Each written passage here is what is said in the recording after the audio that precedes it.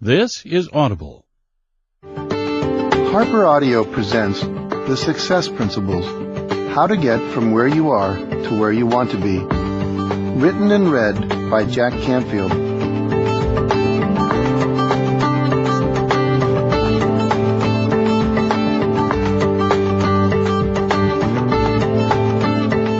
This abridged audiobook contains most of the principles covered in my book, The Success Principles. To read about all of the principles, you may wish to purchase a copy of the book and read it as well. The Fundamentals of Success. Principle number 1. Take 100% responsibility for your life.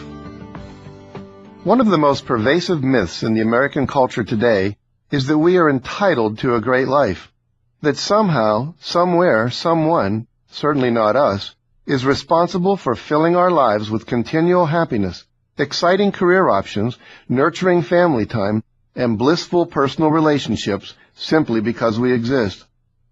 But the real truth, and the one lesson this whole book is based on, is that there is only one person responsible for the quality of life that you live, and that person is you. If you want to be successful, you have to take 100% responsibility for everything that you experience in your life. This includes the level of your achievements, the results you produce, the quality of your relationships, the state of your health and physical fitness, your income, your debts, your feelings, everything. This is not easy. In fact, most of us have been conditioned to blame something outside of ourselves for the parts of our life we don't like. We blame our parents, our bosses, our friends, the media, our coworkers, our clients, our spouse, the weather, the economy, our lack of money, even our astrological chart, anyone or anything we can pin the blame on. We never want to look at where the real problem is, ourselves. It is time to stop looking outside yourself for the answers to why you haven't created the life and results you want, for it is you who creates the quality of the life you lead and the results you produce. You, no one else. To achieve major success in life, to achieve those things that are most important to you, you must assume 100% responsibility for your life. Nothing less will do. You have to give up all your excuses. If you want to create the life of your dreams, then you are going to have to take 100% responsibility for your life as well. That means giving up all your excuses, all your victim stories, all the reasons why you can't and why you haven't up until now, and all your blaming of outside circumstances. You have to give them all up forever. You have to take the position that you have always had the power to make it different, to get it right, to produce the desired result. For whatever reason, ignorance, lack of awareness, fear, needing to be right, the need to feel safe, you chose not to exercise that power. Who knows why? It doesn't matter. The past is the past. All that matters now is that from this point forward you choose. That's right, it's a choice. You choose to act as if, and that's all that's required, to act as if, you are 100% responsible for everything that does or doesn't happen to you. If something doesn't turn out as planned, you will ask yourself, how did I create that? What was I thinking? What were my beliefs? What did I say or not say? What did I do or not do to create that result? How did I get the other person to act that way? And what do I need to do differently next time to get the result that I want? Dr. Robert Resnick, a psychotherapist in Los Angeles, taught me a very simple but very important formula that made this idea of 100% responsibility even clearer to me. It literally changed my life, and it can change yours too. The formula is E plus R equals O, and that stands for event plus response equals outcome. The basic idea is that every outcome you experience in life, whether it is success or failure, wealth or poverty, health or illness, intimacy or estrangement, joy or frustration, every event that you experience is the result of how you have responded to an earlier event or events in your life. If you don't like the outcomes you're currently getting, there are two basic choices you can make. 1. You can blame the event for your lack of results. The O, the outcome. In other words, you can blame the economy, the weather, the lack of money, your lack of education, racism, gender bias, the current administration in Washington, your wife or husband, your boss's attitude, the lack of support, the political climate, the system or lack of systems, and so on. If you're a golfer, you've probably even blamed your clubs and the course you played on. No doubt all of these factors do exist, but if they were the deciding factor, nobody would ever succeed. Lots of people overcome these so-called limiting factors, so it can't be the limiting factors that limit you. It is not the external conditions and circumstances that stop you. It is you. We stop ourselves. We think limiting thoughts and engage in self-defeating behaviors.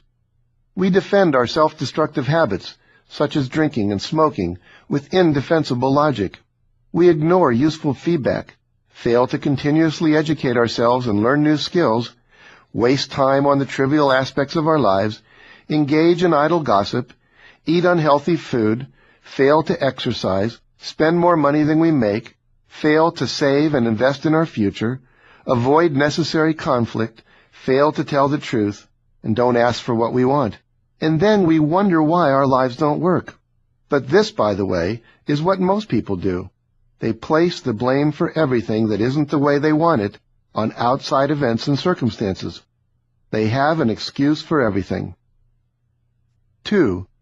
You can instead simply change your responses, your R's, to the events, the E's, the way things are, until you get the outcomes, the O, that you want. You can change your thinking, change your communication, change the pictures you hold in your head, your images of yourself in the world, and you can change your behavior, the things you do. That is all you really have any control over anyway. Unfortunately, most of us are so run by our habits that we never change our behavior. We get stuck in our conditioned responses to our spouses and our children, to our colleagues at work, to our customers and our clients, to our students, and to the world at large. We are a bundle of conditioned reflexes that operate outside of our control. You have to regain control of your thoughts, your images, your dreams and daydreams, and your behavior. Everything you think, say, and do needs to become intentional and aligned with your purpose, your values, and your goals. Everything you experience in life, both internally and externally, is the result of how you have responded to a previous event. For example, let's say the event is you're given a $400 bonus. Your response is to spend it on a night on the town. The outcome, you're broke. Let's look at a different response. Same event, you were given a $400 bonus. This time, you invested in your mutual fund, and the outcome is now you have an increased net worth. See, you only have control over 3 things in your life: the thoughts you think, the images you visualize, and the actions you take, your behavior. How you use these 3 things determines everything you experience. If you don't like what you are producing and experiencing, you have to change your responses. Change your negative thoughts to positive ones. Change what you daydream about. Change your habits. Change what you read. Change your friends. Change how you talk. Remember, if you keep on doing what you've always done, you'll keep on getting what you've always got. 12-step programs such as Alcoholics Anonymous define insanity as continuing the same behavior and expecting a different result. It ain't gonna happen. If you are an alcoholic and you keep on drinking, your life is not going to get any better. Likewise, if you continue your current behaviors, your life is not going to get any better either. The day you start to change your responses to the way things are is the day your life will begin to get better. Because if what you are currently doing would produce the more and the better that you are seeking in life, the more and the better would have already shown up. If you want something different, you are going to have to do something different. You also have to give up blaming. You will never become successful as long as you continue to blame someone or something else for your lack of success. If you are going to be a winner, you have to acknowledge the truth. It is you who took the actions, thought the thoughts, created the feelings, and made the choices that got you to where you now are. It was you. You are the one who ate the junk food. You are the one who didn't say no. You are the one who took the job, and you are the one who stayed in the job. You are the one who chose to believe them. You are the one who ignored your intuition. You are the one who abandoned your dream. You are the one who bought it, and you are the one who didn't take care of it. You are the one who decided you had to do it alone. You are the one who trusted him. You are the one who said yes to the dogs. In short, you thought the thoughts, you created the feelings, and you made the choices. You said the words, and that's why you are where you are now. You also have to give up complaining. Let's take a moment to really look at complaining. In order to complain about something or someone, you have to believe that something better exists. You have to have a reference point of something you prefer that you are not willing to take responsibility for creating. Let's look at that more closely. If you didn't believe that there was something better possible, more money, a bigger house, a more fulfilling job, more fun, or a more fulfilling and loving spouse, you couldn't complain. So you have this image of something better, and you know you would prefer it, but you are unwilling to take the risks that would be required to create it. Think about this. People only complain about things they can do something about. We don't complain about the things we have no power over. Have you ever heard anyone complain about gravity? No, never. Have you ever seen an elderly person all bent over with age walking down the street complaining about gravity? Of course not. But why not? If it weren't for gravity, people wouldn't fall down the stairs, planes wouldn't fall out of the sky, and we wouldn't break any dishes. But nobody complains about it. And the reason we don't is because gravity just exists. There is nothing anyone can do about gravity, so we just accept it. We know that complaining won't change it, so we don't complain about it. In fact, because it just is, we use gravity to our advantage. We build aqueducts down mountainsides to carry water to us, and we use drains to take away our waste. Even more interesting is that we choose to play with gravity, to have fun with it. Almost every sport we play uses gravity. We ski, skydive, high jump, throw the discus and the javelin. We play basketball, baseball, and golf, all of which require gravity. The circumstances you do complain about, by their very nature, are situations you can change. But you have chosen not to. You can get a better job, find a more loving partner, make more money, live in a nicer house, live in a better neighborhood, and eat healthier food. But all of these things would require you to change. If you remember the list I referred to earlier in this chapter, you could learn to cook healthier food, say no in the face of peer pressure, quit and find a better job, take the time to conduct due diligence, trust your own gut feelings, go back to school to pursue your dream, take better care of your possessions, reach out for help, ask others to assist you, take a self-development class, and sell or give away those dogs. But why don't you simply do those things? It's because they involve risks. You run the risk of being unemployed, left alone, or ridiculed and judged by others. You run the risk of failure, confrontation, or being wrong. You run the risk of your mother, your neighbors, or your spouse disapproving of you. Making a change might take effort, money, and time. It might be uncomfortable, difficult, or confusing. And so, to avoid risking any of those uncomfortable feelings and experiences, you stay put and complain about it. As I stated before, complaining means you have a reference point for something better that you would prefer, but that you are unwilling to take the risk of creating. Either accept that you are making the choice to stay where you are, take responsibility for your choice, and stop complaining about it. Or take the risk of creating your life exactly the way you want it. If you want to get from where you are to where you want to be, of course, you're going to have to take that risk. So make the decision to stop complaining, to stop spending time with complainers, and get on with creating the life of your dreams. And here's another interesting aspect of complaining. Have you ever noticed that people almost always complain to the wrong people? To people who can't do anything about their complaint? They go to work and complain about their spouse. Then they come home and complain to their spouse about the people at work. Why? Because it's easier. It's less risky. It takes courage to tell your spouse that you are not happy with the way things are at home. It takes courage to ask for a behavioral change. It also takes courage to ask your boss to plan better so that you don't end up working every weekend. But only your boss can do anything about that. Your spouse can't. So complaining to your spouse won't change anything at work, and complaining to your coworkers about your spouse won't change anything at home. Learn to replace complaining with making requests and taking action that will achieve your desired outcomes. That's what successful people do. That is what works. If you find yourself in a situation you don't like, either work to make it better or leave. Do something to change it or get the heck out. Agree to work on the relationship or get a divorce. Work to improve working conditions or find a new job. Either way, you will get a change. As the old adage says, don't just sit there, and I'll add, and complain.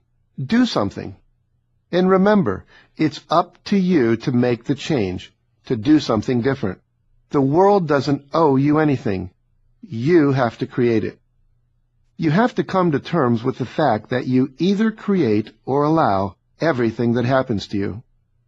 To be powerful, you need to take the position that you create or allow everything that happens to you. By create, I mean that you directly cause something to happen by your actions or inactions. If you walk up to a man in a bar who is bigger than you, has obviously been drinking for a long time, and you say to him, "You are really ugly and stupid," and he jumps off the bar stool, hits you in the jaw, and you end up in the hospital, you created that. Now that's an easy-to-understand example.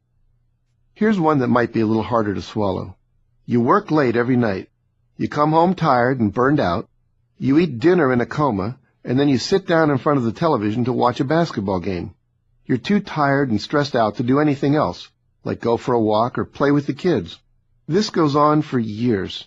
Your wife asks you to talk to her. You say later. 3 years later, you come home to an empty house and a note that says she has left you and taken the kids. You created that one too. Other times, we simply allow things to happen to us by our inaction and our unwillingness to do what is necessary to create or maintain what we want. For example, you didn't follow through on your threat to take away privileges if the kids didn't clean up after themselves, and now the house looks like a war zone. You didn't demand he join you in counseling or leave the first time he hit you, so now you're still getting hit. You didn't attend any sales and motivational seminars because you were too busy, and now the new kid just won the top sales award.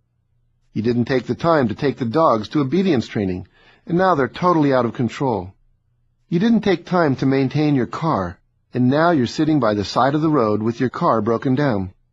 You didn't go back to school, and now you're being passed over for a promotion. Realize you are not the victim here. You stood passively by and let it happen. You didn't say anything. You didn't make a demand or make a request or say no or try something new or simply leave. Be aware that nothing ever just happens to you. Just like the yellow alerts in the old Star Trek television series, you almost always receive advance warnings in the form of telltale signs, comments from others, gut instinct or intuition that alert you to the impending danger and give you time to prevent the unwanted outcome. You are getting yellow alerts all the time. First, there are external yellow alerts. He keeps coming home later and later with alcohol in his breath. The client's first check bounced. He just screamed at his secretary. His mother warned you. Your friends told you. And there are also internal yellow alerts.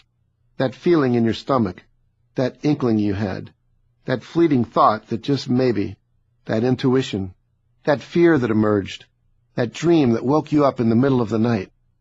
Isn't it interesting? We have a whole language that informs us about this. Words like clues, inklings, suspicions, the handwriting on the wall. I had a feeling that. I could see it coming for a mile. My gut feeling told me. These alerts give you time to change your response, the R in the E plus R equals O equation.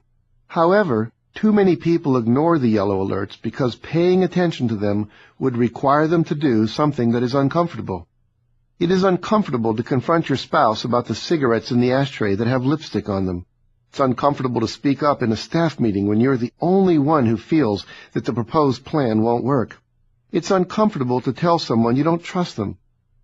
So you pretend not to see and not to know because it is easier, more convenient, and less uncomfortable, avoids confrontation, keeps the peace, and protects you from having to take risks. Successful people, on the other hand, face facts squarely. They do the uncomfortable and take steps to create their desired outcomes. Successful people don't wait for disasters to occur and then blame something or someone else for their problems. Once you begin to respond quickly and decisively to signals and events as they occur, life becomes much easier. You start seeing improved outcomes both internally and externally. Old internal self-talk such as, "I feel like a victim," "I feel used," and "nothing ever seems to work out for me," is replaced with, "I feel great, I am in control, and I can make things happen." External outcomes such as, "Nobody ever comes to our store," "We missed our quarterly goals," "People are complaining that our new product doesn't work," are transformed into, "We have more money in the bank, I lead the division in sales, and our product is flying off the shelves." It's simple. The bottom line is that you are the one who is creating your life the way it is. The life you currently live is the result of all of your past thoughts and actions.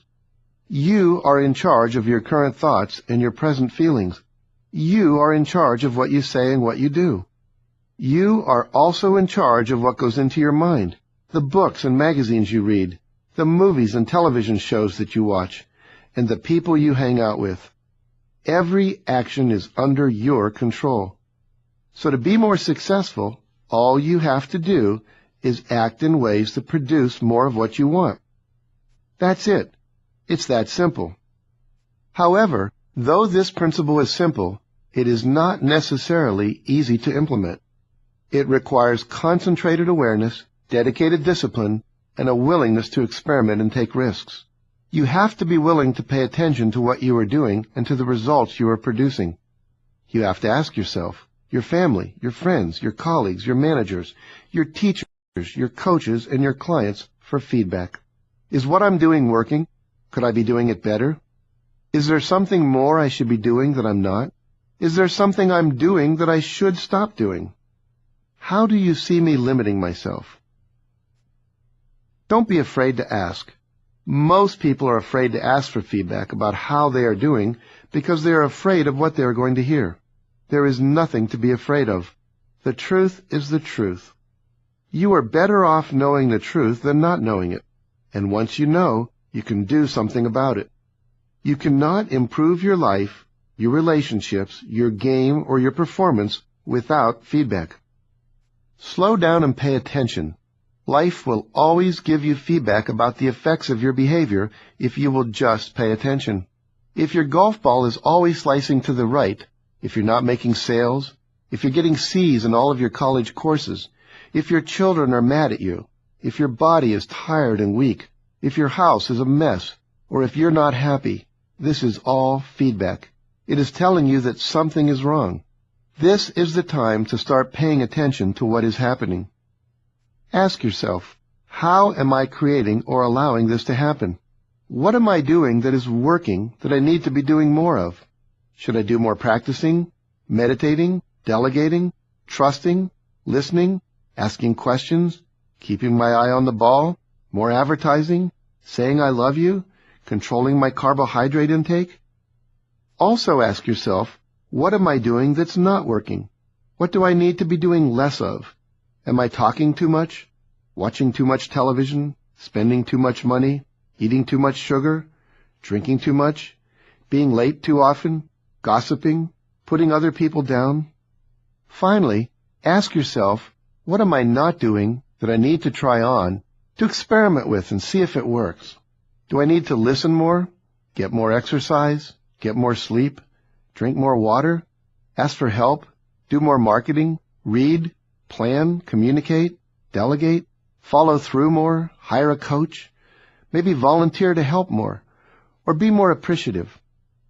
This book is full of proven success principles and techniques, some new R's, some new responses, that you can immediately put into practice in your life. You will have to suspend judgment, take a leap of faith, act as if they are true, and try them out. Only then will you have first-hand experience about their effectiveness for your life. You won't know if they work unless you give them a try. And here's the rub. No one else can do this for you. Only you can do it. But the formula is simple. Do more of what is working, do less of what isn't, and try on new behaviors to see if they produce better results. Pay attention. Your results don't lie. The easiest, fastest, and best way to find out what is or isn't working is to pay attention to the results you are currently producing. You're either rich or you're not. You either command respect or you don't. You're either golfing par or you're not. You're either maintaining your ideal body weight or you're not. You're either happy or you're not. You either have what you want or you don't. It's that simple. Results don't lie. You have to give up the excuses and justifications and come to terms with the results you are producing. If you are under quota or overweight, all the great reasons in the world won't change that. The only thing that will change your results is to change your behavior. Prospect more, get some sales training, change your sales presentation, or change your diet. Consume fewer calories and exercise more frequently. These are the things that will make a difference. But you have to first be willing to look at the results you are producing. The only starting point that works is reality. So start paying attention to what is so. Look around at your life and the people in it. Are you and they happy? Is there balance, beauty, comfort, and ease? Do your systems work? Are you getting what you want? Is your net worth increasing? Are your grades satisfactory? Are you healthy, fit, and pain-free? Are you getting better in all areas of your life? If not, then something needs to happen, and only you can make it happen. Don't kid yourself. Be ruthlessly honest with yourself. Take your own inventory, and then take action. Principle number 2. Be clear why you're here. I believe each of us is born with a life purpose. Identifying, acknowledging, and honoring this purpose is perhaps the most important action successful people take. They take the time to understand what they're here to do, and then they pursue that with passion and enthusiasm. What were you put on this earth to do? I discovered long ago what I was put on this earth to do. I determined my true purpose in life, my right livelihood. As a result, I discovered how to inject passion and determination into every activity I undertake, and I learned how purpose can bring an aspect of fun and fulfillment to virtually everything I do. Now I'd like to help uncover the same secret for you. You see, without a purpose in life, it's easy to get sidetracked on your life's journey. It's easy to wander and drift, accomplishing little. But with a purpose, everything in life seems to fall into place. To be on purpose means you're doing what you love to do, doing what you're good at, and accomplishing what's important to you. When you truly are on purpose, the people, resources, and opportunities you need naturally gravitate toward you. The world benefits too, because when you act in alignment with your true life purpose, all of your actions automatically serve others. My life purpose is to inspire and empower people to live their highest vision in a context of love and joy. I inspire people to live their highest vision by collecting and disseminating inspiring stories through the Chicken Soup for the Soul series and in my inspirational keynote speeches. I empower people to live their dreams by writing practical self-help books like this one, and The Power of Focus and The Aladdin Factor, by designing courses for high school students, and by conducting seminars and workshops for adults that teach powerful tools for creating one's ideal life. Once you know what your life purpose is, you can organize all of your activities around it. Everything you do should be an expression of your purpose. If an activity isn't aligned with your purpose, you wouldn't work on it. Period. Without purpose as the compass to guide you, your goals and action plans may not ultimately fulfill you. You don't want to get to the top of the ladder only to find out you had it leaning up against the wrong wall. Your inner guidance system is your joy.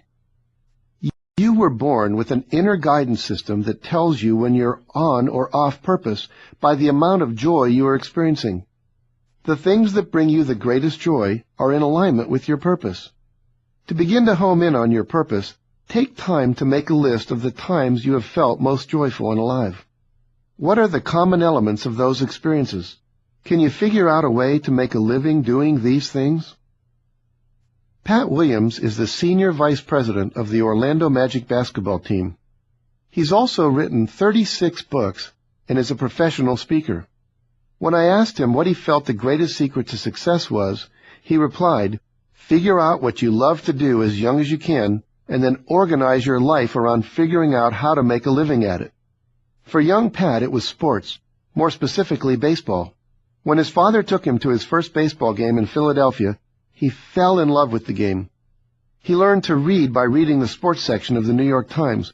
He knew he wanted to grow up and have a career in sports. He devoted almost every waking moment to it. He collected baseball cards, played sports, and wrote a sports column for the school newspaper. Pat went on to have a career in the front office of the Philadelphia Phillies baseball team, then with the Philadelphia 76ers basketball team. When the NBA considered granting an expansion team franchise to Orlando, Pat was there to lead the fight. Now in his 60s, Pat has enjoyed 40-plus years doing what he loves, and he has enjoyed every minute of it. Once you are clear about what brings you the greatest joy, you will have a major insight into your purpose. Staying on purpose. Once you have determined and written down your life purpose, read it every day, preferably in the morning. If you are artistic or strongly visual by nature, you may want to even draw or paint a symbol or picture that represents your life purpose, and then hang it somewhere, such as on the refrigerator, opposite your desk, or near your bed, where you will see it every day. This will keep you focused on your purpose. As you move forward in the next few chapters to define your vision and your goals, make sure they are aligned with and serve to fulfill your purpose. Another approach to clarifying your purpose is to set aside some time for quiet reflection, time for a period of meditation. After you become relaxed and enter into a state of deep self-love and peacefulness, ask yourself, what is my purpose for living? Or what is my unique role in the universe? Allow the answer to simply come to you. Let it be as expansive as you can imagine. The words that come need not be flowery or poetic. What is important is how inspired the words make you feel. Principle number 3. Decide what you want. Once you have decided why you are here, you have to decide what you want to do, be, and have. What do you want to accomplish? What do you want to experience? And what possessions do you want to acquire? In the journey from where you are to where you want to be, you have to decide where you want to be. In other words, what does success look like to you? One of the main reasons why most people don't get what they want is they haven't decided what they want. They haven't defined their desires in clear and compelling detail.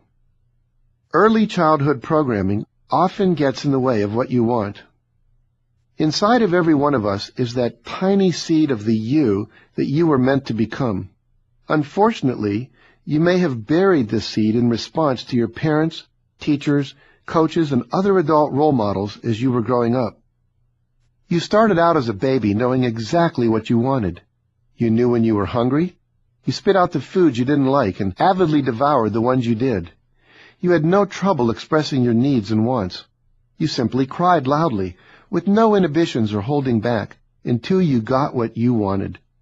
You had everything inside of you that you needed to get fed, changed, held, and rocked. As you got older, you crawled around and moved toward whatever held the most interest for you.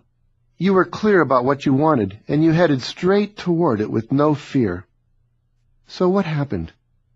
Somewhere along the way, someone said, "Don't touch that. Stay away from there. Keep your hands off that. Eat everything on your plate whether you like it or not. You don't really feel that way. You don't really want that. You should be ashamed of yourself. Stop crying. Don't be such a baby. And as you got older, you heard, you can't have everything you want simply because you want it. Money doesn't grow on trees. Can't you think of anybody but yourself? Stop being so selfish. Stop doing what you're doing and come do what I want you to do. After many years of these kinds of sanctions, most of us eventually lost touch with the needs of our bodies and the desires of our hearts, and somehow got stuck trying to figure out what other people wanted us to do. We learned how to act and how to be to get their approval. As a result, we now do a lot of things we don't want to do, but that please a lot of other people. We go to medical school because that is what Dad wanted for us. We get married to please our mother. We get a, quote, real job, unquote, instead of pursuing our dream career in the arts. We go straight into graduate school instead of taking a year off and backpacking through Europe. In the name of being sensible, we end up becoming numb to our own desires. It's no wonder that when we ask many teenagers what they want to do or be, they honestly answer, I don't know. There are too many layers of shoulds and ought tos and you betters piled on top of and suffocating what they really want. So how do you reclaim yourself and your true desires? How do you get back to what you really want with no fear, shame, or inhibition? How do you reconnect with your real passion? You start on the smallest level by honoring your preferences in every situation, no matter how large or how small. Don't think of them as petty. They might be inconsequential to someone else, but they are not to you. If you are going to re-own your power and get what you really want out of life, you will have to stop saying, I don't know, I don't care, or it doesn't matter to me, or the current favorite of teenagers, whatever. When you are confronted with a choice, no matter how small or insignificant, act as if you have a preference. Ask yourself, if I did know, what would it be? If I did care, which would I prefer? If it did matter, what would I rather do? Not being clear about what you want and making other people's needs and desires more important than your own is simply a habit, and you can break it by practicing the opposite habit. Many years ago, I took a workshop with self-esteem and motivational expert Cherie Carter Scott, the author of If Life is a Game, These Are the Rules. As the 24 of us entered the training room on the first morning, we were directed to take a seat in one of the chairs facing the front of the room. There was a spiral-bound notebook on every chair. Some were blue, some were yellow, and some were red. The one on my chair was yellow.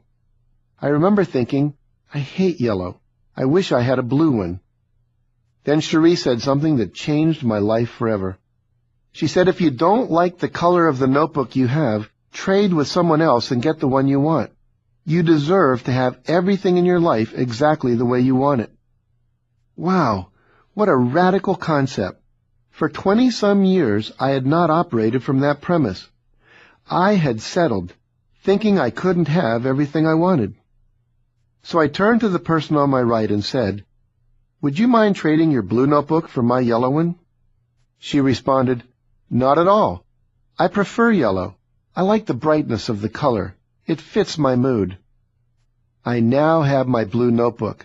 Not a huge success in the greater scheme of things, but it was the beginning of reclaiming my birthright to acknowledge my preferences and get exactly what I want in life. Up until then, I would have discounted my preference as petty and not worth acting on. I would have continued to numb out my awareness of what I really wanted. That day was a turning point for me, the beginning of allowing myself to know and act on my wants and desires in a much more powerful way. Make an I want list.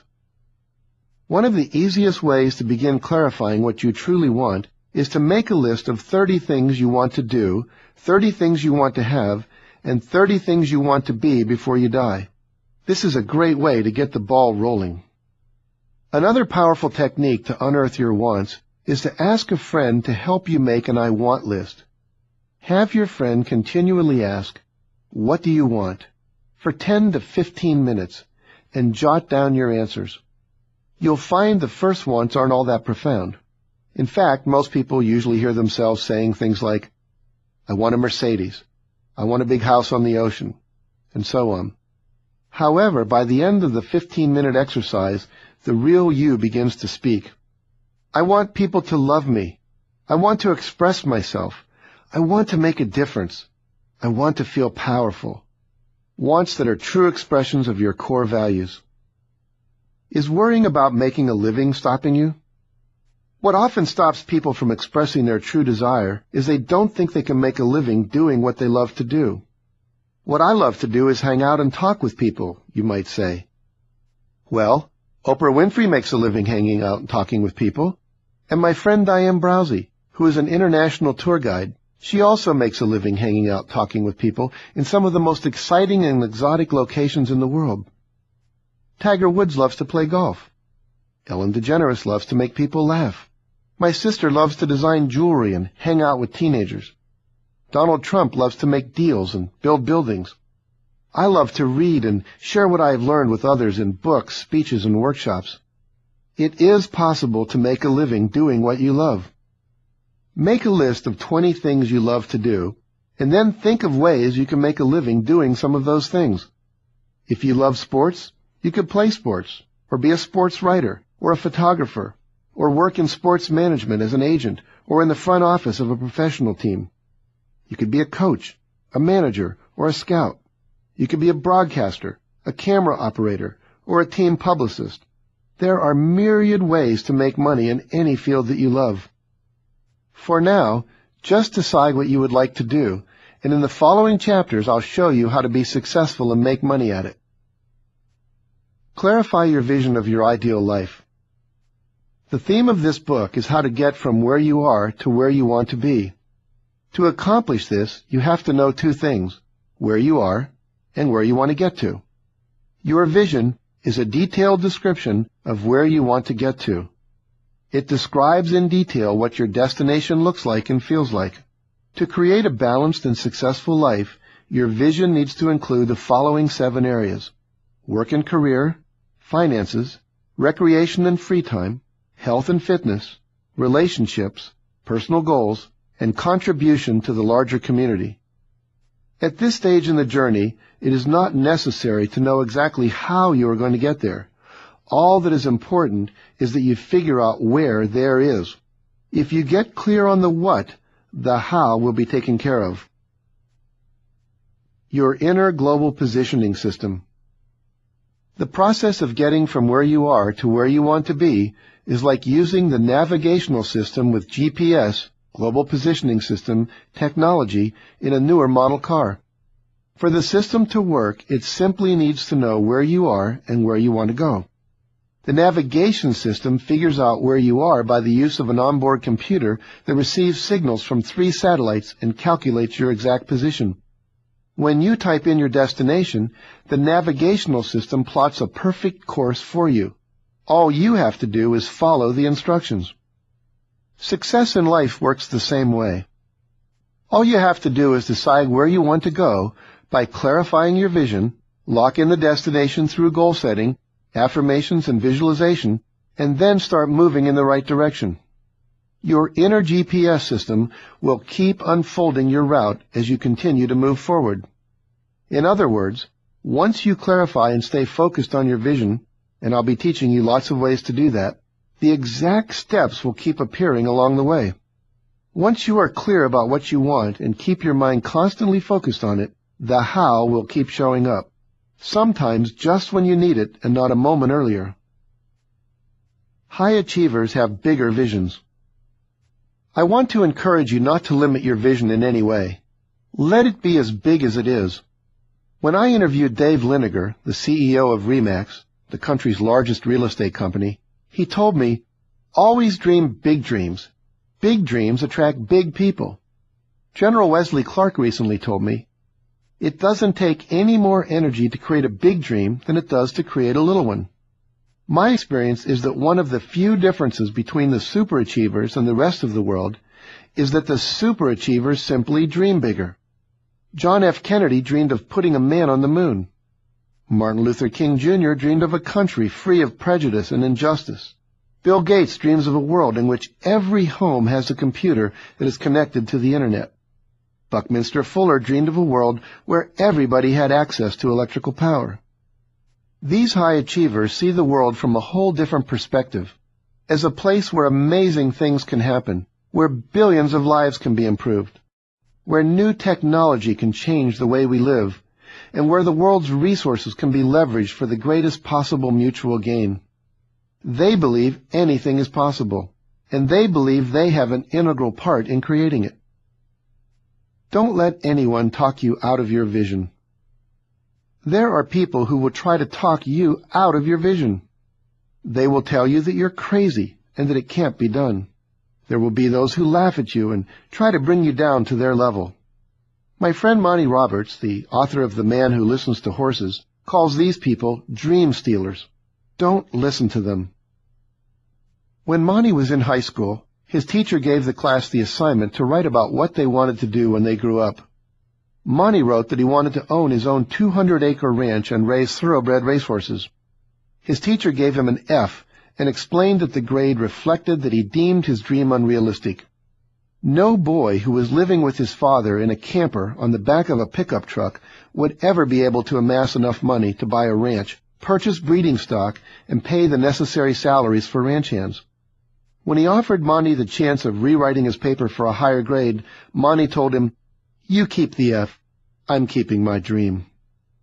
Today, Monty's 154-acre Flag Is Up Farms in Solvang, California, raises thoroughbred racehorses and trains hundreds of horse trainers in a more humane way to join up with and train rather than break horses. Share your vision for maximum impact. Share your vision with a good friend whom you can trust to be positive and supportive. You might be afraid that your friend will think your vision is too outlandish, impossible to achieve, too idealistic, unrealistic, or too materialistic, but almost all people have these thoughts when they think about sharing their vision. But the truth is, most people deep down in their hearts want the very same things you want. Everyone wants financial abundance, a comfortable home, meaningful work they enjoy, good health, time to do the things they love, nurturing relationships with their family and friends, and an opportunity to make a difference in the world. But too few of us readily admit it. You'll find that when you share your vision, some people will want to help you make it happen. Others will introduce you to friends and resources that can help you. You'll also find that each time you share your vision, it becomes clearer and feels more real and attainable. And most importantly, every time you share your vision, you strengthen your own subconscious belief that you can achieve it. Principle number 4, believe it's possible. Napoleon Hill once said, "Whatever the mind can conceive and believe, it can achieve." In fact, the mind is such a powerful instrument, it can deliver to you literally everything you want. But you have to believe that what you want is possible. You get what you expect. Scientists used to believe that humans responded to information flowing into the brain from the outside world. But today they're learning instead that we respond to what the brain, on the basis of previous experience, expects to happen next. Doctors in Texas, for example, studying the effect of arthroscopic knee surgery, assigned patients with sore, worn-out knees to one of 3 surgical procedures: scraping out the knee joint, washing out the joint, or doing nothing. During the nothing operation, doctors anesthetized the patient, made 3 incisions in the knee as if to insert their surgical instruments, and then pretended to operate. 2 years after surgery, patients who underwent the pretend surgery reported the same amount of relief from pain and swelling as those who had received the actual treatments. The brain expected the surgery to improve the knee, and it did. Why does the brain work this way?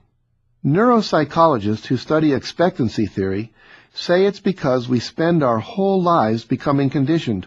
Through a lifetime's worth of events, our brain actually learns what to expect next, whether it eventually happens that way or not. And because our brain expects something will happen a certain way, we often achieve exactly what we anticipate. This is why it's so important to hold positive expectations in your mind. When you replace your old negative expectations with more positive ones, when you begin to believe that what you want is possible, your brain will actually take over the job of accomplishing that possibility for you. Better than that, your brain will actually expect to achieve that outcome. You gotta believe. When Philadelphia Phillies pitcher Tug McGraw, father of the legendary country singer Tim McGraw, struck out batter Willie Wilson to earn the Phillies the 1980 World Series title, Sports Illustrated captured an immortal image of elation on the pitcher's mound, an image few people knew was played out exactly as McGraw had planned it. When I had the opportunity to meet Tug one afternoon in New York, I asked him about his experience on the mound that day. It was as if I'd been there 1,000 times before, he said. When I was growing up, I would pitch to my father in the backyard. We would always get to where it was the bottom of the ninth in the World Series with 2 outs and 3 men on base. I would always bear down and strike them out. Because Tug had conditioned his brain day after day in the backyard, the day eventually arrived where he was living that dream for real. McGraw's reputation as a positive thinker had begun 7 years earlier during the New York Mets' 1973 National League Championship season, when Tug coined the phrase, "You gotta believe," during one of the team's meetings. That Mets team, in last place in the division in August, went on to win the National League pennant and reach Game 7 of the World Series, where they finally succumbed to the Oakland A's. Another example of his always optimistic "you gotta believe" attitude was the time while he was a spokesman for the Little League that he said, "Kids should practice autographing baseballs. This is a skill that's often overlooked in Little League." And then he smiled his infectious smile. Believe in yourself and go for it. Tim Ferriss believed in himself. In fact, he believed so strongly in his abilities that he won the National Sanshao kickboxing title just 6 weeks after being introduced to the sport. As a prior All-American and judo team captain at Princeton, Tim had always dreamed of winning a national title. He had worked hard. He was good at his sport, but repeated injuries over multiple seasons had continually denied him his dream. So when a friend called one day to invite Tim to watch him in the National Chinese Kickboxing Championship 6 weeks away, Tim instantly decided to join him at the competition. Because he had never been in any kind of striking competition before, he called USA Boxing and asked where the best trainers could be found. He traveled to a tough neighborhood in Trenton, New Jersey, to learn from boxing coaches who had trained gold medalists. And after 4 grueling hours a day in the ring, he put in more time conditioning in the weight room. To make up for his lack of time in the sport, Tim's trainers focused on exploiting his strengths instead of making up for his weaknesses. Tim didn't want to merely compete, he wanted to win. When the competition day at last arrived, Tim defeated 3 highly acclaimed opponents before making it to the finals. As he anticipated what he would have to do to win in the final match, he closed his eyes and visualized defeating his opponent in the very first round. Later, Tim told me that most people fail not because they lack the skills or aptitude to reach their goal, but because they simply don't believe they can reach it. Tim believed, and Tim won. It helps to have someone else believe in you first. When 20-year-old Ruben Gonzalez showed up at the U.S. Olympic Training Center in Lake Placid, New York, he had in his pocket the business card of a Houston businessman who believed in his Olympic dream. Ruben was there to learn the sport of luge, a sport that 9 out of 10 aspirants give up after the first season. Almost everyone breaks more than 1 bone before mastering this 90-mile-per-hour race against time in an enclosed mile-long downhill track of concrete and ice. But Ruben had a dream, passion, a commitment not to quit, and the support of his friend Craig back in Houston.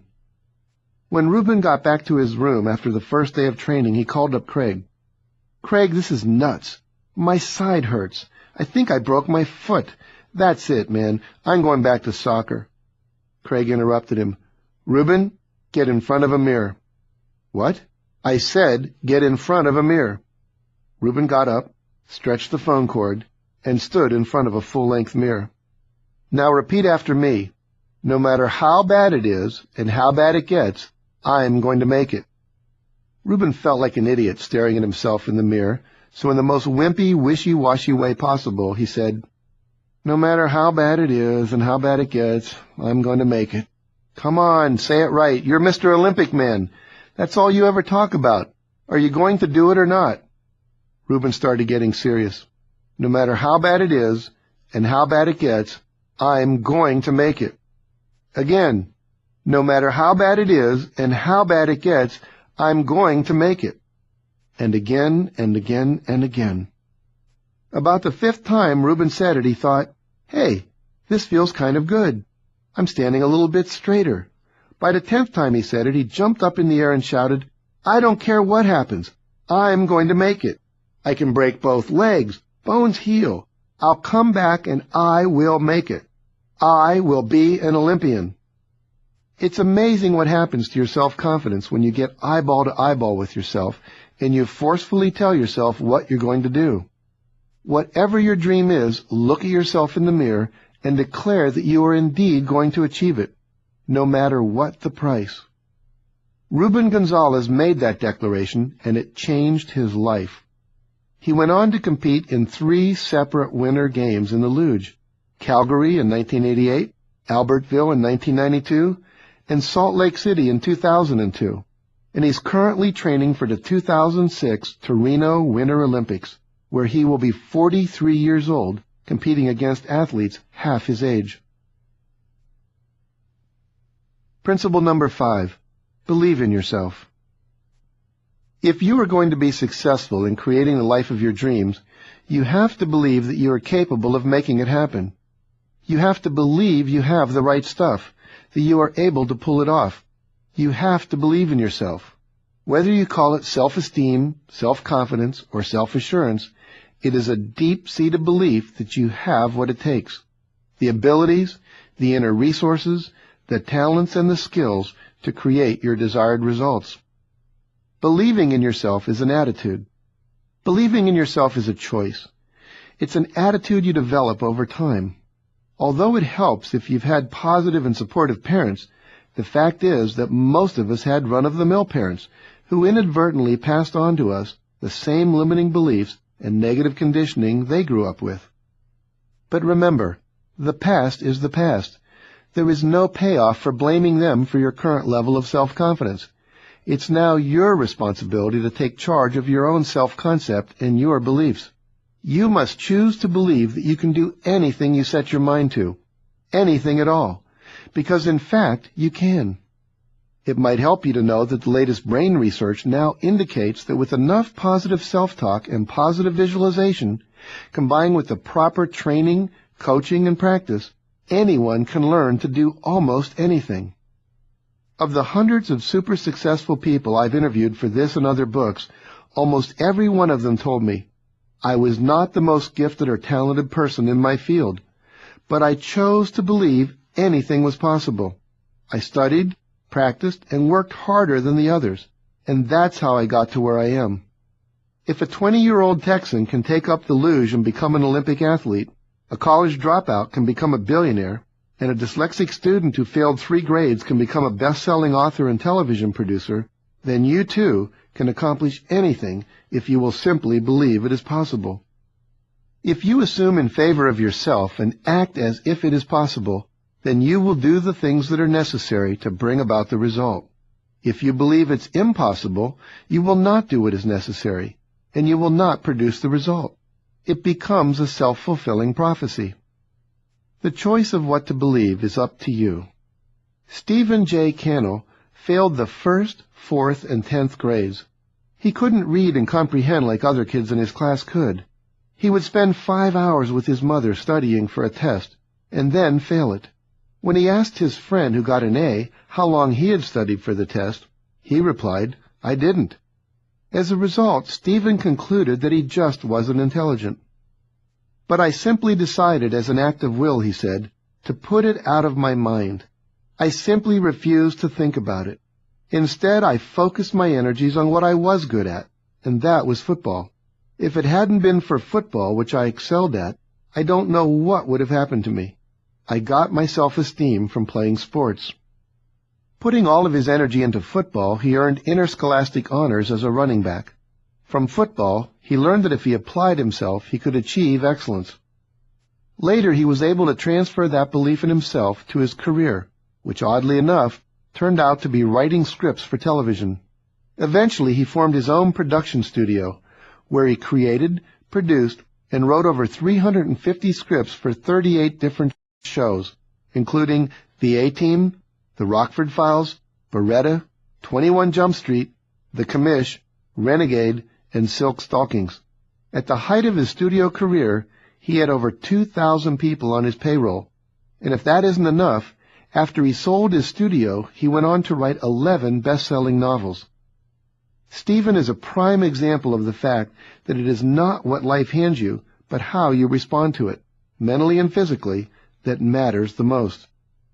If you are going to be successful, you need to give up the phrase, "I can't," and all of its cousins, such as "I wish I were able to." The words "I can't" actually disempower you. They actually make you weaker when you say them. In my seminars, I use a technique called kinesiology to test people's muscle strength as they say different phrases. I have them put their left arm out to their side, and I push down on it with my left hand to see what their normal strength is. Then I have them pick something they think they can't do, such as "I can't play the piano," and say it out loud. I then push down on their arm again. It is always weaker. Then I have them say, "I can do it. I can play the piano," and their arm is stronger. Your brain is designed to solve any problem and reach any goal that you give it. The words you think and say actually affect your body. We see that in toddlers. When you were a toddler, there was no stopping you. You thought you could climb up on anything. No barrier was too big for you to attempt to overcome. But little by little, your sense of invincibility is conditioned out of you by the emotional and physical abuse that you receive from your family, friends, and teachers, until you no longer believe you can. You must take responsibility for removing "I can't" from your vocabulary. In the 1980s, I attended a Tony Robbins seminar in which we learned to walk on burning coals. When we began, we were all afraid that we would not be able to do it, that we would burn the soles of our feet. As part of the seminar, Tony had us write down every other "I can't" that we had. I can't find the perfect job. I can't be a millionaire. I can't find the perfect mate. And then we threw them onto the burning coals and watched them go up in flames. 2 hours later, 350 of us walked on the burning coals without anybody getting burned. That night we all learned that just like the belief that we couldn't walk on burning coals without getting burned was a lie, every other limiting belief about our abilities was also a lie. Don't waste your life believing you can't. In 1977 in Tallahassee, Florida, Laura Schultz, who was 63 at the time, picked up the back end of a Buick to get it off her grandson's arm. Before that time, she had never lifted anything heavier than a 50-pound bag of pet food. Dr. Charles Garfield, author of the 2 books, Peak Performance and Peak Performers, interviewed her after reading about her in the National Enquirer. When he got to her home, she kept resisting any attempts to talk about what she called the event. She kept asking Charlie to eat breakfast and call her Granny, which he did. Finally, he got her to talk about the event. She said she didn't like to think about it because it challenged her beliefs about what she could and couldn't do, about what was possible. She said, "If I was able to do this when I didn't think I could, what does that say about the rest of my life? Have I wasted it?" Charlie convinced her that her life was not yet over and that she could still do whatever she wanted to do. He asked her what she wanted to do, what her passion was. She said she had always loved rocks. She had wanted to study geology, but her parents hadn't had enough money to send both her and her brother to college, so her brother had won out. At 63, with a little coaching from Charlie, she decided to go back to school to study geology. She eventually got her degree and went on to teach at a local community college. Don't wait until you're 63 to decide that you can do anything you want. Don't waste years of your life. Decide that you are capable of doing anything you want and start working toward it now. It's all about attitude. When baseball great Ty Cobb was 70, a reporter asked him, "What do you think you'd hit if you were playing these days?" Cobb, who had a lifetime batting average of .367, Said about 290, maybe 300. The reporter replied, "That's because of the travel, the night games, the artificial turf, and all the new pitches like the slider, right?" "No," said Cobb. "It's because I'm 70. Now that's believing in yourself. Don't assume you need a college degree. Here's another statistic showing that belief in yourself is more important than knowledge, training, or schooling. 20% of America's millionaires never set foot in college, and 21 of the 222 Americans listed as billionaires in 2003 never got their college diplomas. 2 never even finished high school. So although education and a commitment to lifetime learning are essential to success, a formal degree is not a requirement. This is true even in the high-tech world of the Internet. Larry Ellison, CEO of Oracle, dropped out of the University of Illinois and at the time of this writing was worth $18 billion. And Bill Gates dropped out of Harvard and later founded Microsoft. Today he is considered one of the richest men in the world, with a net worth of over $46 billion. Even Vice President Dick Cheney dropped out of college. When you realize that the Vice President, the richest man in America, and many $20 million a movie actors, as well as many of our greatest musicians and athletes are all college dropouts, you see that you can start from anywhere and create a successful life for yourself. What others think about you is none of your business.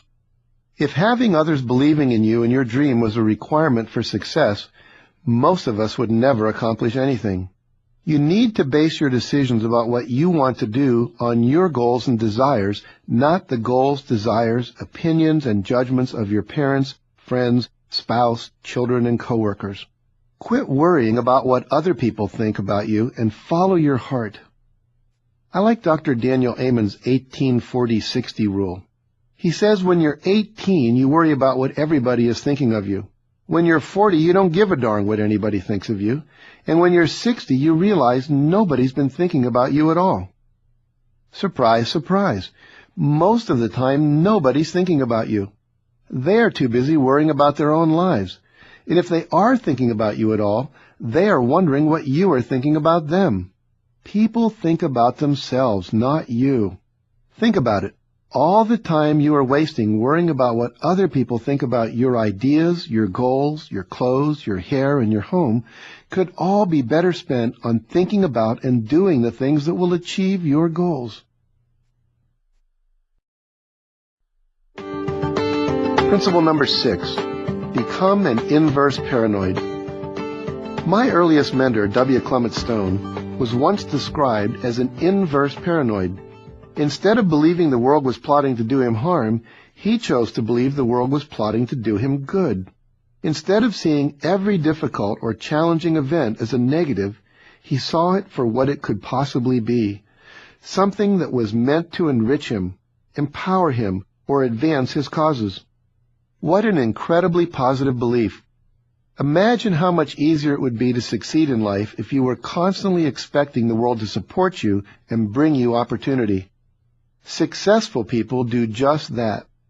In fact, there is growing research that the vibrations of positive expectation that successful people give off actually attract to them the very experiences they believe they are going to get. Suddenly, obstacles and negatives are seen not as just another example of, gee, the world hates me, but as opportunities to grow and change and succeed.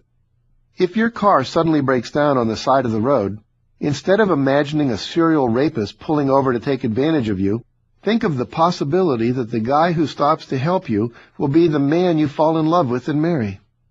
If your company downsizes you out of a job, suddenly the chances are good that you'll find your dream job with more opportunity at a much better pay. If you develop cancer, the possibility exists that in the process of reorganizing your life to effect a cure, you'll create a more healthy balance in your life and rediscover what's really important to you. Think about it. Was there a time in your life when something terrible happened that later became a blessing in disguise? I'm sure that you can think back to several times in your life when you thought what had happened was the end of the world. You flunked a class, lost your job, got divorced, experienced the death of a friend or a business failure, had a catastrophic injury or illness, or maybe your house burned down, and later you realized it was a blessing in disguise. The trick is to realize that whatever you are going through now is going to turn out better in the future as well. So look for the lemonade in the lemons. The more you begin to look for the good, the sooner and more often you will find it. And if you take the attitude that it's coming, the less upset and discouraged you'll get while you're waiting for it. Look for the opportunity in everything. What if you too were to greet every interaction in your life with the question, what's the potential opportunity that this is? The super successful approach every experience as an opportunity. They enter every conversation with the idea that something good will come from it, and they know that what they seek and expect, they will find. If you take the approach that good is not an accident, that everyone and everything that shows up in your life is there for a reason, and that the universe is moving you toward your ultimate destiny for learning, growth, and achievement, you'll begin to see every event, no matter how difficult or challenging, as a chance for enrichment and advancement in your life. Make a small sign or poster with the words, "What's the opportunity that this is?" and put it on your desk or above your computer so you will be constantly reminded to look for the good in every event. You might also want to start each day by repeating the phrase, "I believe the world is plotting to do me good today. I can't wait to see what it is." And then look for the opportunities and the miracles. Principle number 7. Unleash the power of goal setting. Once you know your life purpose, determine your vision, and clarify what your true needs and desires are, you have to convert them into specific, measurable goals and objectives, and then act on them with the certainty that you will achieve them. Experts on the science of success know the brain is a goal-seeking organism. Whatever goal you give to your subconscious mind, it will work night and day to achieve. How much by when? To make sure a goal unleashes the power of your subconscious mind, it must meet 2 criteria. It must be stated in a way that you and anybody else could measure it. "I will lose 10 pounds" is not as powerful as "I will weigh 135 pounds by 5 p.m. on June 30th. The second is clearer, because anybody can show up at 5 o'clock on June 30th and look at the reading on your scale. It will either be 135 pounds or less, or not. Notice that the 2 criteria are how much, some measurable quantity such as pages, pounds, dollars, square feet, or points, and by when, a specific time and date. Be as specific as possible with all aspects of your goals. Include the make, model, color, year, and features, the size, weight, shape, and form, and any other details. Remember, vague goals produce vague results. Write it out in detail. One of the best ways to get clarity and specificity on your goals is to write them out in detail, as if you were writing specifications for a work order. Think of it as a request to God or to the universal mind. Include every possible detail. If there is a certain house you want to own, write down its specifics in vivid, colorful detail, the location, landscaping, the furniture, artwork, sound system, and floor plan. If a picture of the house is available, get a copy of it. If it's an ideal fantasy, take the time to close your eyes and fill in all of the details. Then provide a date by which you expect to own it. When you write it all down, your subconscious mind will know what to work on. It will know which opportunities to hone in on to help you reach your goal. You need goals that stretch you. When you create your goals, be sure to write down some big ones that will stretch you. It pays to have goals that will require you to grow to achieve them. It's a good thing to have some goals that make you feel a little uncomfortable. Why? Because the ultimate goal, in addition to achieving your material goals, is to become a master at life. And to do this, you will need to learn new skills. Expand your vision of what's possible, build new relationships, and learn to overcome your fears, considerations, and external roadblocks. Create a breakthrough goal. In addition to turning every aspect of your vision into a measurable goal, and all the quarterly and weekly and daily goals that you routinely set, I also encourage you to set what I call a breakthrough goal that would represent a quantum leap for you in your career. Most goals represent incremental improvements in our life. They are like plays that gain you 4 yards in the game of football. But what if you could come out on the first play of the game and throw a 50-yard pass? That would be a quantum leap in your progress. Just as there are plays in football that move you far up the field in only one move, there are plays in life that will do the same thing. They include such things as losing 60 pounds, writing a book, publishing an article, getting on Oprah, winning a gold medal at the Olympics, creating a killer website, getting your master's or doctoral degree, getting licensed, opening your own spa, getting elected president of your union or professional association, or hosting your own radio show. The achievement of that one goal would change everything. Wouldn't that be a goal worth pursuing with passion? Wouldn't that be something to focus on a little each day until you achieved it? That's what I mean by a breakthrough goal. Something that changes your life, brings you new opportunities, gets you in front of the right people, and takes every activity, relationship, or group you're involved in to a higher level. Reread your goals 3 times a day. Once you've written down all your goals, both large and small, the next step on your journey to success is to activate the creative powers of your subconscious mind by reviewing your list 2 or 3 times every day. Take time to read your list of goals. Read the list out loud with passion and enthusiasm if you're in an appropriate place, one goal at a time. Close your eyes and picture each goal as if it were already accomplished. Take a few more seconds to feel what you would feel if you had already accomplished each goal. Following this daily discipline of success will activate the power of your desire. It increases what psychologists refer to as structural tension in your brain. Your brain wants to close that gap between your current reality and the vision of your goal. And by constantly repeating and visualizing your goal as already achieved, you will be increasing this structural tension.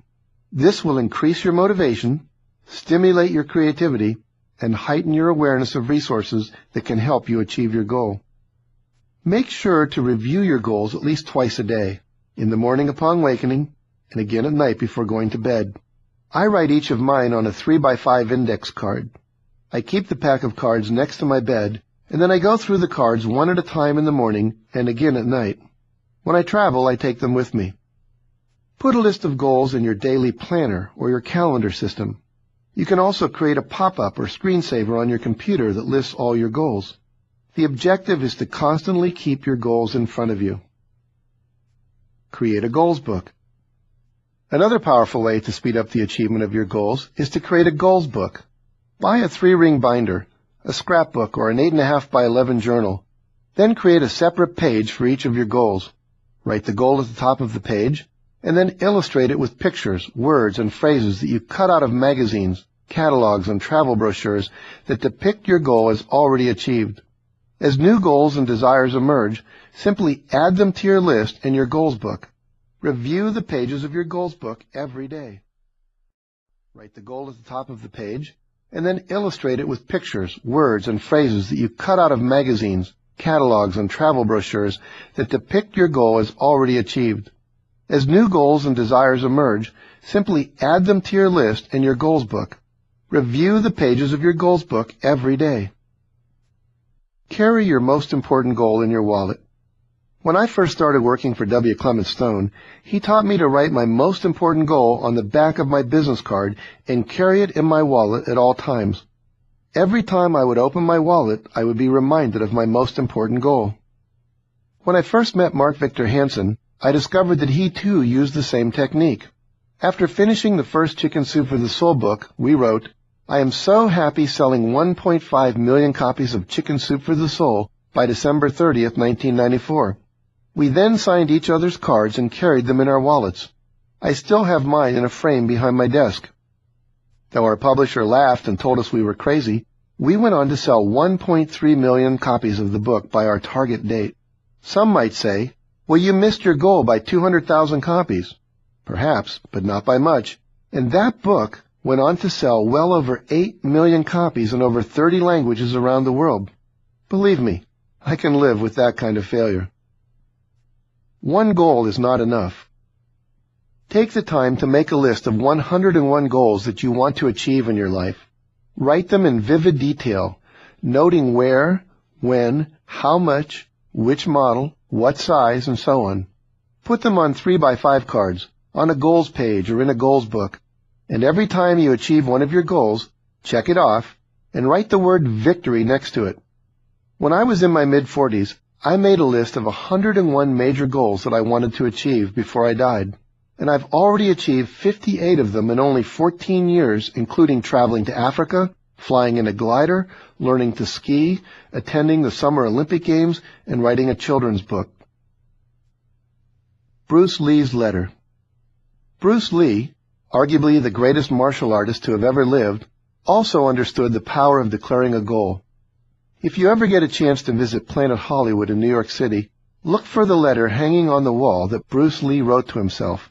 It is dated January 9th, 1970, and it's stamped secret. Bruce wrote, "By 1980, I will be the best-known Oriental movie star in the United States and will have secured $10 million. And in return, I will give the very best acting I could possibly give every single time I am in front of the camera, and I will live in peace and harmony." Bruce made 3 films, and then in 1973 filmed Enter the Dragon, which was released that same year after his untimely death at age 33. The movie was a huge success and achieved worldwide fame for Bruce Lee. Write yourself a check. Around 1990, when Jim Carrey was a struggling young Canadian comic trying to make his way in Los Angeles, he drove his old Toyota up to Mulholland Drive. While sitting there looking at the city below and dreaming of his future, he wrote himself a check for $10 million, dated it Thanksgiving 1995, added the notation for acting services rendered, and carried it in his wallet from that day forth. The rest, as they say, is history. Carrey's optimism and tenacity eventually paid off, and by 1995, after the huge box office success of Ace Ventura: Pet Detective, The Mask, and Dumb and Dumber, his asking price had risen to $20 million per picture. When Carrey's father died in 1994, he placed the $10 million check into his father's coffin as a tribute to the man who had both started and nurtured his dreams of being a star. Considerations, fears, and roadblocks. It's important to understand that as soon as you set a goal, 3 things are going to emerge that stop most people. But not you, not anymore. If you know that these 3 things are part of the process, then you can treat them as what they are, just things to handle, rather than letting them stop you. These 3 obstacles to success are considerations, fears, and roadblocks. Think about it. As soon as you say you want to double your income next year, within moments considerations such as, "I'll have to work twice as hard," or "I won't have time for my family," or "My wife's going to kill me," begin to emerge. You might have thoughts such as, "My territory is maxed out. I can't see how I could possibly get the buyers on my current route to buy any more product from me." If you say you're going to run a marathon, you might hear a voice in your head say, "You could get hurt, or you'll have to get up 2 hours earlier every day." It might even suggest that you're too old to start running.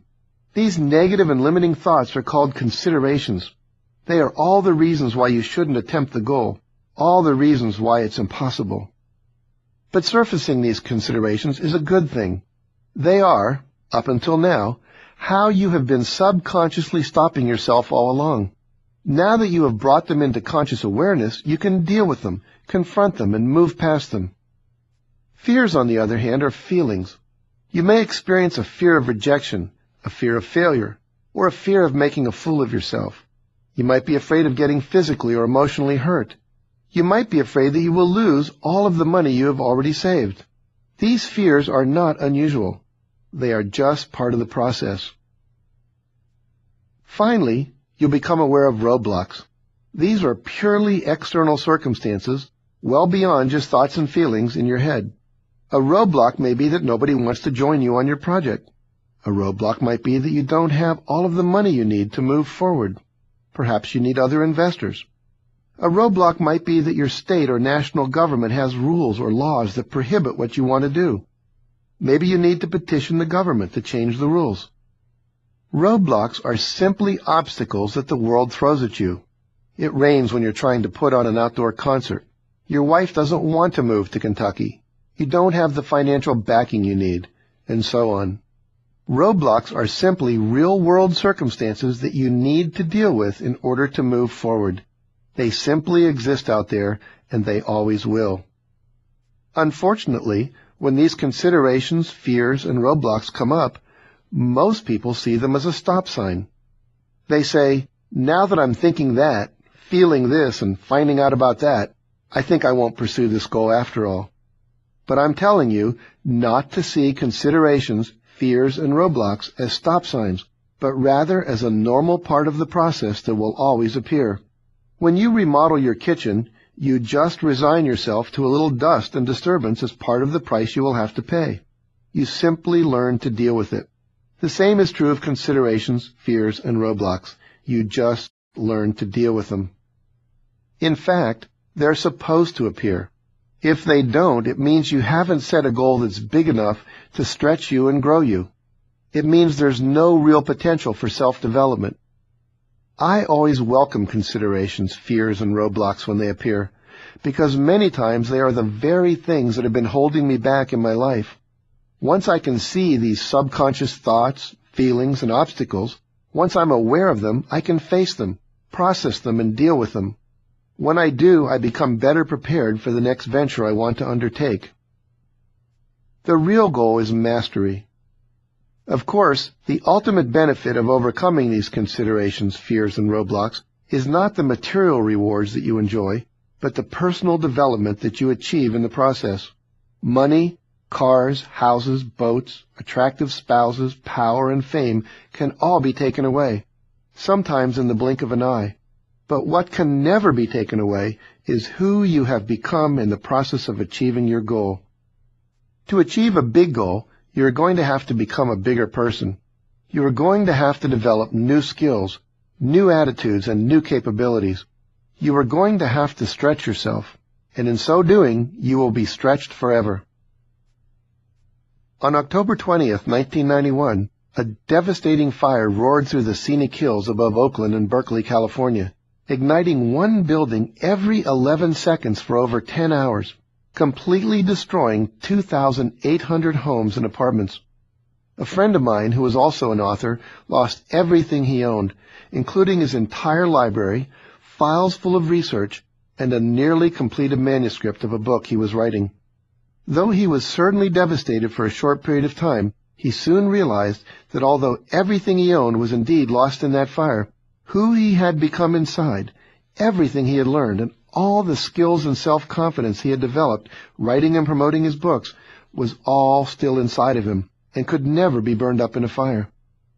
You can lose the material things, but you can never lose your mastery, what you have learned, and who you have become in the process of achieving your goals.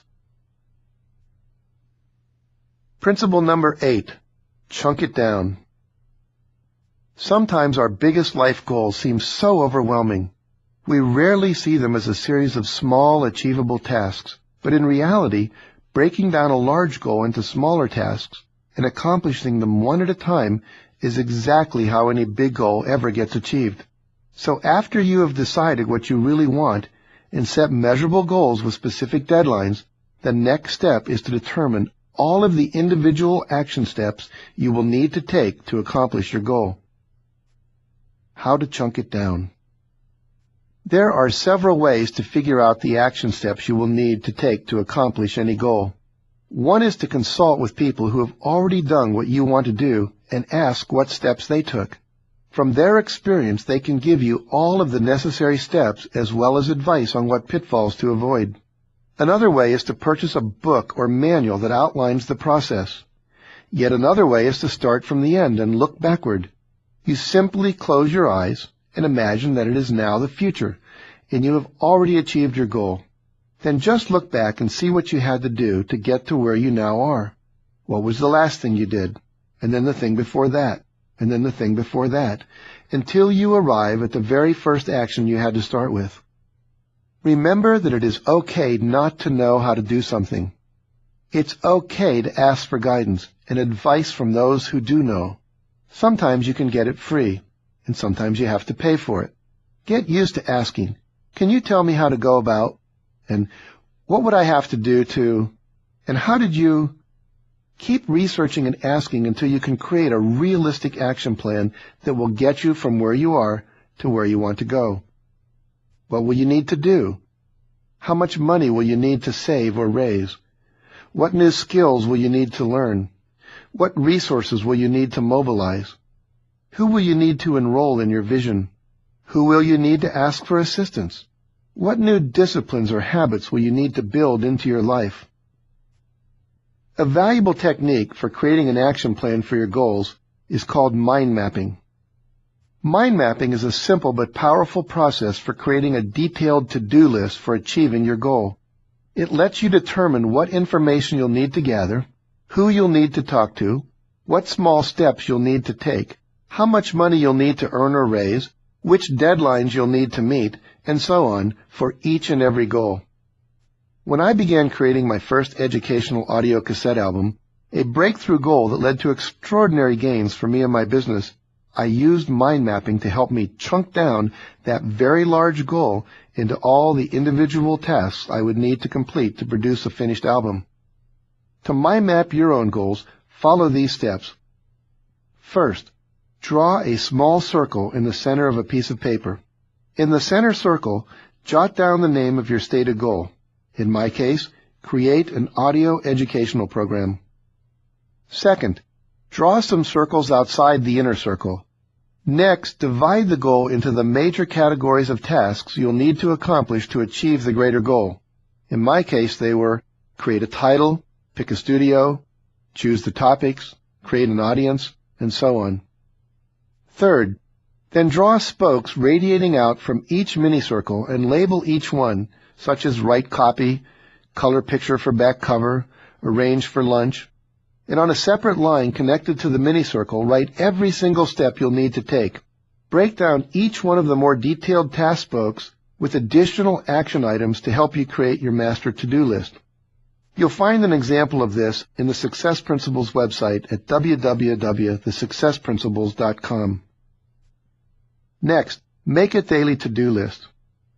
Once you've completed a mind map for your goal, convert all of the to-do items into daily action items by listing each one on your daily to-do list and committing to a completion date for each one. Then schedule them in the appropriate order into your calendar system and do whatever it takes to stay on schedule. Do first things first.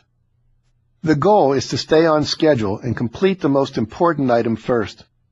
In his excellent book, Eat That Frog, 21 Great Ways to Stop Procrastinating and Get More Done in Less Time, Brian Tracy reveals not just how to conquer procrastination, but also how to prioritize and complete all of your action items.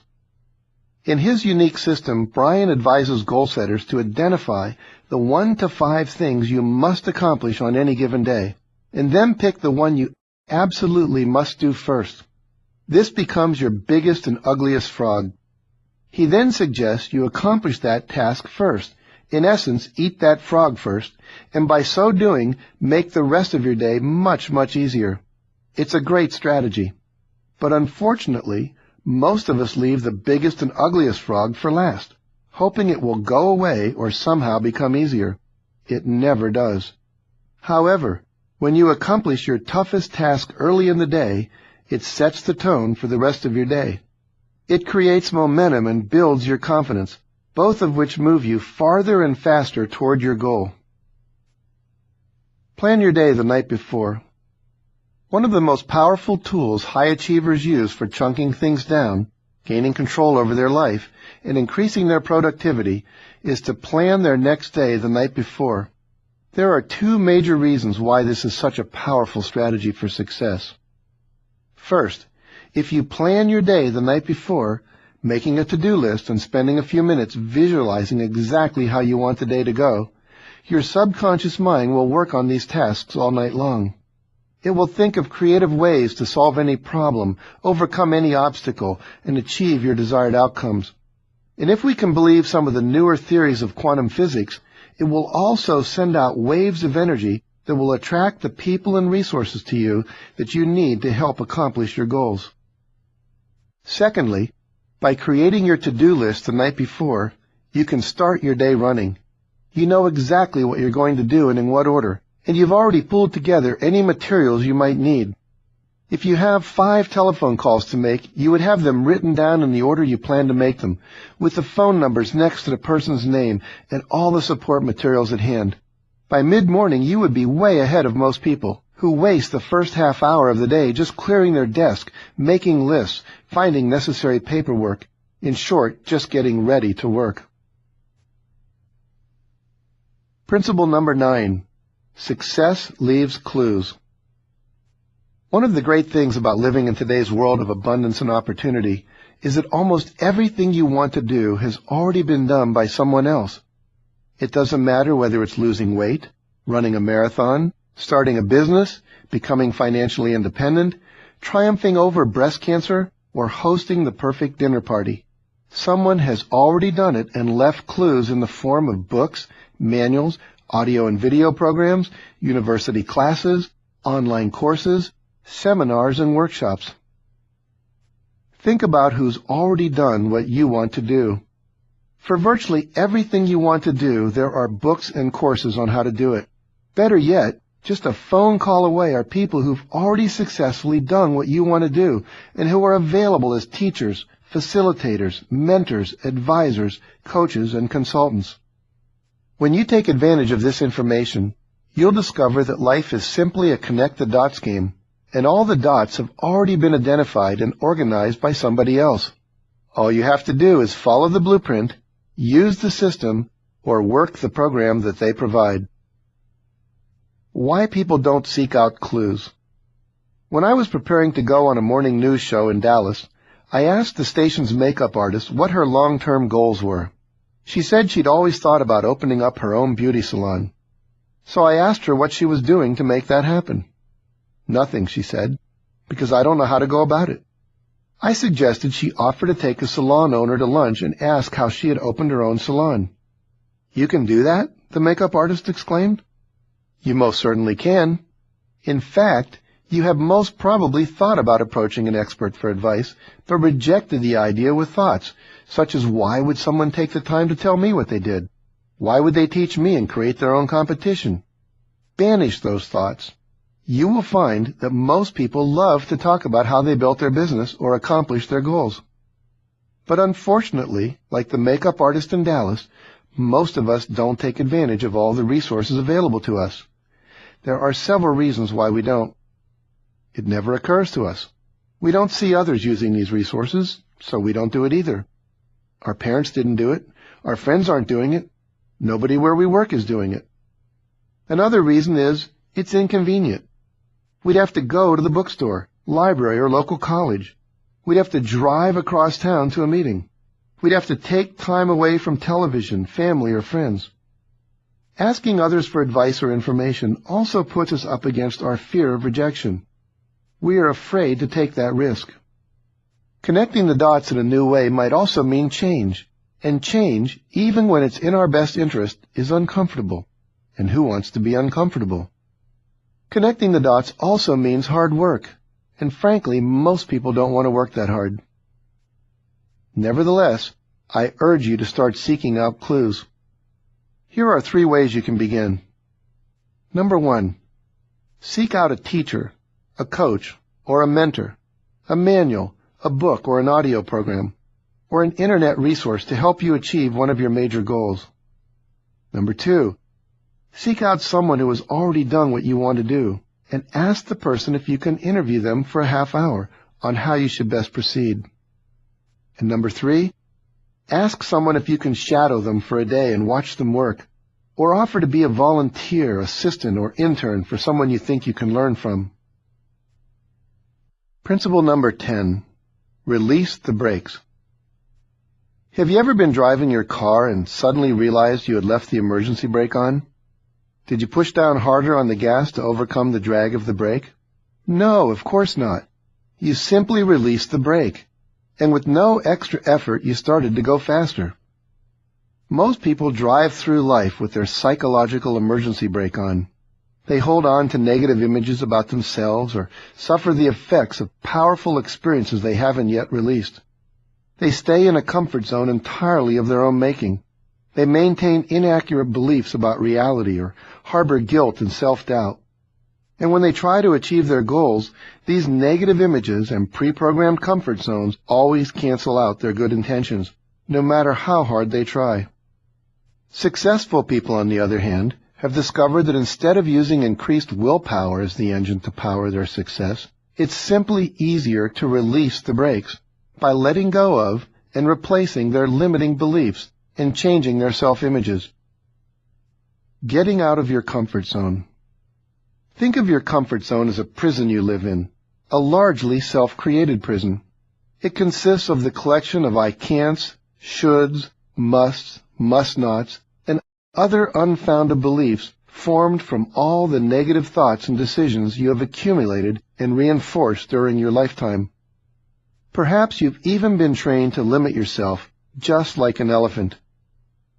A baby elephant is trained at birth to be confined to a very small space. Its trainer will tie its leg with a rope to a wooden post planted deep in the ground. This confines the baby elephant to an area determined by the length of the rope, the elephant's comfort zone. Though the baby elephant will initially try to break the rope is too strong, and so the baby elephant learns that it can't break the rope. It learns that it has to stay in the area defined by the length of the rope. When the elephant eventually grows up into a 5-ton colossus that could easily break the same rope, it doesn't even try, because it learned as a baby that it could not break the rope. In this way, the largest elephant can be confined by the puniest little rope. Perhaps this also describes you, still trapped in a comfort zone by something as puny and weak as the small rope and stake that controls the elephant, except your rope is made up of the limiting beliefs and images that you received and took on when you were young. If this describes you, the good news is that you can change your comfort zone. How? There are 3 different ways. First, you can use affirmations and positive self-talk to affirm already having what you want, doing what you want, and being the way you want. Second, you can create powerful and compelling new internal images of having, doing, and being what you want.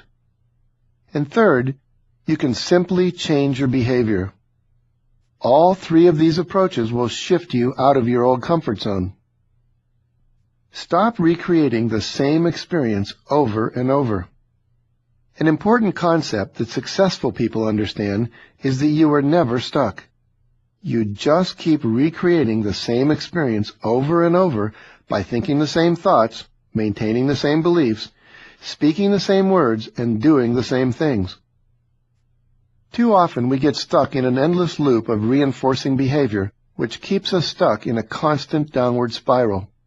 Our limiting thoughts create images in our mind, and those images govern our behavior, which in turn reinforces that limiting thought. Imagine thinking that you are going to forget your lines when you have to give a presentation at work.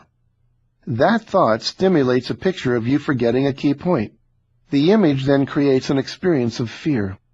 The fear clouds your clear thinking, which makes you forget one of your key points, which then reinforces your self-talk that you can't speak in front of groups.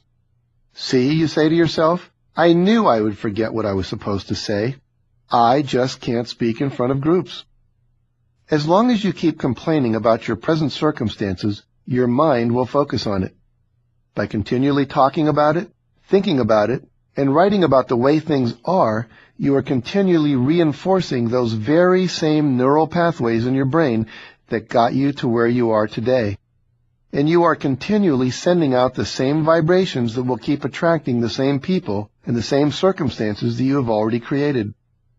To change this cycle, you must focus instead on thinking, talking, and writing about the reality you want to create. You must flood your unconscious with thoughts and images of this new reality. What's your financial temperature? Your comfort zone works the same way the thermostat in your home works.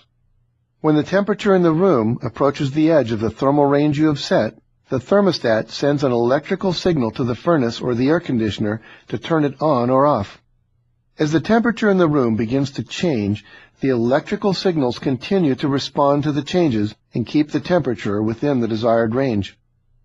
Similarly, You have an internal psychological thermostat that regulates your level of performance in the world. Instead of electrical signals, your internal performance regulator uses discomfort signals to keep you within your comfort zone. As your behavior or performance begins to approach the edge of that zone, you begin to feel uncomfortable. If what you are experiencing is outside the self-image you unconsciously hold, your body will send signals of mental tension and physical discomfort to your system. To avoid the discomfort, you unconsciously pull yourself back into your comfort zone. No doubt you have heard that most lottery winners lose, spend, squander, or give away all of their newfound money within a few years of winning it. In fact, 80% of lottery winners in the United States file bankruptcy within 5 years. The reason is because they have failed to develop a millionaire mindset. As a result, they subconsciously recreate the reality that matches their previous mindset. They feel uncomfortable with so much money, so they find some way to get back to their old familiar comfort zone. We have a similar comfort zone for the kind of restaurants we eat in, the hotels we stay in, the kind of car we drive, the houses we live in, the clothes we wear, the vacations we take, and the types of people we associate with.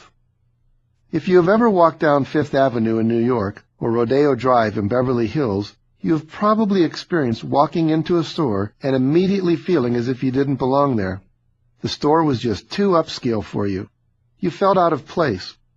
That's a perfect example of your comfort zone in operation. You can change your comfort zone by changing your behavior. When I first moved to Los Angeles in 1981, my new boss took me shopping for clothes at a very upscale men's shop in Westwood. The most I had previously ever paid for a dress shirt was $35 at Nordstrom's. The cheapest shirt in this store was $95. I was stunned, and I broke out in a cold sweat. While my boss purchased many things that day, I bought one Italian designer shirt for $95. I was so far out of my comfort zone I could hardly breathe.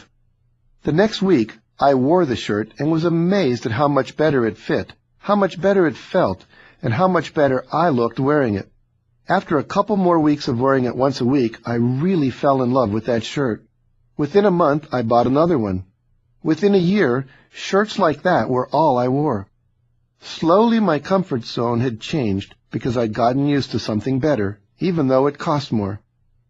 When I was on the faculty of the $1 Million Forum and Income Builders International, 2 organizations dedicated to teaching people how to become millionaires, all of the trainings were held at the Ritz-Carlton Hotel in Laguna Beach, California, the Hilton Hotel on the Big Island of Hawaii, and other high-end luxury resort hotels. The reason was to get the participants used to being treated in a first-class way. It was part of stretching their comfort zones, changing the image of who they thought they were. Every training concluded with a black-tie dinner dance. For many of the participants, it was the first time they had ever attended a black-tie affair, another comfort zone stretch. How to change your self-talk with affirmations. One way to stretch your comfort zone is to bombard your subconscious mind with new thoughts and images of a big bank account, a trim and healthy body, exciting work, interesting friends, memorable vacations, of all your goals as already complete. The technique you use to do this is called affirmations. An affirmation is a statement that describes a goal in its already completed state, such as, I'm enjoying watching the sunset from the lanai of my beautiful beachfront condo on the Ka'anapali coast of Maui. Or, I am celebrating feeling light and alive at my perfect body weight of 135. To be effective, your affirmation should be constructed using the following 9 guidelines. Number 1. Start with the words I am. The words I am are the 2 most powerful words in the language. The subconscious takes any sentence that starts with the words I am and interprets it as a command, a directive to make it happen. Number 2. Use the present tense. Describe what you want as though you already have it, as though it is already accomplished. Here's an example of the wrong way. I am going to get a new red Porsche 911 Carrera. Here's the right way. I am enjoying driving my new red Porsche 911 Carrera. Number 3. State it in the positive. Affirm what you want, not what you don't want. State your affirmations in the positive. The unconscious does not hear the words no or not. This means that the statement, "Don't slam the door," is heard as "slam the door." Remember, the unconscious thinks in pictures, and the words "don't slam the door" evoke a picture of slamming the door. The phrase "I am no longer afraid of flying" evokes an image of being afraid of flying, while the phrase "I am enjoying the thrill of flying" evokes an image of enjoyment. Number 4, keep it as brief as possible. An affirmation needs to be short enough and memorable enough to be easily remembered. Number 5, make it specific. Vague affirmations produce vague results. Number 6, include an action word ending with ing. The active verb adds power to the effect by evoking an image of doing it right now. I express myself openly and honestly is not as powerful as I am confidently expressing myself openly and honestly. Number 7, include at least one dynamic emotion or feeling word. Include the emotional state you would be feeling if you had already achieved the goal. Some commonly used words are enjoying, joyfully, happily, celebrating, proudly, calmly, peacefully, delighted, enthusiastic, lovingly, secure, serenely, and triumphant. I am maintaining my perfect body weight of 178 pounds is not nearly as powerful as I am feeling agile and great at 178. Note that this last affirmation has the ring of an advertising jingle. The subconscious loves rhythm and rhymes. That's why we are able to more easily remember aphorisms such as "sticks and stones will break my bones, but names will never hurt me," and spelling rules like I before E except after C, and when sounding like A as in neighbor and way. Number 8, make affirmations for yourself, not others. When you are constructing your affirmations, make them describe your behavior, not the behavior of others. Instead of saying, "I am watching Johnny clean up his room," say, "I am effectively communicating my needs and desires to Johnny." Number 9, add the phrase "or something better." When you are affirming getting a specific situation, like a job, an opportunity, or a vacation, a material object, such as a house, car, or boat, or a relationship, such as a husband, wife, or child, always add the words "or something" or "someone" better at the end. Sometimes our criteria for what we want come from our ego or from our limited experience. Sometimes there is someone or something better that is available for us. So let your affirmations include this phrase when it is appropriate. For example, I am enjoying living in my beautiful beachfront villa on the Ka'anapali coast of Maui, or somewhere better. Affirmations definitely work. I first learned about the power of affirmations when my mentor, W. Clement Stone, challenged me to set a goal that would be so far beyond my current circumstances that it would literally astound me if I achieved it. Though I thought Stone's challenge had merit, I didn't really apply it to my life in a serious way until several years later when I decided to make the jump from earning $25,000 a year to making $100,000 or more. The first thing I did was to craft an affirmation after one I'd seen by Florence Scovel Shinn. My affirmation was, God is my infinite supply, and large sums of money come to me quickly and easily under the grace of God for the highest good of all concerned. I am happily and easily earning, saving, and investing $100,000 a year. Next, I created a huge replica of a $100,000 bill, which I affixed to the ceiling above my bed. On awakening, I would see the bill, close my eyes, repeat my affirmation, and visualize what I would be enjoying if I were living a $100,000 a year lifestyle. I envisioned the house I would live in, the furnishings and artwork I would own, the car I would drive, and the vacations I would take. I also created the feelings I would experience once I had already attained that lifestyle. After only a few weeks of doing this, I awoke one morning with my first $100,000 idea. It occurred to me that if I could sell 400,000 copies of my book, 100 Ways to Enhance Self-Concept in the Classroom, on which I received a 25-cent per copy royalty, I would earn a $100,000 income. I added to my morning visualizations the image of my book flying off bookstore shelves and my publisher writing me a $100,000 check. Not long after, a freelance journalist approached me and wrote an article about my work for the National Enquirer. As a result, thousands of additional copies of my book were sold that month. Almost daily, more and more money-making ideas flowed into my mind. For instance, I took out small ads and sold the book on my own, making $3 per copy instead of just 25 cents. I started the mail-order catalog of other books and tapes on self-esteem and made even more money from these same buyers. The University of Massachusetts saw my catalog and invited me to sell books at a weekend conference for educators, helping me generate more than $2,000 in 2 days and introducing me to yet another strategy for making $100,000 a year. At the same time I was visualizing greater book sales, I also got the idea to generate more income from my workshops and seminars. When I asked a friend who did similar work how I could charge higher fees, he revealed he was already charging more than double what I was being paid. With his encouragement, I instantly tripled my rates and discovered that schools that were hiring me to speak had budgets even higher than that. My affirmation was paying off big time.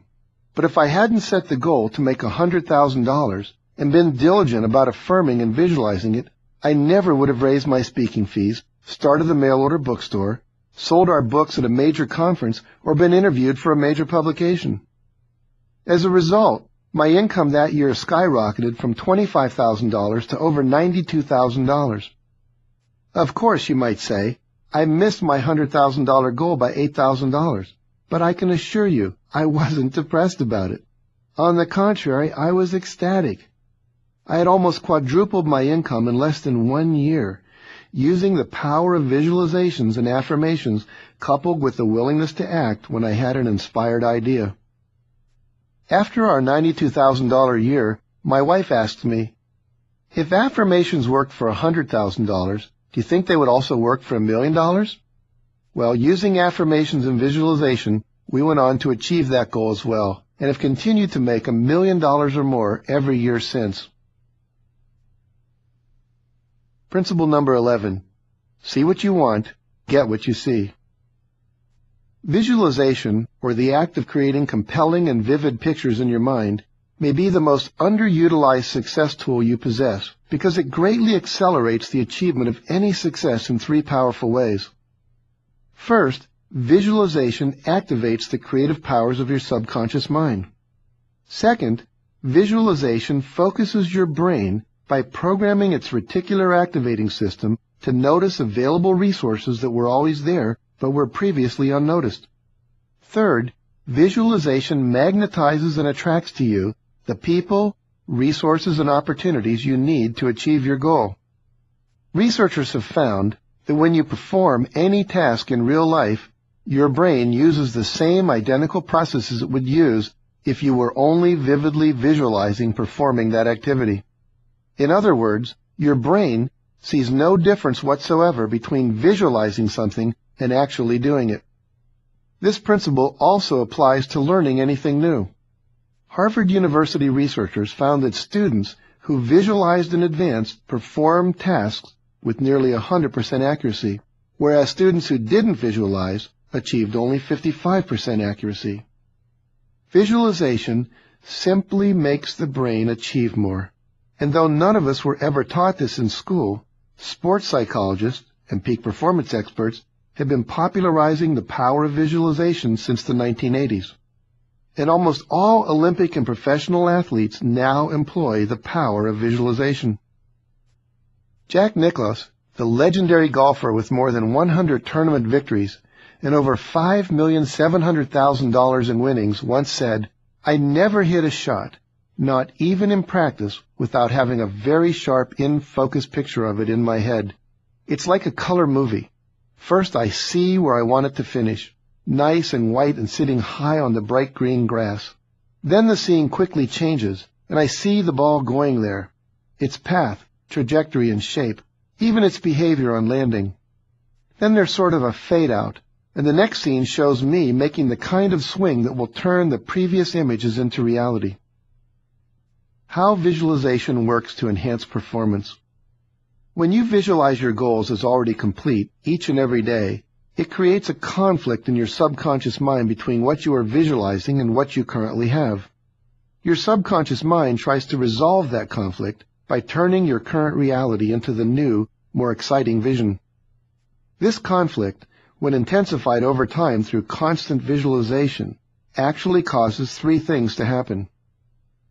First, it programs your brain's reticular activating system to start letting into your awareness anything that will help you achieve your goals. Second, it activates your subconscious mind to create solutions for getting the goals you want. You'll find that you start waking up in the morning with new ideas. You'll find yourself having creative ideas in the shower, while you're taking long walks, and while you're driving to work. Third, it creates new levels of motivation. You'll start to notice that you are unexpectedly doing things that take you to your goal. All of a sudden, you're raising your hand in class, volunteering to take on new assignments at work, speaking out at staff meetings, asking more directly for what you want, saving money for the things you want, paying down a credit card debt, or taking more risks in your personal life. The reticular activating system is a powerful tool, but it can only look for ways to achieve the exact pictures you give it. Your creative subconscious doesn't think in words. It can only think in pictures. So how does this help your effort to become successful and achieve the life of your dreams? When you give your brain specific, colorful, and vividly compelling pictures to manifest, it will seek out and capture all the information necessary to bring that picture into reality for you. If you give your mind a $10,000 problem, it will come up with a $10,000 solution. Likewise, if you give your mind a $1 million problem, it will come up with a $1 million solution. If you give it pictures of a beautiful home, an adoring spouse, an exciting career, and exotic vacations, it will go to work on achieving those. By contrast, if you are constantly feeding it negative, fearful, and anxious pictures, guess what? It will achieve those as well. The process for visualizing your future. The process of visualizing for success is really quite simple. All you have to do is close your eyes and see your goals as already complete. If one of your objectives is to own a nice house on the lake, then close your eyes and see yourself walking through the exact house you would like to own. Fill in all of the details. What does the exterior look like? How is it landscaped? What kind of view does it have? What do the living room, kitchen, master bedroom, dining room, family room, and den look like? How is it furnished? Go from room to room and fill in all of the details. Make the images as clear and bright as possible. This goes for any goal you make, whether it's in the area of work, play, family, personal finances, relationships, or philanthropy. Write down each of your goals and objectives, then review them, affirm them, and visualize them every day. Then each morning when you awake, and each night before you go to bed, read through your list of goals out loud, pausing after each one to close your eyes and recreate the visual image of that completed goal in your mind. Continue through the list until you have visualized each goal as complete and fulfilled. The whole process will take between 10 and 15 minutes, depending on how many goals you have. If you meditate, do your visualization right after you finish meditating. The deepened state you have achieved in meditation will heighten the impact of your visualizations. Adding sounds and feelings to the pictures. To multiply the effect many times over, add sound, smells, tastes, and feelings to your pictures.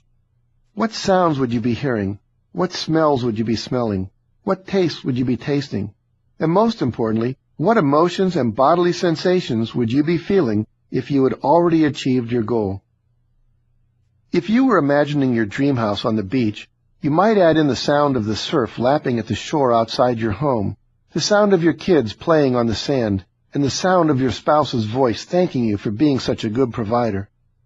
Then add in the feelings of pride of ownership, satisfaction at having achieved your goal, and the feeling of the sun on your face as you sit on your deck, looking out over the ocean at a beautiful sunset. By far, these emotions are what propel your vision forward. Researchers know that when accompanied by intense emotions, an image or scene can stay locked in the memory forever. Visualization works. Listen as Olympic gold medalist Peter Vidmar describes his use of visualization in his successful pursuit of the gold. To keep us focused on our Olympic goal, we began ending our workouts by visualizing our dream. We visualized ourselves actually competing in the Olympics and achieving our dream by practicing what we thought would be the ultimate gymnastic scenario. I'd say, "Okay, Tim, let's imagine it's the men's gymnastic team finals of the Olympic Games. The United States team is on the last event of the night, which just happens to be the high bar. The last two guys up for the United States are Tim Daggett and Peter Vidmar. Our team is neck and neck with the People's Republic of China, the reigning world champions, and we have to perform our routines perfectly to win the Olympic team gold medal." At that point, we'd each be thinking, "Yeah, right. We're never going to be neck and neck with those guys. They were #1 at the Budapest World Championships, while our team didn't even win a medal. It's never going to happen." But what if it did happen? How would we feel? We closed our eyes, and in this empty gym at the end of a long day, we'd visualize an Olympic arena with 13,000 people in the seats and another 200 million watching live on television. Then we'd practice our routines. First, I'd be the announcer. I'd cup my hands around my mouth and say, "Next up from the United States of America, Tim Daggett." Then Tim would go through his routine as if it were the real thing. Then Tim would go over to the corner of the gym, cup his hands around his mouth, and in his best announcer voice say, "Next up from the United States of America, Peter Vidmar." Then it was my turn. In my mind, I had one chance to perfectly perform my routine in order for our team to win the gold medal. If I didn't, we'd lose. Tim would shout, "Green light," and I'd look at the superior judge, who was usually our coach Mako. I'd raise my hand, and he'd raise his right back. Then I'd turn, face the bar, grab hold, and begin my routine. Well, a funny thing happened on July 31st, 1984. It was the Olympic Games men's gymnastic team finals in Pauley Pavilion on the UCLA campus. The 13,000 seats were all filled, and a television audience in excess of 200 million people around the world was tuned in. The United States team was on its last event of the night, the high bar. The last two guys up for the United States just happened to be Tim Daggett and Peter Vidmar. And just as we had visualized, our team was neck and neck with the People's Republic of China. We had to perform our high bar routines perfectly to win the gold medal. I looked at Coach Mako, my coach for the past 12 years. As focused as ever, he simply said, "Okay, Peter, let's go. You know what to do. You've done it 1,000 times, just like every day back in the gym. Let's just do it one more time, and let's go home. You're prepared." He was right. I had planned for this moment and visualized it hundreds of times. I was prepared to perform my routine. Rather than seeing myself actually standing in the Olympic arena with 13,000 people in the stands and 200 million watching on television, in my mind, I pictured myself back in the UCLA gym at the end of the day with 2 people left in the gym. When the announcer said, "From the United States of America, Peter Vidmar," I imagined it was my buddy Tim Daggett saying it. When the green light came on, indicating it was time for the routine, I imagined that it wasn't really a green light, but that it was Tim shouting, "Green light." And when I raised my hand toward the superior judge from East Germany, in my mind I was signaling my coach, just like I had signaled him every day at the end of hundreds of workouts. In the gym, I always visualized I was at the Olympic finals. At the Olympic finals, I visualized I was back in the gym. I turned, faced the bar, jumped up, and grabbed on. I began the same routine I had visualized and practiced day after day in the gym.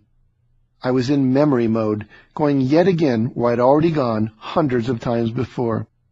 I quickly made it past the risky double release move that had harpooned my chances at the World Championships. I moved smoothly through the rest of my routine and landed a solid dismount where I anxiously waited for my score from the judges. With a deep voice, the announcement came through the speaker. "The score for Peter Vidmar is 9.95. "Yes!" I shouted. "I did it!" The crowd cheered loudly as my teammates and I celebrated our victory.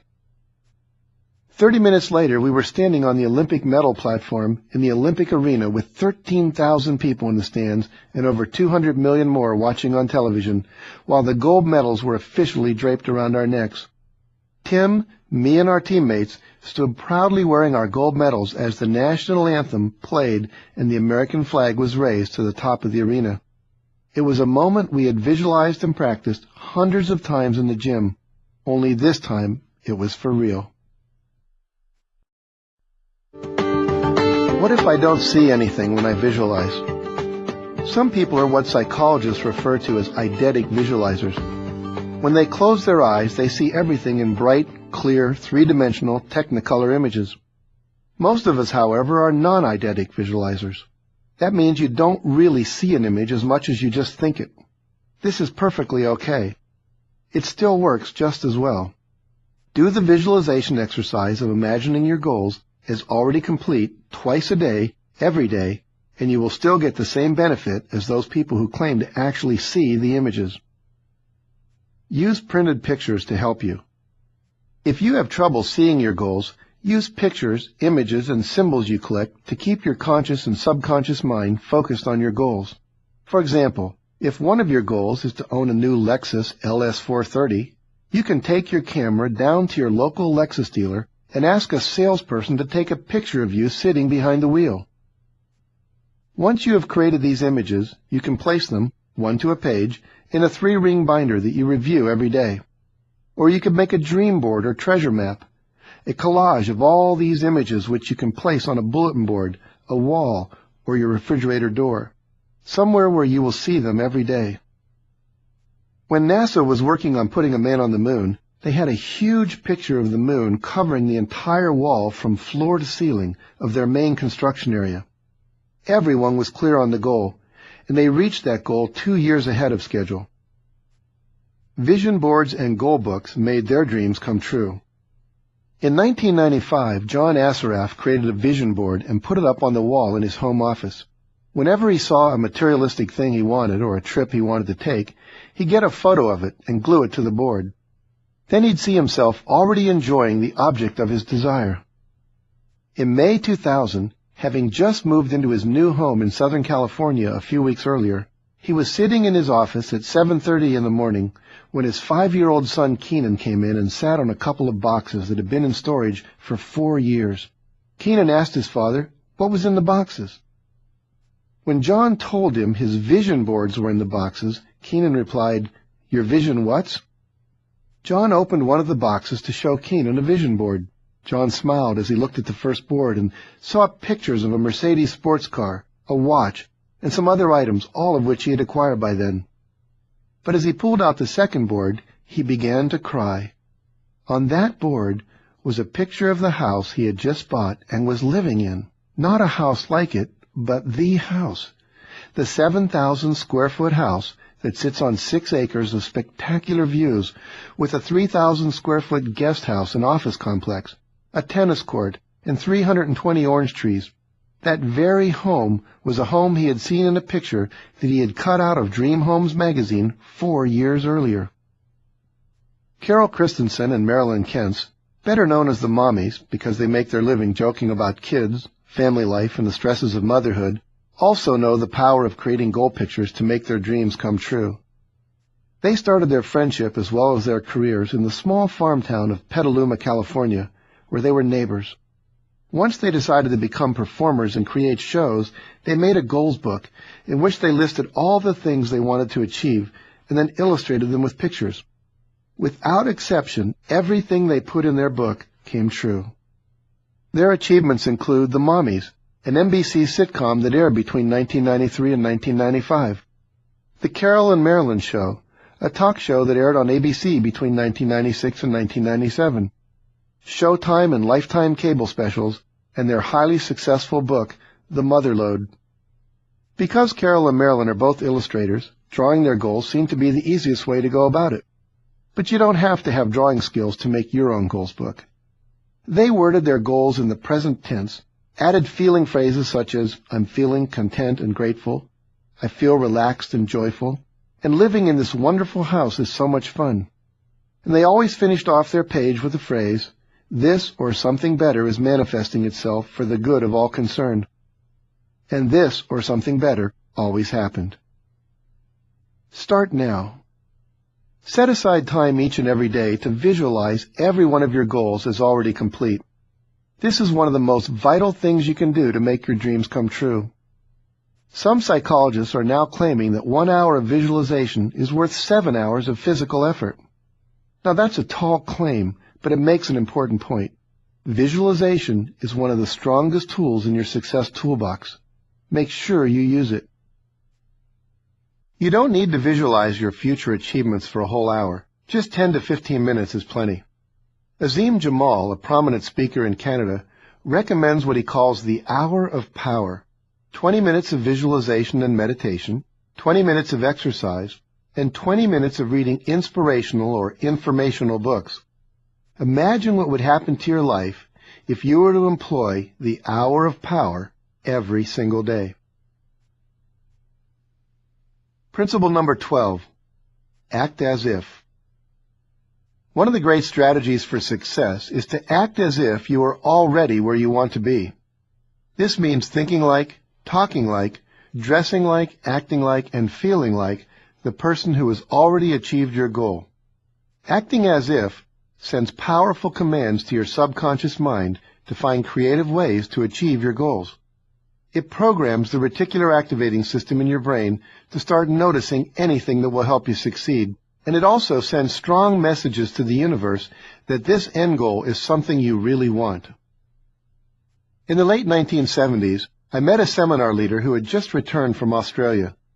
I decided that I too wanted to travel and speak around the globe. I asked myself, what would I need to become an international consultant? First, I called the passport office and asked them to send me an application. Next, I purchased a clock that showed all the international time zones. Then I had business cards printed with the words International Consultant on them. Finally, I decided that Australia would be the first place I would like to go. So I went to a travel agency and got a huge travel poster featuring the Sydney Opera House, Ayers Rock, and a kangaroo crossing sign. Every morning while I ate my breakfast, I looked at that poster on my refrigerator and imagined being in Australia. Less than a year later, I was invited to conduct 2 seminars in Australia, one in Sydney and one in Brisbane. As soon as I started acting as if I were an international consultant, the universe responded by treating me like one. The powerful law of attraction at work. The law of attraction simply states that like attracts like. The more you create the vibration, the mental and emotional states of already having something, the faster you attract it to you. This is an immutable law of the universe and critical to accelerating your rate of success. Acting as if in the PGA. Fred Couples and Jim Nantz were 2 kids who loved golf and had very large dreams. Fred's goal was to someday win the Masters tournament, and Jim's was to someday work for CBS Sports as an announcer. When Fred and Jim were suitemates at the University of Houston in the late 70s, they used to play act the scene where the winner of the Masters is escorted into Butler Cabin to receive his green jacket and be interviewed by the CBS announcer. 14 years later, the scene they had rehearsed many times in Taub Hall at the University of Houston played out in reality as the whole world was watching. Fred Couples won the Masters and was taken by tournament officials into Butler Cabin, where he was interviewed by none other than CBS Sports announcer Jim Nantz. After the camera stopped rolling, the 2 embraced each other with tears in their eyes. They always knew that it was going to be the Masters that Fred won, and that Jim would be there to cover it for CBS. A beautiful example of the amazing power of acting as if with unwavering certainty. The Millionaire Cocktail Party. In many of my seminars, we do an exercise called the Millionaire Cocktail Party. Everyone stands up and socializes with the other participants as if they were all at an actual cocktail party. However, they must act as if they have already achieved all of their financial goals in life. They act as if they already have everything they want, their dream house, their vacation home, their dream car, and their dream career. They also act as if they have achieved any personal or philanthropic goals that are important to them. Everyone suddenly becomes more animated, alive, enthusiastic, and outgoing. People who seemed shy a few minutes earlier reach out and assertively introduce themselves to the others. The energy and volume level of the room soars. People excitedly tell each other about their achievements, invite each other to their vacation homes in Hawaii and the Bahamas, and discuss their recent safaris in Africa and their philanthropic missions to third world countries. After about 5 minutes, I stop the exercise and ask people to share how they are feeling. People report feeling excited and passionate, positive and supportive, generous, happy, self-confident, and content. I then ask them to look at the fact that their inner feelings, both emotional and physiological, are different, even though in reality their outer circumstances are still the same. Even though they had not actually become millionaires in the real world, they had begun to feel like millionaires simply by acting as if they were. Be, do, and have everything you want, starting now. You can begin right now to act as if you have already achieved any goal you desire, and that outer experience of acting as if will create the inner experience, the millionaire mindset, as it were, that will take you to the actual manifestation of that experience. Once you choose what it is you want to be, do, or have, all you have to do is start acting as if you already are being, doing, or having it. How would you act if you already were a straight-A student, a top salesperson, a highly paid consultant, a rich entrepreneur or a world-class athlete, a best-selling author, an internationally acclaimed artist, a sought-after speaker, or a celebrated actor or musician? How would you think, talk, act? How would you carry yourself? How would you dress and treat other people? How would you handle money, eat, live, and travel, and so on? Once you have a clear picture of that, start being it now. Successful people exude self-confidence, ask for what they want, and say what they don't want. They think anything is possible. They take risks, and they celebrate their successes. They save a portion of their income and share a portion with others. And you can do all of those things right now before you ever become rich and successful. These things don't cost money, just intention. And as soon as you start acting as if, you will start drawing to you the very people and things that will help you achieve it in real life. Remember, the proper order of things is to start now and be who you want to be. Then do the actions that go along with being that person. And soon you will find that you will easily have everything you want in life: health, wealth, and fulfilling relationships. The party that could change your life. In 1986, I attended a party given by Diana von Wellenitz and the Inside Edge that deeply impacted the lives of all of us who attended. It was a come-as-you-will-be in 1991 party, held on the Queen Mary in Long Beach, California. Those of us who attended were to envision where we would like to be in 1991, 5 years into the future. After we had created our ideal vision, we were to then stretch our imaginations even further, to make our vision even bigger still. When we attended the party, we were to act as if it were really 1991, and our vision had already come true.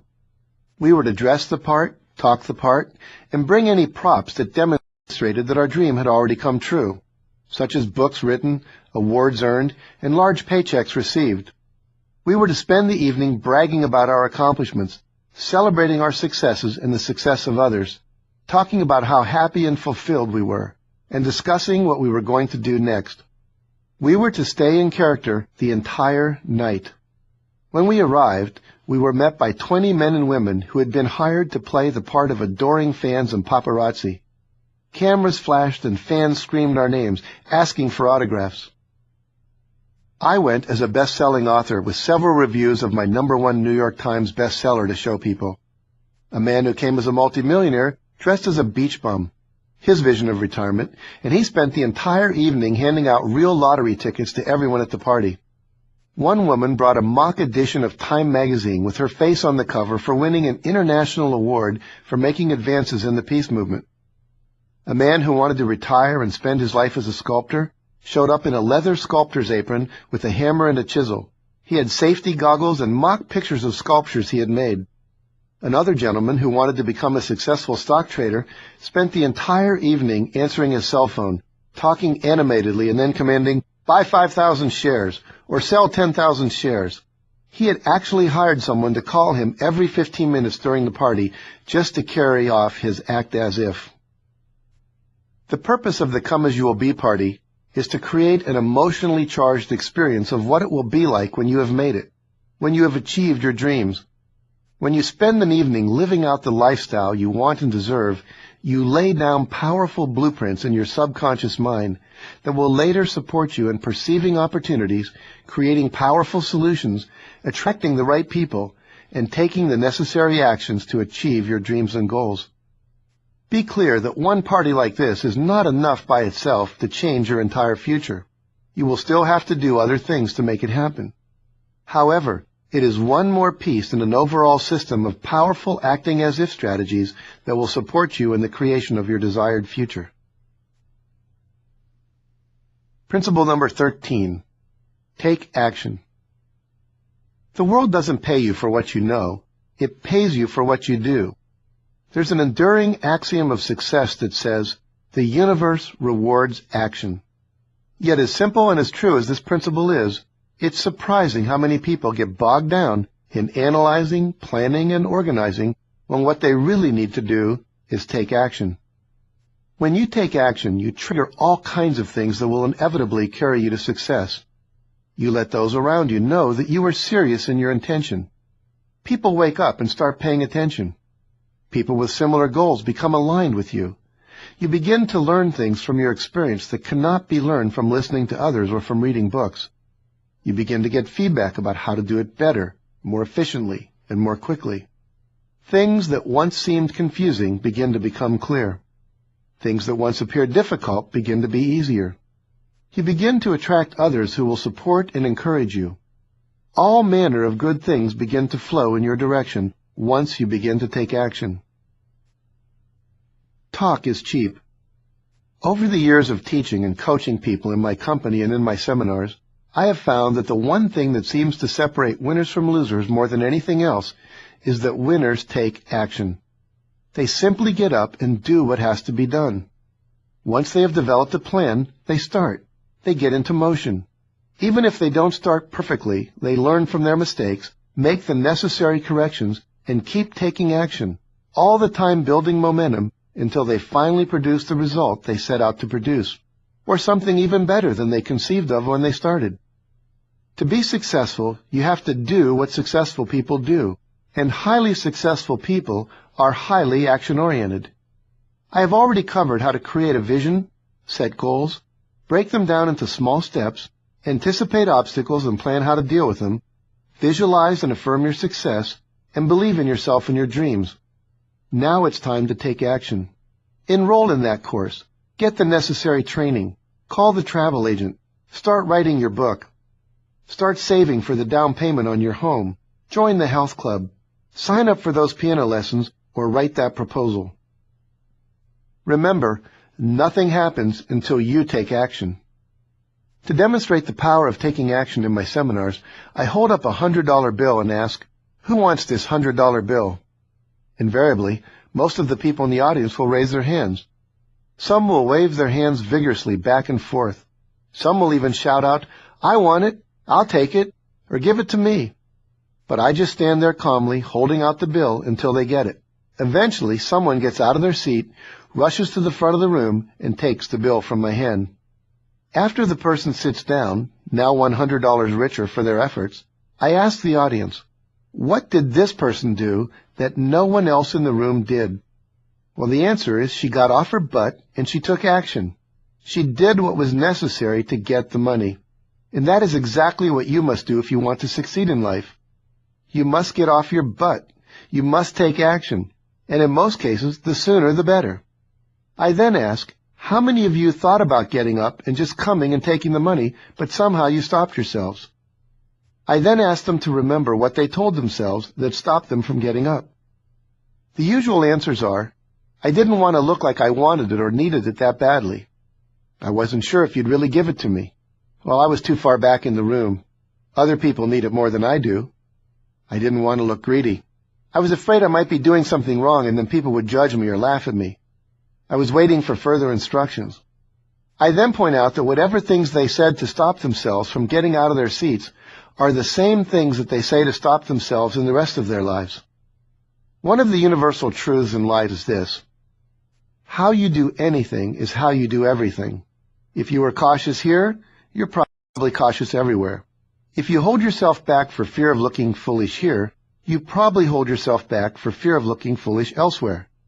You have to identify those patterns and break through them. It's time to stop holding yourself back and just go for the gold. Ruben Gonzalez decided to go for Olympic gold. Ever since third grade, Ruben Gonzalez had wanted to be an Olympic athlete. He respected the Olympians because they were an example of what he believed in. They are willing to commit to a goal, risk adversity in the pursuit of it, and fail and keep trying until they succeed. But it was not until he was in college and saw Scott Hamilton compete in the 1984 Sarajevo Games that he actually made the decision to train for the Olympics. Ruben said to himself, "If that little guy can do it, I can do it too. I'm going to be in the next Olympics. It's a done deal. I just have to find a sport." After doing a little research on Olympic sports, Ruben decided he needed to pick a sport that would build on his strengths. He knew that he was a good athlete, but not a great athlete. His strength was perseverance. He never quit anything. In fact, he had earned the nickname Bulldog in high school. He figured he had to find a sport so tough, a sport with so many broken bones, that there would be lots of quitters. That way, maybe he could rise to the top on the attrition rate. He finally settled on the luge. Next, he wrote Sports Illustrated. This was before the internet, and asked, "Where do you go to learn how to luge?" They wrote back, "Lake Placid, New York. That's where they had the Olympics in 1936 and 1980. That's where the track is." Ruben picked up the phone and called Lake Placid. "Hi, I'm an athlete in Houston, and I want to learn how to luge so I can be in the Olympics in 4 years. Will you help me?" The guy who answered the phone asked, "How old are you?" 21 years old. 21? You're way too old. You're 10 years too late. We start them when they're 10 years old. Forget it." But Ruben couldn't forget it, and he started to tell the man his life story, to buy some time until he could think of something. Along the way, he happened to say that he was born in Argentina.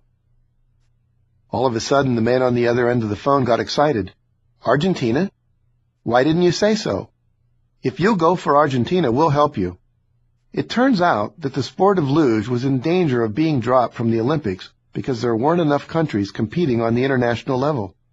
"If you'll go for Argentina, and somehow we can get you into the top 50 ranked lugers in the world in 4 years, which is what you'll need to make it into the Olympics, it would add one more country to the sport of luge, and that would make it a stronger sport. If you make it, you'd be helping the U.S. team." Then he added, "Before you come all the way to Lake Placid, you have to know 2 things. Number 1, if you want to do it at your age, and you want to do it in only 4 years, it will be brutal. 9 out of every 10 guys quit. Number 2, expect to break some bones." Ruben thought, "Great! This works right into my plan. I'm not a quitter. The harder it is, the easier it is for me." A few days later, Ruben Gonzalez was walking down Main Street in Lake Placid looking for the U.S. Olympic Training Center. A day later, he was in a beginner's class with 14 other aspiring Olympians. The first day was miserable, and he even thought of quitting. But with the help of a friend, he recommitted to his Olympic dream, and though all 14 of the other aspirants eventually quit before the end of the first season, Ruben finished the summer training. 4 grueling years later, Ruben Gonzalez realized his dream when he walked into the opening ceremonies of the 1988 Calgary Winter Olympics. He returned again in Albertville in 1992 and Salt Lake City for the 2002 Winter Games. Ruben Gonzalez, because he took immediate and persistent action on his dream, will always be a 3-time Olympian. Successful people have a bias for action. Most successful people I know have a low tolerance for excessive planning and talking about it. They are antsy to get going. They want to get started. They want the games to begin. A good example of this is my friend Bob Kriegel's son Otis. When Otis came home for the summer with his new girlfriend after his freshman year in college, they both began looking for jobs. While Otis just picked up the phone and started calling around to see who might need someone, his girlfriend spent the first week writing and rewriting her resume. By the end of the second day, Otis had landed a job. His girlfriend was still rewriting her resume. Otis just got into action. He figured if someone asked for a resume, he'd deal with it then. Planning has its place, but it must be kept in perspective. Some people spend their whole lives waiting for the perfect time to do something. There's rarely a perfect time to do anything. What is important is to just get started. Get into the game. Get on the playing field. Once you do, you will start to get feedback that will help you make the corrections you need to make to be successful. Once you're in action, you will start learning at a much more rapid rate. Ready, fire, aim. Most people are familiar with the phrase, ready, aim, fire. The problem is that too many people spend their whole life aiming and never firing. They're always getting ready, getting it perfect. The quickest way to hit a target is to fire, see where the bullet landed, and then adjust your aim accordingly. If the hit was 2 inches above the target, lower your aim a little. Fire again. See where it is now. Keep firing and keep readjusting. Soon you are hitting the bullseye. The same is true for anything. When we started marketing the first Chicken Soup for the Soul book, it occurred to me that it would be a good idea to give away free excerpts from the book to small and local newspapers in exchange for them printing a box at the end of the story telling people that the story was excerpted from Chicken Soup for the Soul, which was available at their local bookstore or by calling our 800 number. Now, I had never done this before, so I wasn't sure if there was a correct way to submit a story to a newspaper or a magazine. So I just sent off local newspapers in exchange for them printing a box at the end of the story telling people that the story was excerpted from Chicken Soup for the Soul, which was available at their local bookstore or by calling our 800 number. Now, I had never done this before, so I wasn't sure if there was a correct way to submit a story to a newspaper or a magazine. So I just sent off a fax of the story from the book entitled, Remember, You Are Raising Children, Not Flowers, that I had written about my neighbor and his son, along with the cover letter to the editor of the L.A. Parent magazine. The letter read, September 13, 1993, Jack Bierman, L.A. Parent. Dear Jack, I would like to submit this article for publication in L.A. Parent. I have enclosed a brief bio. I would like you to print the little blurb I included on my new book, Chicken Soup for the Soul, with my article. If you would like a copy of the book, I would be more than happy to send you one. Thank you for your time. Sincerely, Jack Canfield. Enclosed article, Remember, You Are Raising Children, Not Flowers. A few weeks later, I received the following letter back. Dear Jack, I was annoyed by your fax. How dare you tell me to include the little blurb on your book? How could you assume I'd be interested in this little bit of unsolicited word processing? Then I read the article. Needless to say, I'll run your little blurb and then some. I was moved by this exercise, and I am sure it will touch the hearts of our 200,000-plus readers from here to San Diego. Has it ever appeared anywhere in my demographic? If so, where? I look forward to working with you on Raising Children, Not Flowers. Best regards, Jack Bierman, Editor-in-Chief. I had not known how to submit a proper query letter to an editor. There was an accepted format that I was unaware of, but I had taken action anyway. In a subsequent phone call, Jack Bierman generously taught me the correct way to submit an article to a magazine. He gave me feedback on how to do it better next time. Now I was in the game and I was learning from my experience. Ready, fire, aim. Within a month, I had submitted that same article to over 50 local and regional parenting magazines all across the United States. 35 of them published it, introducing Chicken Soup for the Soul to over 6 million parents. Do it now. My mentor, W. Clement Stone, used to hand out lapel pins that said, do it now. When you have an inspired impulse to take action, do it now. Ray Kroc, the founder of McDonald's, once said, there are 3 keys to success. Number 1, being at the right place at the right time. Number 2, knowing you are there. Number 3, taking action. On March 24, 1975, Chuck Wepner, a relatively unknown 30-to-1 underdog, did what no one thought he could do. He went 15 rounds with the world heavyweight champion Muhammad Ali. In the 9th round, he reached Ali's chin with a right hand, knocking the champion to the ground, shocking both Ali and the fans watching the fight. Wepner was only seconds away from being the world's heavyweight champion. However, Ali went on to win the 15-round bout and retain his title. Over 1,000 miles away, a struggling actor named Sylvester Stallone watched that fight on a newly purchased television set. Though Stallone had contemplated the idea of writing a screenplay about a down-and-out fighter getting a title shot before he saw the Ali Wepner fight, he didn't think it was plausible. But after seeing Wepner, whom most people didn't know, fighting the most well-known fighter of all time, all he thought was, "Get me a pencil." That night he began to write, and 3 days later he had completed the script for Rocky, which went on to win 3 Oscars, including one for Best Picture, thus launching Stallone's multi-million-dollar movie career. Fail forward. Many people fail to take action because they're afraid to fail. Successful people, on the other hand, realize that failure is an important part of the learning process. They know that failure is just the way we learn, by trial and error. Not only do we need to stop being so afraid of failure, but we also need to be willing to fail, even eager to fail. I call this kind of instructive failure failing forward. Simply get started, make mistakes, listen to the feedback, make the necessary corrections, and keep moving forward toward the goal. Every experience will yield up more useful information that you can apply the next time. This principle is perhaps demonstrated most compellingly in the area of startup businesses. For instance, venture capitalists know that most businesses fail. But in the venture capital industry, a new statistic is emerging. If the founding entrepreneur is 55 years or older, the business has a 73% better chance of survival. These older entrepreneurs have already learned from their mistakes. There's simply a better risk because through a lifetime of learning from their failures, they have developed a knowledge base, a skill set, and a self-confidence that better enables them to move through the obstacles to success. Principle number 14. Just lean into it. Oftentimes, success happens when you just lean into it, when you make yourself open to opportunities and are willing to do what it takes to pursue it further, without a contract, without a promise of success, without any expectation whatsoever. You just start. You lean into it.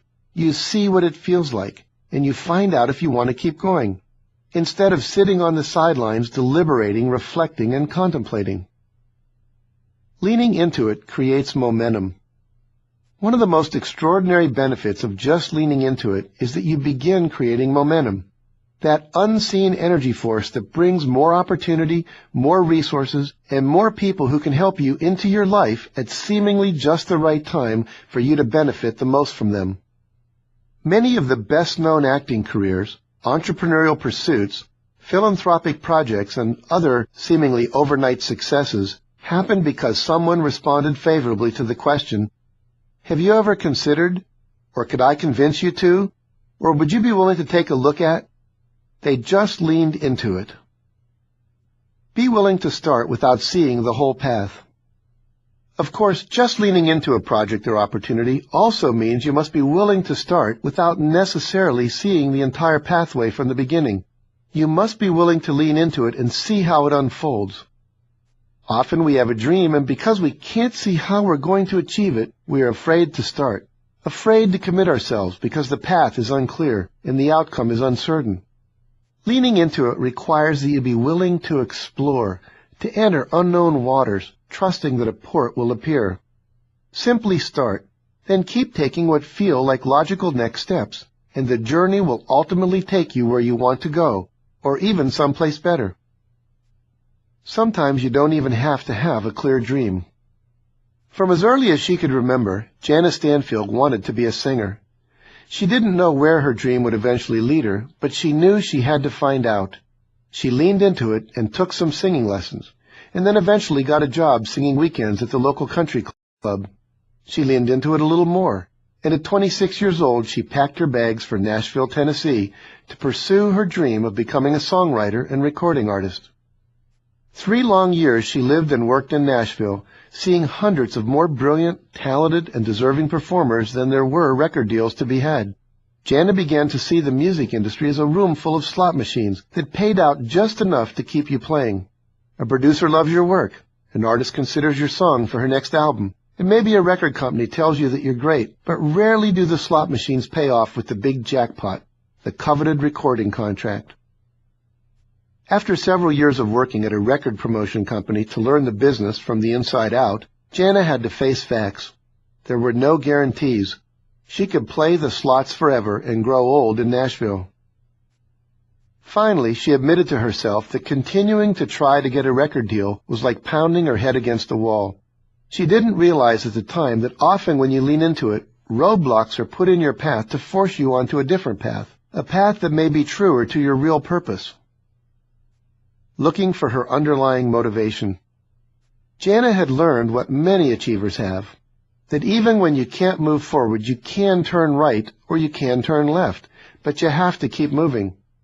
She discovered through some personal development courses that sometimes in the rush to fulfill our dreams, we get caught up in what we think is the only form that will satisfy that dream. In Jana's case, a recording contract. But as Jana would soon learn, there are many ways to accomplish your goal if you know what you're really pursuing. Because underneath her desire to land a record deal was a deeper motivating need, the real motivation for her dream. To use her music to uplift, inspire, and offer hope to people. I want to combine music, comedy, storytelling, and motivation with what I'm here for, she wrote in her journal. I am an artist, and my art is unfolding before me. The roadblock that blocked my path has been lifted. Emboldened by this new insight, Jana began to play anywhere people would let her. Where two or more are gathered, I will bring my guitar, became her motto. She played in living rooms, driveways, schools, churches, anywhere she could. I'm not lost, I'm just exploring. But Jana was still at a loss to figure out how to combine her talents in a way that would be helpful to people and pay her a modest income. There was no one out there already doing what she wanted to do, combining music, comedy, storytelling, and motivation. There was no career path already laid out to follow. No footsteps to walk in. She was charting new territory. She didn't know where she was going or what form it would ultimately take, but she just kept leaning into it. Jana began to work odd jobs, always leaning into it, trying to figure out how to turn her passion for her art and her desire to help people into something she could make a living from. I'm willing to use my gifts to make this world a better place, she wrote in her journal.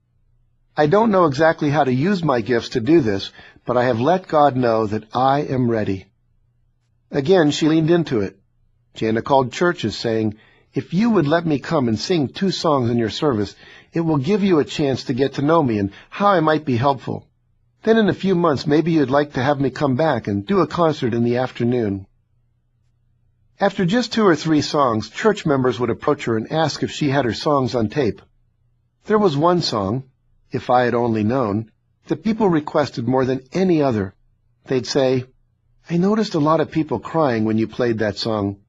I've had a loss that's so painful that I can't cry here at church because I don't know if I can put myself back together once I start. Would you make me a copy of this song so I can have it when I'm alone and really feel the feelings you're bringing to me? Jana spent a lot of time making cassettes and mailing them to people, but all the while her friends kept telling her to make an album. You've got all those demo songs you recorded when you were trying to get a record deal, they said. Just take your demos and make an album. Jana thought, oh, I couldn't do that. It wouldn't be a real album with a real record company. It wouldn't really count. It would just show what a failure I've been. But her friends kept after her, and eventually Jana leaned into it one more time. She paid an engineer $100 to put together 10 of her songs, which she playfully referred to as a compilation of my top 10 most rejected songs. She made the covers at Kinko's and reproduced 100 cassettes, which she now laughingly recalls she thought would be a lifetime supply. As she traveled from living room to living room and tiny church to tiny church, she set out her cassettes on the card table and sold them after her performance. Then came the turning point. My husband went with me to a church in Memphis, Jana recalls. They didn't feel comfortable about having a card table with my cassettes inside the church, so they put my card table out on their new parking lot. It had just been repaved, and in 95-degree weather, the asphalt was hot and black and gooey.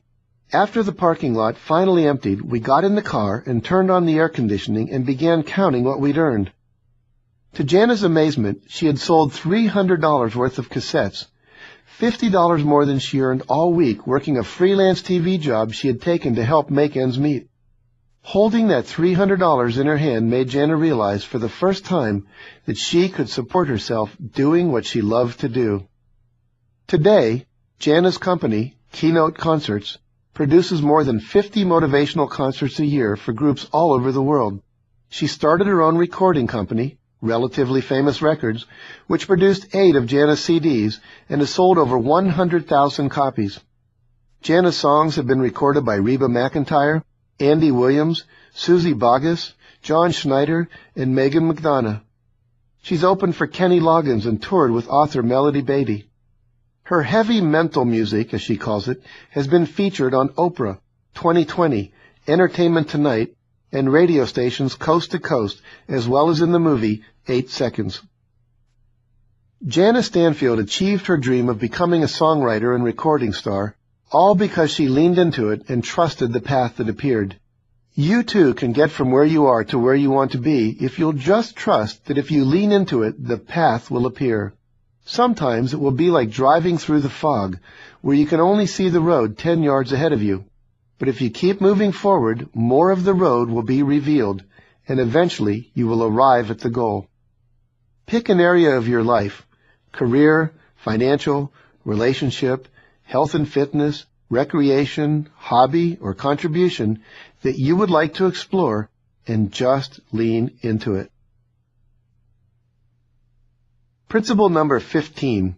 Feel the fear and do it anyway. As you move forward on your journey from where you are to where you want to be, you are going to have to confront your fears. Fear is natural. Whenever you start a new project, take on a new venture, or put yourself out there is usually fear.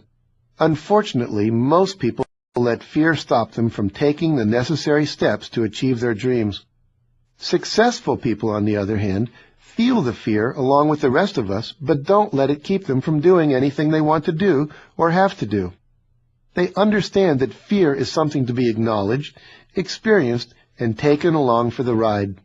They have learned, as author Susan Jeffers suggests, to feel the fear and do it anyway. Why are we so fearful? Millions of years ago, fear was our body's way of signaling us that we were out of our comfort zone. It alerted us to possible danger and gave us the burst of adrenaline we needed to run away. Unfortunately, though this response was useful in the days when saber-toothed tigers were chasing us, today most of our threats are not all that life-threatening. Today, fear is more of a signal that we must stay alert and cautious.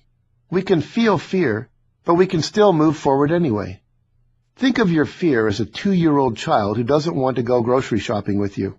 You wouldn't let a 2-year-old's mentality run your life, would you? Because you must buy groceries, you'll just have to take the 2-year-old along with you. Fear is no different. In other words, acknowledge that fear exists, but don't let it keep you from doing important tasks. You have to be willing to feel the fear.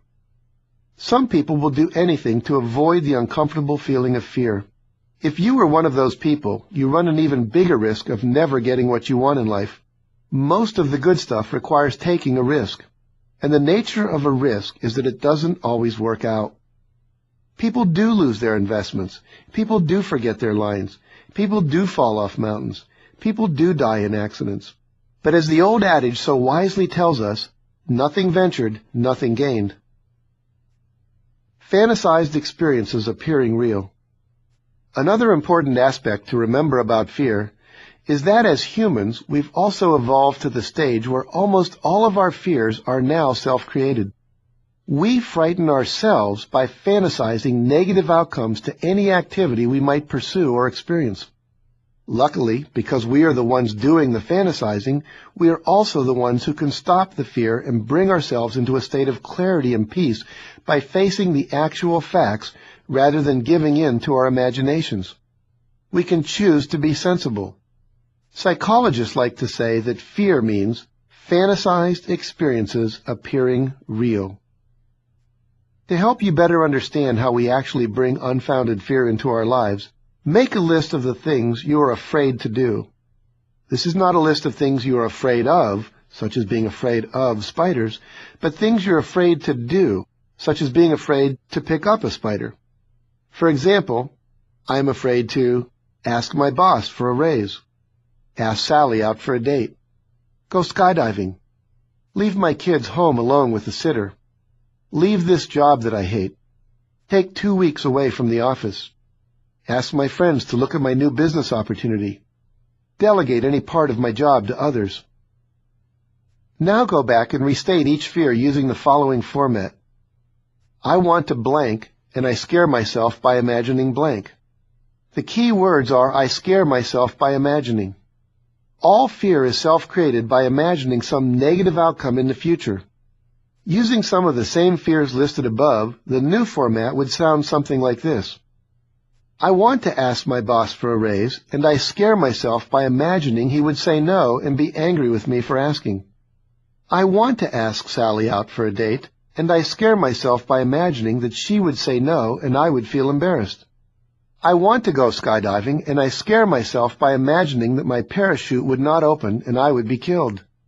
I want to leave my kids home with a sitter, and I scare myself by imagining that something terrible would happen to them if I did. I want to leave this job I hate to pursue my dream, and I scare myself by imagining I would go bankrupt and lose my house.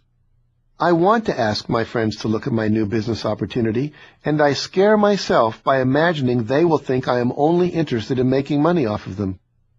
Can you see that you are the one creating the fear? How do you get rid of the fear?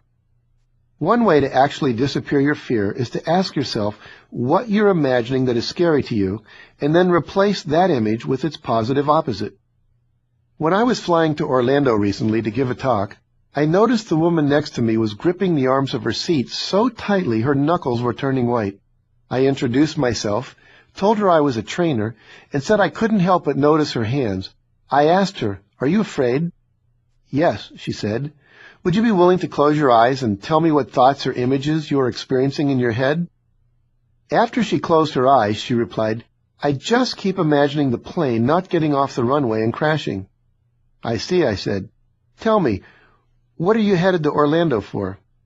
"I'm going there to spend 4 days with my grandchildren at Disney World." "Well, great. What's your favorite ride at Disney World?" "It's a Small World." "Wonderful. Can you imagine being at Disney World in one of the gondolas with your grandchildren in the It's a Small World attraction?" "Yes." "Can you see the smiles and the looks of wonder on your grandchildren's faces as they watch all the little puppets and figures from the different countries bobbing up and down and spinning around?" "Uh-huh." Her face relaxed, her breathing deepened, and her hands released their grip on the arms of the seat. In her mind, she was already at Disney World. She had replaced the catastrophic picture of the plane crashing with a positive image of her desired outcome, and instantly her fear disappeared. You can use this same technique to disappear any fear that you might ever experience. Replace the physical sensations fear brings. Another technique that works for relieving fear is to focus on the physical sensations you're currently feeling, sensations you're probably just identifying as fear. Next, focus on those feelings you would like to be experiencing instead: courage, self-confidence, calm, and joy. Scale down the risk. Anthony Robbins says, "If you can't, you must, and if you must, you can." I agree. It is those very things that we are most afraid to do that provide the greatest liberation and growth for us. If a fear is so big that it paralyzes you, scale down the amount of risk. Take on smaller challenges and work your way up. If you're starting your first job in sales, call on prospects or customers you think will be easiest to sell to first. If you're asking for money for your business, practice on those lending sources whom you wouldn't want to get a loan from anyway. If you're anxious about taking on new responsibilities at work, Start by asking to do parts of a project you're interested in. If you're learning a new sport, start at lower levels of skill. Master those skills you need to learn, move through your fears, and then take on bigger challenges. Take a leap. Mike Kelly lives in paradise and owns several companies under the umbrella of Beach Activities of Maui. With only a year of college under his belt, he never did return to get his degree, Mike left Las Vegas at age 19 for the islands of Hawaii and ended up selling suntan lotion by the pool at a hotel in Maui. From these humble beginnings, Mike went on to create a company with 175 employees and over $5 million in annual revenues that provides recreational experiences, catamaran and scuba diving excursions for tourists, and concierge services and business centers for many of the island's hotels. Mike credits much of his success to always being willing to take a leap when needed. When Beach Activities of Maui was attempting to expand its business, there was an important hotel whose business he wanted, but a competitor had held the contract for over 15 years. To maintain a competitive edge, Mike always reads the trade journals and keeps an ear open to what is happening in his business. One day he read that this hotel was changing general managers, and the new general manager who would be coming in lived in Copper Mountain, Colorado. This got Mike to thinking. Because it is so hard to get through all of the gatekeepers to secure a meeting with a general manager, maybe he should try to contact him before he actually moved to Hawaii. Mike wrestled with what would be the best way to contact him. Should he write a letter? Should he call him on the phone? As he pondered these options, his friend Doug suggested, "Why don't you just hop on a plane and go see him?" Always one to take action and take it now, Mike quickly put together a pro forma and a proposal and hopped on a plane the next night. After flying all night, he arrived in Colorado, rented a car, and drove the 2 hours out to Copper Mountain, and showed up unannounced at the new general manager's office. He explained who he was, congratulated him on his new promotion, told him that he looked forward to having him in Maui, and asked for a few moments to tell him about his company and what it could do for his hotel. Mike did not get the contract during that first meeting, but the fact that a young kid was so confident in himself and his services that he would take a leap of faith to jump on a plane and fly all the way to Denver and drive out into the middle of Colorado on the off chance that he would be able to get together with him left such a huge impression on the general manager that when he finally did get to Hawaii, Mike secured the contract, which over the ensuing 15 years has been worth hundreds of thousands of dollars to Mike's bottom line. Taking a leap can transform your life. Multimillionaire Dr. John DeMartini is a resounding success by anyone's standards. He's married to a beautiful and brilliant woman, Athena Starwoman, the world-famous astrologer who consults and writes for 24 well-known magazines, including Vogue. Together they own several homes in Australia, and they spend over 60 days a year together circumnavigating the globe in their $3 million luxury apartment on board the $550 million ocean liner World of Residency, a residence they purchased after selling their Trump Tower apartment in New York City. The author of 54 training programs and 13 books, John spends the year traveling the world speaking and conducting his courses on financial success and life mastery. But John didn't start out rich and successful. At age 7, he was found to have a learning disability and was told that he would never read, write, or communicate normally. At 14, he dropped out of school, left his Texas home, and headed for the California coast. By 17, he had ended up in Hawaii, surfing the waves of Oahu's famed North Shore, where he almost died from strychnine poisoning. His road to recovery led him to Dr. Paul Bragg, a 93-year-old man who changed John's life by giving him one simple affirmation to repeat: "I am a genius, and I apply my wisdom." Inspired by Dr. Bragg, John went to college, earned his bachelor's degree from the University of Houston, and later his doctoral degree from the Texas College of Chiropractic. When he opened his first chiropractic office in Houston, John started with just 970 square feet of space. Within 9 months, he'd more than doubled that and was offering free classes on healthy living. When attendance grew, John was ready to expand again. It was then he took a leap that changed his career forever. It was Monday, John said. The shoe store next door had vacated over the weekend. What a perfect lecture hall, John thought as he quickly phoned the leasing company. When no one called him back, John concluded they weren't going to rent the space soon, so he took a leap. "I called a locksmith to come out and open up the place," John said. "I thought the worst thing they would do was charge me rent." He quickly transformed the space into a lecture hall, and within days was holding free talks there on a nightly basis. Because the space was located right next to a movie theater, he added a loudspeaker so moviegoers could hear his lectures as they walked to their cars. Hundreds began attending classes and eventually became patients. John's practice grew rapidly, yet nearly 6 months went by before the property manager came to investigate. "You've got a lot of courage," the manager said. "You remind me of me."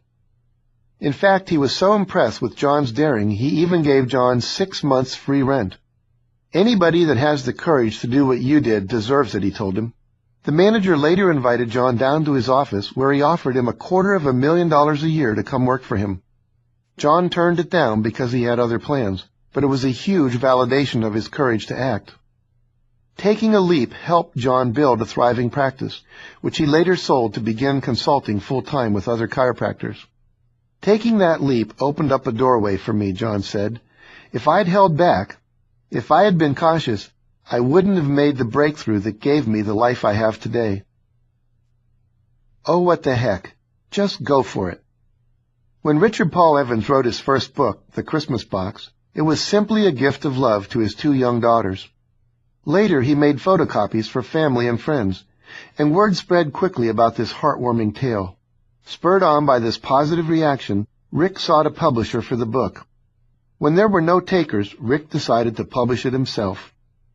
To promote the book, he took a booth at a regional American Booksellers Association conference, where, among other activities, celebrity authors were signing books at one end of the exhibit hall. Rick noticed these celebrity authors were the only ones getting attention from the press. He also noticed that when the next group of celebrities arrived for their scheduled time, one author had failed to arrive. With his fear being crowded out by his courage and commitment to his dream, Rick decided to take a leap. He picked up 2 boxes of books, walked toward the empty chair, sat down, and began to sign.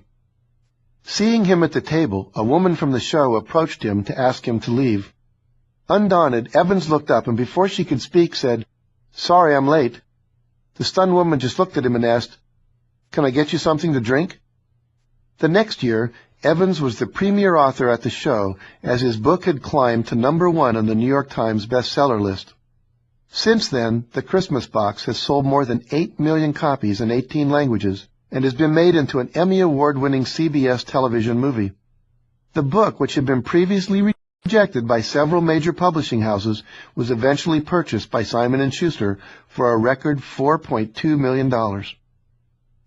In January of 1981, a real estate investor, Robert Allen, took a challenge, putting it all on the line, that would make or break his new career as an author and seminar leader.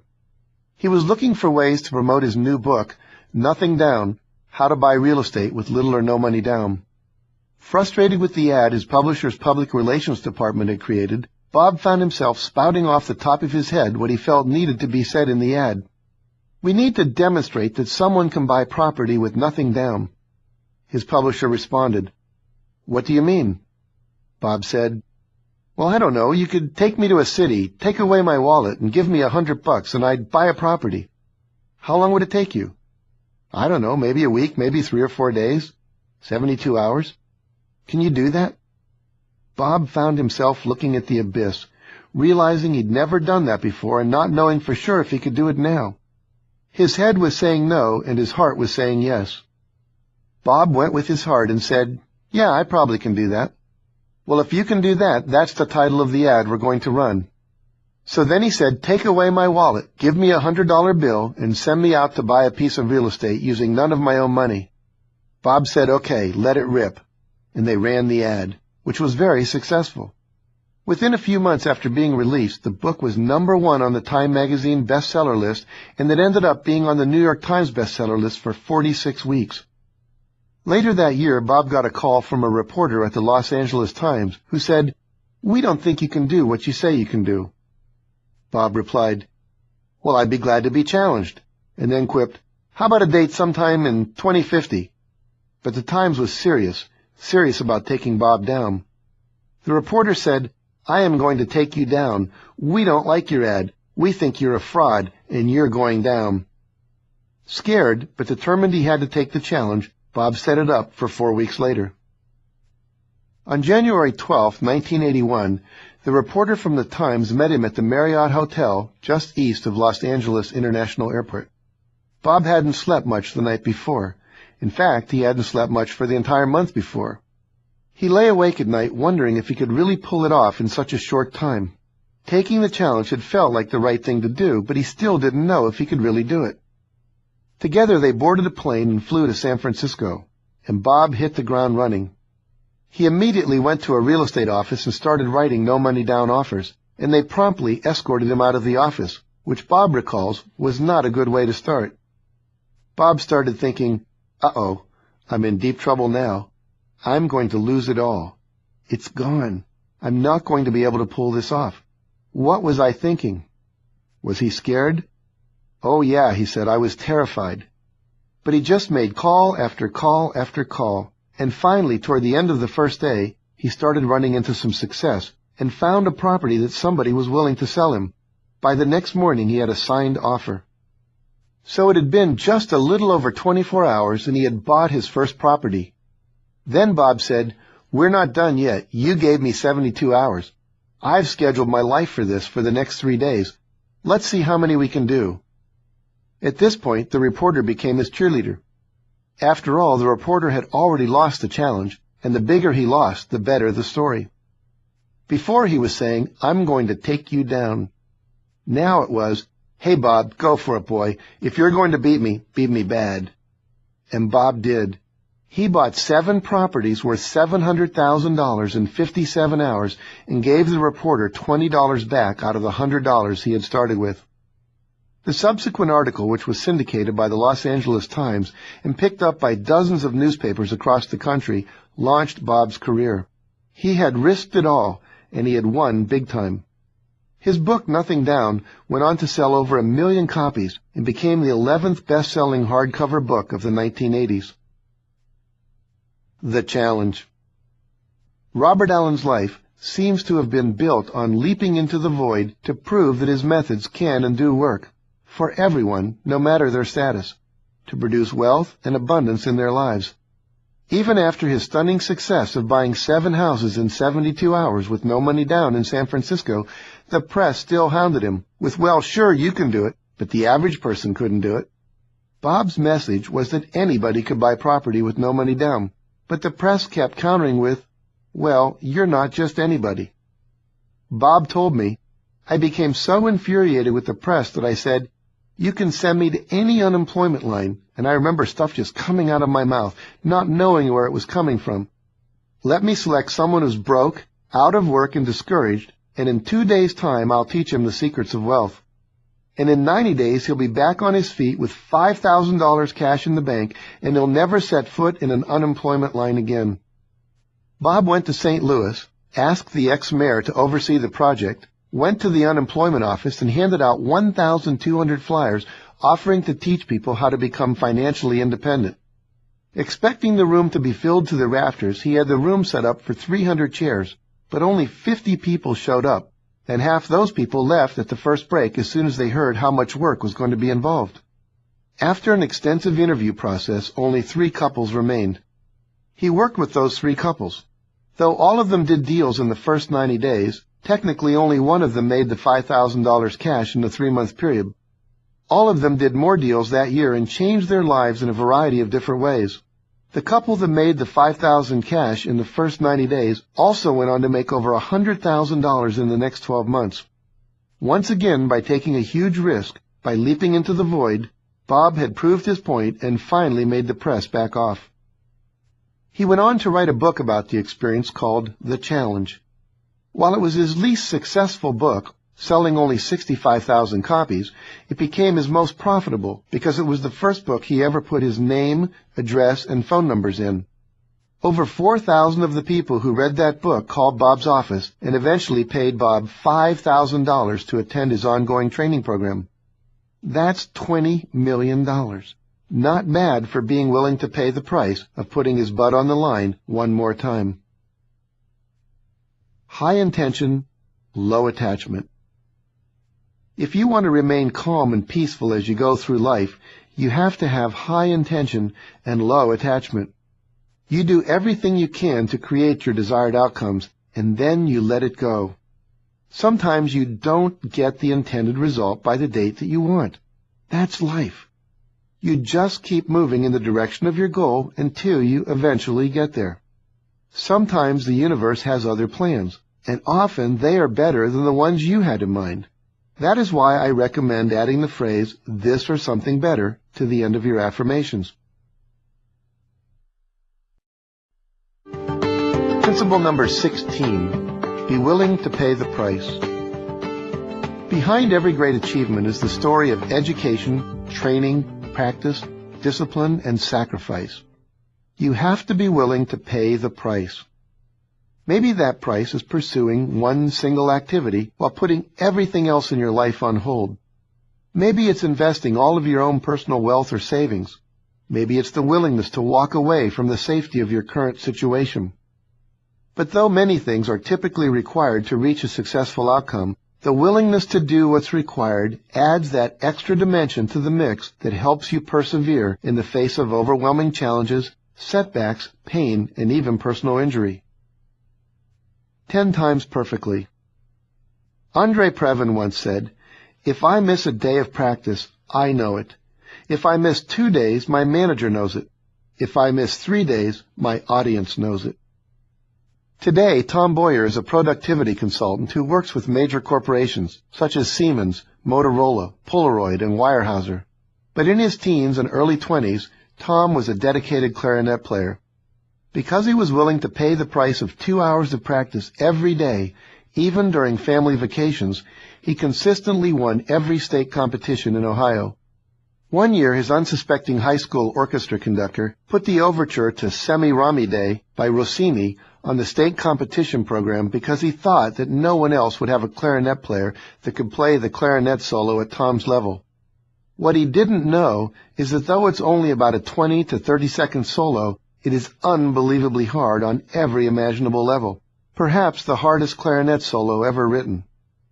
When Tom walked into his next lesson with Robert Marcellus, the principal clarinet in the Cleveland Orchestra at the time, he looked at him and said, "How do I even have a chance of getting this?" Marcellus looked at him and said, "Something that hard, if you can play it 10 times in a row without a mistake in the practice room, you have a chance of getting it out on stage."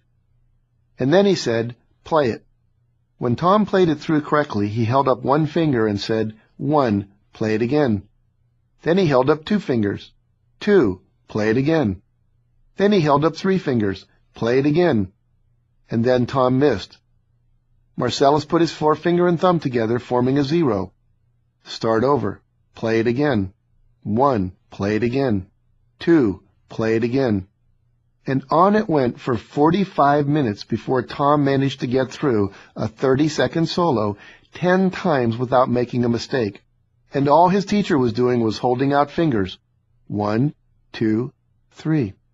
When Tom got to 10 times in a row without a mistake, his teacher looked at him with a little smile on his face and said, "Now, tell me what you learned." Then and only then did he show Tom a couple of things to make playing the piece a little bit easier. Tom went on to play the solo perfectly in the competition, and later, after 6 years in the Cleveland Institute of Music, Tom landed a spot in the Cleveland Orchestra for 2 years. Whatever it takes. In 1987, a young John Assaraf moved from Toronto, Ontario to Indianapolis, Indiana to become partners in a fledgling RE/MAX real estate franchising operation. John was definitely willing to pay the price. When his friends were in a bar having a drink, John was working on achieving his dream of convincing existing real estate offices to join the RE/MAX system. John approached a minimum of 5 real estate agents every day for 5 years. At first, people laughed John right out of their offices. Why would they give up a part of their existing income or their reputation to join a new franchise that had already failed twice? But John was passionate about his dream. In his zeal, he even tried to enroll the #1 real estate office in Indiana at the time. They thought he was nuts. But John persisted, and only 5 years later, he and his associates surpassed the $1 billion sales mark and took the lead. Today, RE/MAX of Indiana's 1,500 sales associates generate over $4 billion a year in sales and earn over $100 million a year in commissions. Today, John earns a very comfortable residual income from his company in Indiana and lives in Southern California, where he has more than ample time to play with his 2 sons, pursue other business interests, write books, and teach others his success cloning formula for success. Putting in the time. Part of paying the price is the willingness to do whatever it takes to get the job done. It comes from a declaration that you are going to get it done no matter what it takes, no matter how long it takes, and no matter what comes up. It's a done deal. You are responsible for the results you intend. No excuses, just a world-class performance or an outstanding result that can be counted on. Consider this. Michael Crichton is the Emmy and Peabody Award-winning creator of the television series ER. His books have sold over 100 million copies in 30 languages, and 12 have been made into films, 7 of which he directed. His books and films include Jurassic Park, The Andromeda Strain, Congo, Coma, Twister, and Westworld. He is the only person to have had, at the same time, the #1 book, the #1 movie, and the #1 television show in the United States. With all of his natural talent, Michael still says, books aren't written, they're rewritten. It is one of the hardest things to accept, especially after the 7th rewrite hasn't quite done it.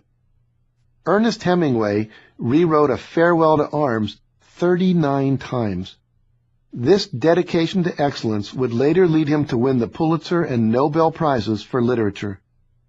M. Scott Peck only received a $5,000 advance for The Road Less Traveled. However, he was willing to pay the price to fulfill his dream. During the year after it was published, he participated in 1,000 radio interviews to advertise and promote his book.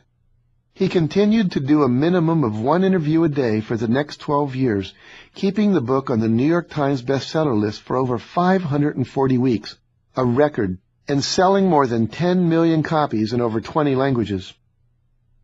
It's about building momentum. When a NASA rocket takes off from Cape Canaveral, it uses up a large portion of its total fuel just to overcome the gravitational pull of the Earth. Once it has achieved that, it can virtually coast through space for the rest of its journey. Likewise, an amateur athlete often puts in full training days with Spartan self-discipline for years. But after winning a gold medal or a world championship, offers for endorsements, spokesperson contracts, speaking engagements, retail merchandise deals, and other entrepreneurial opportunities often come pouring in, allowing them to slow down a bit and take advantage of the momentum they created earlier in their career. Likewise, in any business or profession, once you have paid the price to establish yourself as an expert, a person of integrity who delivers high-quality results on time, you get to reap the benefits of that for the rest of your life. When I started speaking, no one had ever heard of me. As I delivered more and more speeches and seminars that delivered what the client wanted, my reputation grew. I had a file full of glowing testimonial letters and a track record of credibility that was built up over many years of giving free and low-fee talks until I had honed my craft. The same was true for writing books. It took many years to get good at it. If you're involved in network marketing, you have to put in countless hours in the beginning not getting paid what you were worth.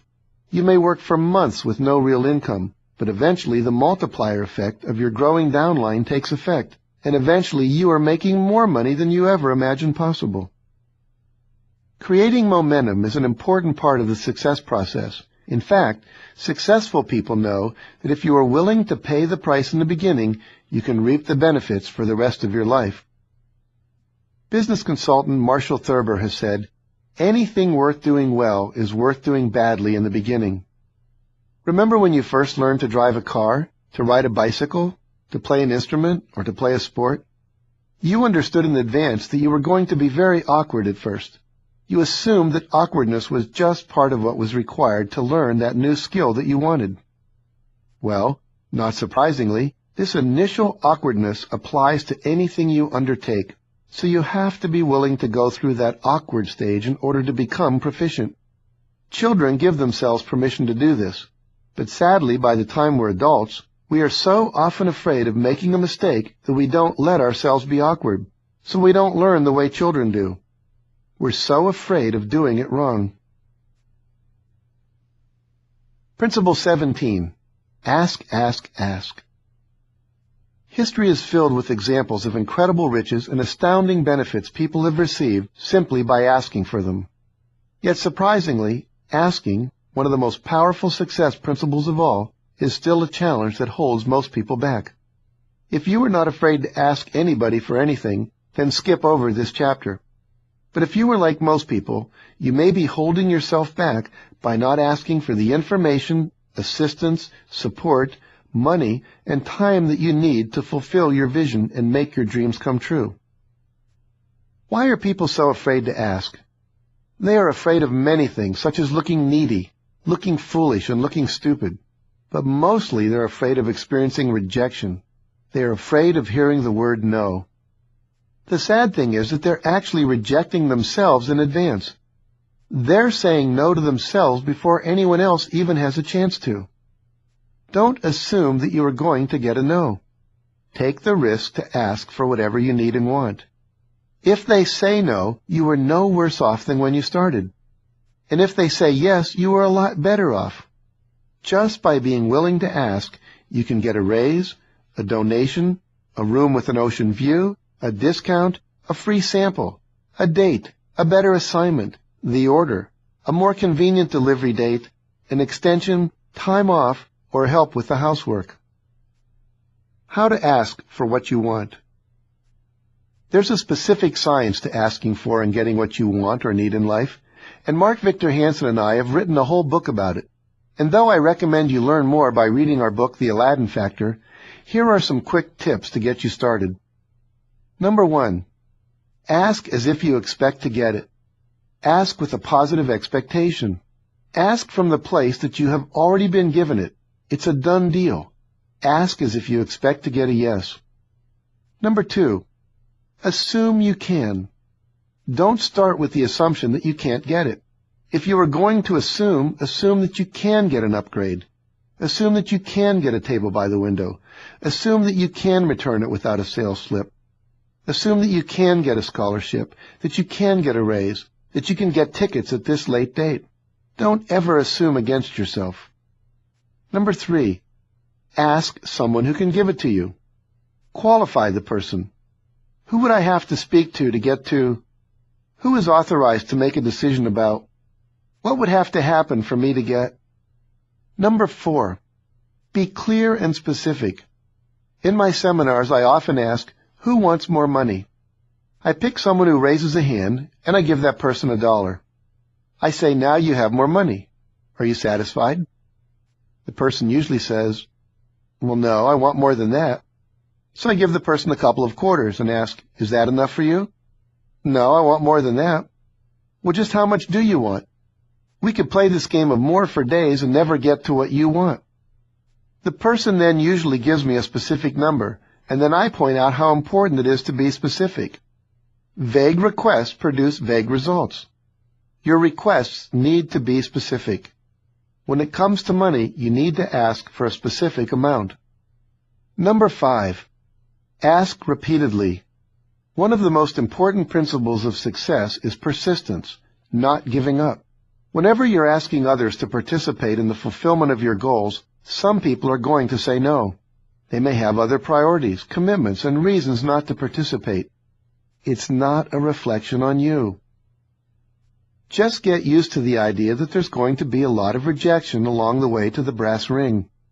The key is not to give up. When someone says no, you keep asking. Why? Because when you keep on asking, even the same person again and again, you might get a yes. Kids understand this success principle perhaps better than anyone. They will ask the same person for the same thing over and over again without any hesitation. They eventually wear you down and get what they want. Ask and it shall be given to you. In the year 2000, Sylvia Collins flew all the way from Australia to Santa Barbara to take one of my week-long seminars, where she learned about the power of asking. A year later, I received this letter from her. I have taken a detour in my career path, and I'm selling new developments on the Gold Coast with a company called Gold Coast Property. I work with a team of guys, mostly in their 20s. The skills I have acquired through your seminars have helped me to perform and be an active part of a winning team. I must tell you how having self-esteem and not being afraid to ask has impacted this office. At a recent staff meeting, we were asked what we would like to do for our once-a-month team-building day.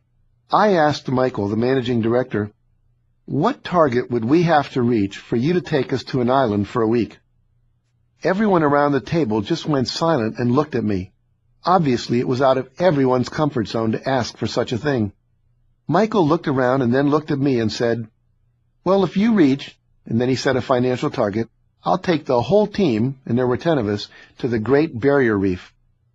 Well, the next month we reached the target and off we went to Lady Elliot Island for 4 days. Airfares, accommodations, food, and activities all paid for by the company. We had the most amazing 4 days. We snorkeled together, had bonfires on the beach, we played tricks on each other, had so much fun. Afterwards, Michael gave us another target and said he would take us to Fiji if we reached that one, and we reached that target in December. Even though the company is paying for these trips, Michael is miles ahead from the enormous level of increased sales. In 1997, 21-year-old Chad Pregracki set out on a one-man mission to clean up the Mississippi River. He started with a 20-foot boat in his own 2 hands. Since that time, he's cleared more than 1,000 miles of the Mississippi and another 435 miles of the Illinois River, pulling more than 1 million tons of debris from the riverbanks. Using the power of asking, he's raised more than $2,500,000 in donations and enlisted more than 4,000 people to help him in his crusade. When Chad realized he would need more barges, trucks, and equipment, he asked state and local officials for help, only to be turned down. Not to be dissuaded, Chad grabbed a phone book, turned to the business listings, and called Alcoa. Because, he said, it started with an A. Armed with only his passionate commitment to his dream, Chad asked to speak to the top guy. Eventually, Alcoa gave him $8,400. Later, working his way through the A's, he called Anheuser-Busch. As reported in Smithsonian Magazine, Mary Alice Ramirez, the Director of Environmental Outreach at Anheuser-Busch, remembers her first conversation with Chad this way. "Will you give me some money?" Chad asked. "Who are you?" replied Ramirez. "I want to get rid of the garbage in the Mississippi River," Chad said. "Can you show me a proposal?" Ramirez inquired. "What's a proposal?" Chad replied. Ramirez eventually invited Chad to a meeting and gave him a check for $25,000 to expand his Mississippi River beautification and restoration project.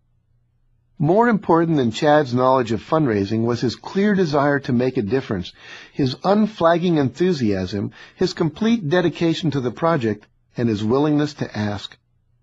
Eventually, everything Chad needed was secured through asking. He now has a board of directors made up of lawyers, accountants, and corporate officers. He has several full-time staff members and thousands of volunteers. In the process, he has not only cleaned up miles of shoreline on the Mississippi, Illinois, Anacostia, Potomac, Missouri, Ohio, and Rock Rivers, removing over 1 million tons of trash, but he's also drawn attention to the health and beauty of all rivers and the responsibility we all share in keeping them clean. Start asking today. Take time now to make a list of the things that you want that you don't ask for at home, school, or at work. Next to each one, write down how you stop yourself from asking. What is your fear?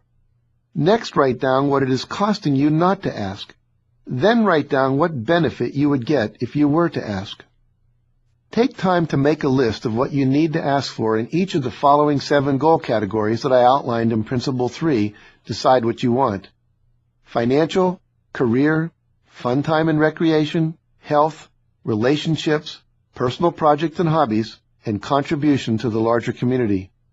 This might include a raise, a loan, seed money, feedback about your performance, a referral, an endorsement, time off to get additional training, someone to babysit your children, a massage, a hug, or help with a volunteer project. Principle number 18. Reject rejection. If you are going to be successful, you're going to need to learn how to deal with rejection. Rejection is a natural part of life. You get rejected when you aren't picked for the team, don't get the part in the play, don't get elected, don't get into the college or graduate school of your choice, don't get the job or promotion you wanted, don't get the raise you wanted, don't get the appointment you requested, don't get the date you asked for, don't get the permission you requested, or when you get fired.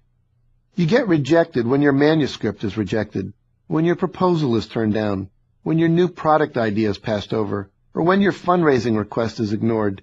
You get rejected when your design concept is not accepted, your application for membership is denied, or your offer of marriage is not accepted. Rejection is a myth. To get over rejection, you have to realize that rejection is really a myth.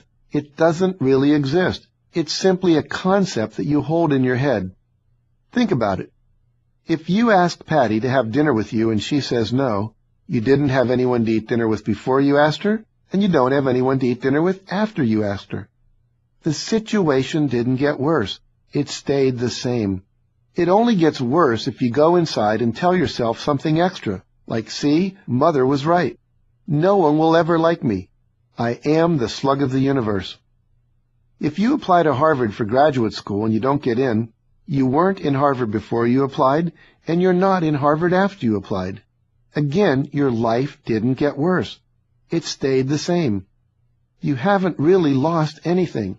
And think about this. You have spent your whole life not going to Harvard. You know how to handle that. The truth is, you never have anything to lose by asking, and because there is something to possibly gain, by all means ask. Whenever you ask anyone for anything, remember the following: SW, SW, SW, SW, which stands for some will, some won't, so what? Someone's waiting. Some people are going to say yes, and some are going to say no. So what? Out there somewhere, someone is waiting for you and your ideas. It is simply a numbers game. You have to keep asking until you get a yes. The yes is out there waiting.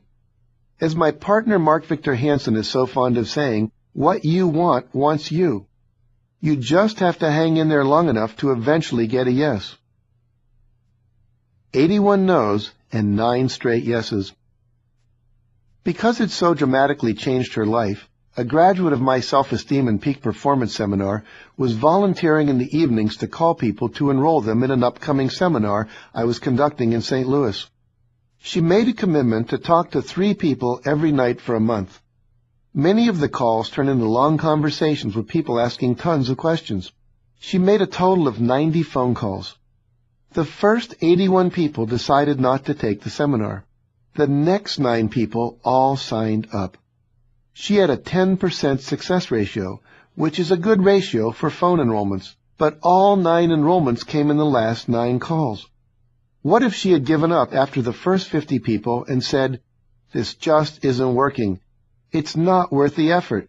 Nobody is signing up." But because she had a dream of sharing with others the life-transforming experience that she had had, she persevered in the face of a lot of rejection, knowing that it was indeed a numbers game. And her commitment to the outcome paid off. She was instrumental in helping 9 other people transform their lives. If you're committed to a cause that evokes your passion and commitment, you keep learning from your experiences, and you stay the course to the end, you will eventually create your desired outcome. Just say next. Get used to the idea that there is going to be a lot of rejection along the way to the gold ring. The secret to success is to not give up. When someone says no, you say next. Keep on asking. When Colonel Harlan Sanders left home with his pressure cooker and his special recipe for cooking southern fried chicken, he received over 300 rejections before he found someone to believe in his dream.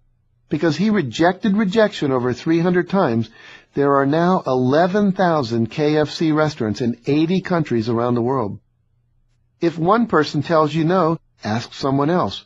Remember, There are over 5 billion people on this planet. Someone, somewhere, sometime will say yes. Don't get stuck in your fear or resentment. Move on to the next person. It is a numbers game. Someone is waiting to say yes.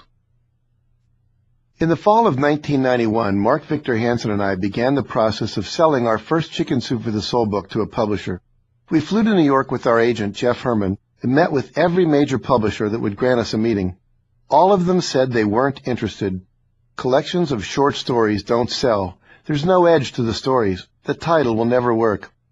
After that, we were rejected by another 20 publishers who had received the manuscript through the mail. After being rejected by more than 30 publishers, our agent gave the book back to us and said, "I'm sorry, I can't sell it for you." What did we do? We said next. We also knew we had to think outside of the box. After weeks of racking our brains, we hit on an idea that we thought would work. We printed up a form that was a promise to buy the book when it was published. It included a place for people to write their name, address, and the number of books they pledged to buy. Over a period of months, we asked everyone who attended our speeches or seminars to complete the form if they would buy a copy of the book when it was published. Eventually, we had promises to buy 20,000 books. The following spring, Mark and I attended the American Booksellers Association convention in Anaheim, California, and walked from booth to booth, talking to any publisher who would listen. Even with copies of our signed pledge forms to demonstrate the market for our book, we were turned down again and again. But again and again, we said next. At the end of the second very long day, we gave a copy of the first 30 stories in the book to Peter Vegzo and Gary Seidler, co-presidents of Health Communications, Inc., a struggling publisher specializing in addiction and recovery books, who agreed to take it home and look it over. Later that week, Gary Seidler took the manuscript to the beach and read it. He loved it and decided to give us a chance. Those hundreds of necks had paid off. After over 130 rejections, that first book went on to sell 8 million copies, spawning a series of 80 best-selling books that have been translated into 39 languages. In those pledge forms, when the book was finally published, we stapled an announcement to the signed forms, sent them to the people at the address on the form, and waited for a check. Almost everyone who had promised to buy a book came through on his or her commitment. In fact, one entrepreneur in Canada bought 1,700 copies and gave one to every one of his clients. 155 rejections didn't stop him. When 19-year-old Rick Little wanted to start a program in the high schools that would teach kids how to deal with their feelings, handle conflict, clarify their life goals, and learn communication skills and the values that would help them live more effective and fulfilling lives, he wrote a proposal and shopped it to over 155 foundations. He slept in the back of his car and ate peanut butter on crackers for the better part of a year. But he never gave up his dream. Eventually, the Kellogg Foundation gave Rick $130,000. That's almost $1,000 for each no he endured. Since that time, Rick and his team have raised over $100 million to implement the Quest program in over 30,000 schools around the world. 3 million kids per year are being taught important life skills because one 19-year-old rejected rejection and kept on going until he got a yes. In 1989, Rick received a grant for $65 million, the second largest grant ever given in U.S. history, to create the International Youth Foundation. What if Rick had given up after the 100th rejection and said to himself, "Well, I guess this just isn't supposed to be"? What a great loss to the world and to Rick's higher purpose for being. He knocked on 12,500 doors. When Dr. Ignatius Piazza was a young chiropractor fresh out of school, he decided he wanted to set up offices in the Monterey Bay area of California. When he approached the local chiropractic association for assistance, they advised him to set up shop somewhere else. They told him he wouldn't be successful because there were already too many chiropractors in the area. Undaunted, he applied the next principle. For months, he went from door to door early in the morning until sunset, knocking on doors. After introducing himself as the new young doctor in town, he asked a few questions. Where should I locate my office? What newspaper should I advertise in to reach your neighbors? Should I open early in the morning or stay open into the evening for those who have 9-to-5 jobs? Should I call my clinic Chiropractic West or Ignatius Piazza Chiropractic? And finally he asked, when I hold my open house, would you like to receive an invitation? If people said yes, he wrote down their names and addresses and continued on, day after day, month after month. By the time he was done, he had knocked on over 12,500 doors and talked to over 6,500 people. As you can imagine, he got a lot of no's. He got a lot of nobody homes. He even got trapped on one porch, cornered by a pit bull, for a whole afternoon. But he also received enough yeses that during his first month in practice, he saw 233 new patients and earned a record income of $72,000 in an area that didn't need another chiropractor. Remember, to get what you want, you are going to need to ask, and say next, until you get the yeses that you are looking for. Asking is, was, and always will be a numbers game. Don't take it personally, because it isn't personal. It's just not a match until it is. Consider these famous rejections. Everyone who has ever made it to the top has had to endure rejections. You just have to realize they are not personal. Consider the following. When Alexander Graham Bell offered the rights to the telephone for $100,000 to Carl Orton, president of Western Union, Orton replied, "What use would this company make of an electrical toy?" Angie Everhart, who started modeling at the age of 16, was once told by model agency owner Eileen Ford that she would never make it as a model. Why not? Redheads don't sell. Everhart later became the first redhead in history to appear on the cover of Glamour magazine, had a great modeling career, and then went on to appear in 27 films and numerous TV shows. Novelist Stephen King almost made $1 million mistake when he threw his manuscript of Carrie in the garbage because he was tired of the rejections. We are not interested in science fiction which deals with negative utopias, he was told. They do not sell. Luckily, his wife fished it out of the garbage. Eventually, Carrie was printed by another publisher, sold more than 4 million copies, and was made into a blockbuster film. In 1998, Google co-founders Sergey Brin and Larry Page approached Yahoo and suggested a merger. Yahoo could have snapped up the company for a handful of stock, but instead they suggested that the young Googlers keep working on their little school project and come back when they had grown up. Within 5 years, Google had an estimated market capitalization of $20 billion. At the time of this writing, they were about to launch an initial public offering auction that eventually raised $1.67 billion. The record for the most astounding number of rejections would probably be John Creasy's. A popular British mystery writer, Creasy collected 743 rejection slips before he sold his first book. Impervious to rejection, over the next 40 years, he went on to publish 562 full-length books under 28 different pseudonyms. If John Creasy can handle 743 rejections on his way to success, so can you. Principle number 19. Use feedback to your advantage. Once you begin to take action, you'll start getting feedback about whether you're doing the right thing. You'll get data, advice, help, suggestions, direction, and even criticism that will help you constantly adjust and move forward while continually enhancing your knowledge, abilities, attitudes, and relationships. But asking for feedback is really only the first part of the equation. Once you receive feedback, you have to be willing to respond to it. There are two kinds of feedback you might encounter: negative and positive. We tend to prefer the positive, that is, results, money, praise, a raise, a promotion, satisfied customers, awards, happiness, inner peace, intimacy, and pleasure. It feels better. It tells us that we are on course, that we are doing the right thing.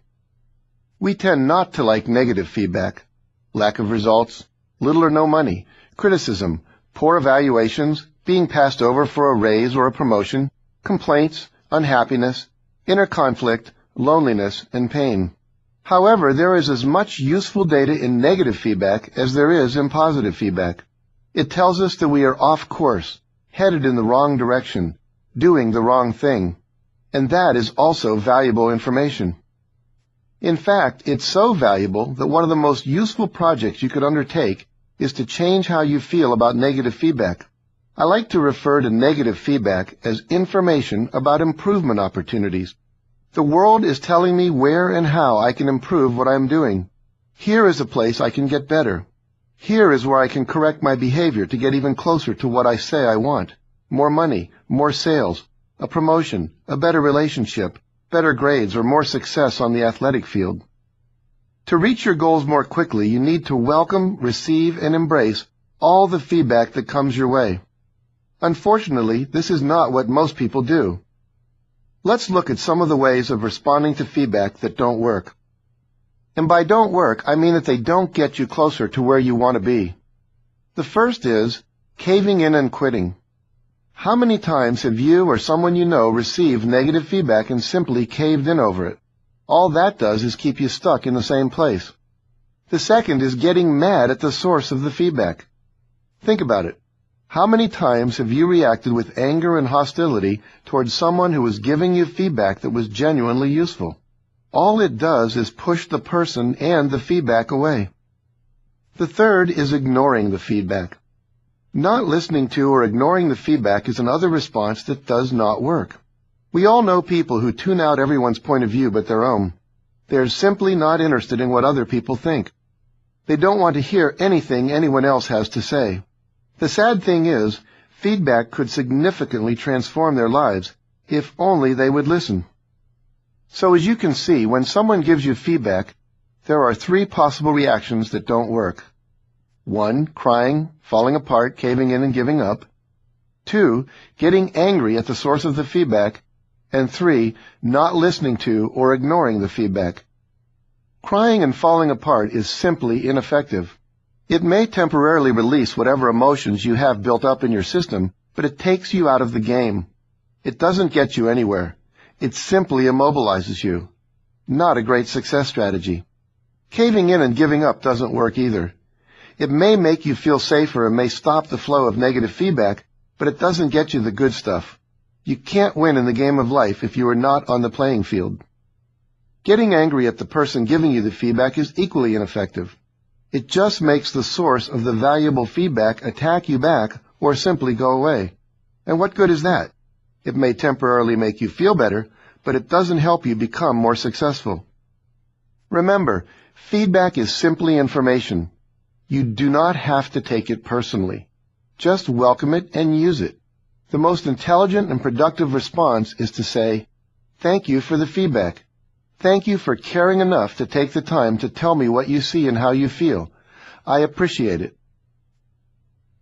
Make a habit of asking for feedback. Most people will not voluntarily give you feedback. They are as uncomfortable with possible confrontation as you are. They don't want to hurt your feelings. Perhaps they are afraid of your reaction, or they don't want to take the risk of your disapproval. So to get honest and open feedback, you are going to need to ask for it. And make it safe for the person to give it to you. In other words, don't shoot the messenger. A powerful question to ask your family members, friends, and colleagues is, how do you see me limiting myself? You might think that the answers would be hard to listen to, but most people find the information so valuable that they are grateful for what people tell them. Armed with this new feedback, they can create a plan of action for replacing their limiting behaviors with more effective and productive behaviors. The most valuable question you may ever learn. In the 1980s, a multimillionaire businessman taught me a question that radically changed the quality of my life. If the only thing you get out of listening to this audiobook is the consistent use of this question in your personal and business life, it will have been worth the money and time you have invested. So what is this magical question that can improve the quality of every relationship you are in, every product you produce, every service you deliver, every meeting you conduct, every class you teach, and every transaction you enter into? Here it is. On a scale of 1 to 10, how would you rate the quality of our relationship, service, or product during the last week, or 2 weeks, month, quarter, semester, or season, whatever time frame is appropriate? Any answer less than a 10 gets the follow-up question, what would it take to make it a 10? The second question is the one that elicits the most valuable information. Knowing that a person is dissatisfied is not enough. But knowing in detail what will satisfy them gives you the information you need to do what is necessary to create a winning product, service, or relationship. Make it a habit to end every project, meeting, class, training, consultation, and installation with these two powerful questions. Most people are afraid to ask for corrective feedback because they are afraid of what they are going to hear. There is nothing to be afraid of. The truth is the truth. You are better off knowing the meeting, class, training, consultation, and installation with these two powerful questions. Most people are afraid to ask for corrective feedback because they are afraid of what they are going to hear. There is nothing to be afraid of. The truth is the truth. You are better off knowing the truth than not knowing the truth, because once you know it, you can do something about it. You cannot fix what you don't know is broken. You cannot improve your life, your relationships, your game, or your performance without feedback. But what's the worst part of this avoidance approach to life? You are the only one who is not in on the secret.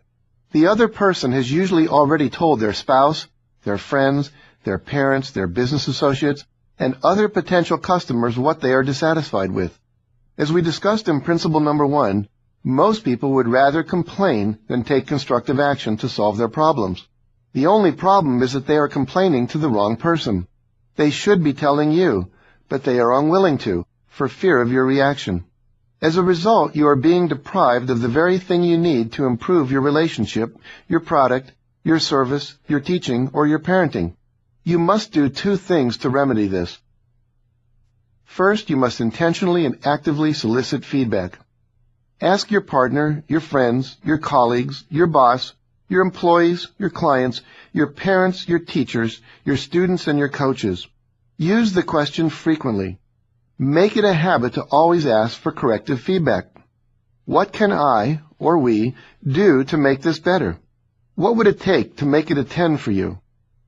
Second, you must be grateful for the feedback. Do not get defensive. Just say, "Thank you for caring enough to share that with me." If you are truly grateful for the feedback, you will get a reputation for being open to feedback. Remember, feedback is a gift that helps you become more effective. So be grateful for it. Get your head out of the sand and ask. Then check in with yourself to see what fits for you, and put the useful feedback into action. Take whatever steps are necessary to improve the situation, including changing your own behavior.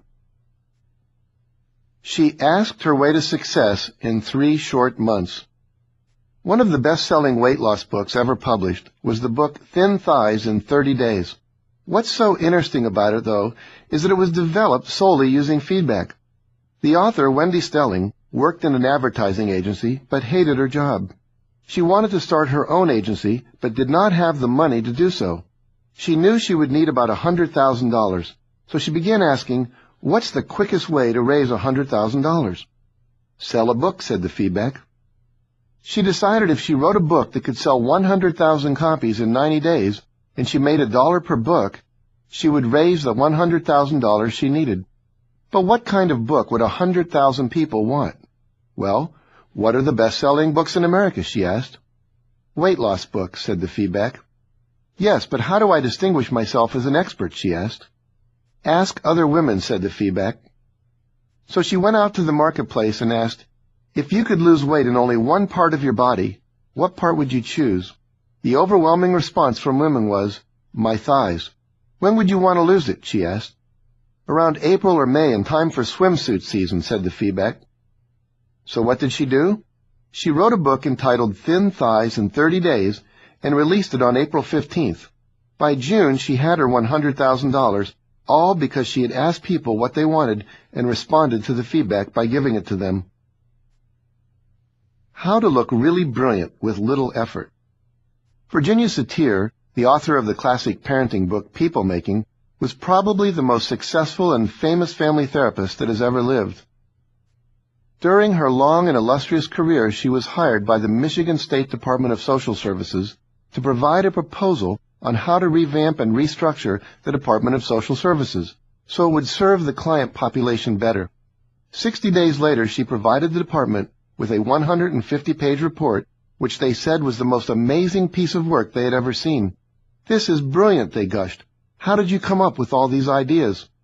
She replied, "Oh, I just went out to all of the social workers in your system, and I asked them what it would take for the system to work better." Listen to the feedback. Whether we ask or not, feedback comes to us in various forms.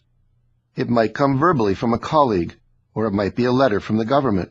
It might be the bank refusing your loan, or it could be a special opportunity that comes your way because of a specific step you took.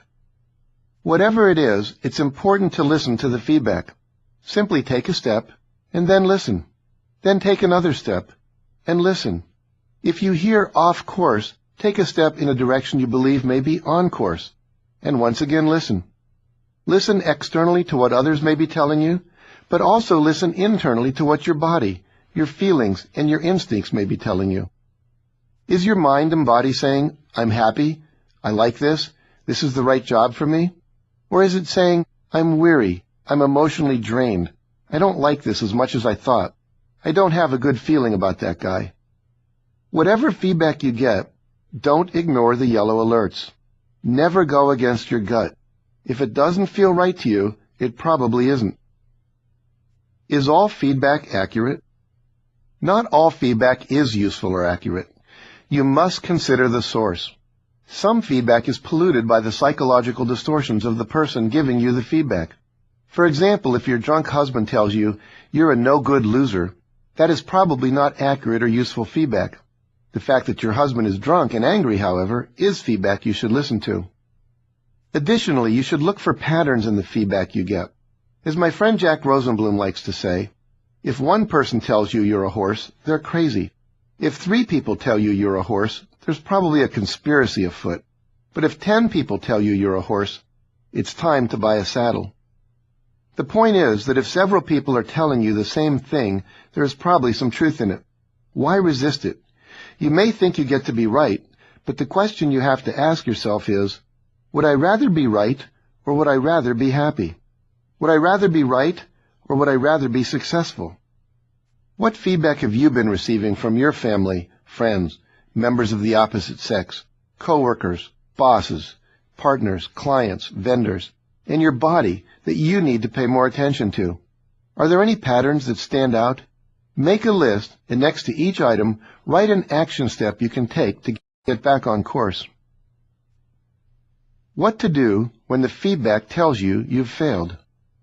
When all indicators say you've had a failure experience, there are a number of things you can do to respond appropriately and keep moving forward. First, acknowledge you did the best you could with the awareness, knowledge, and skills you had at the time. Second, acknowledge that you survived and that you can absolutely cope with any and all of the consequences or results.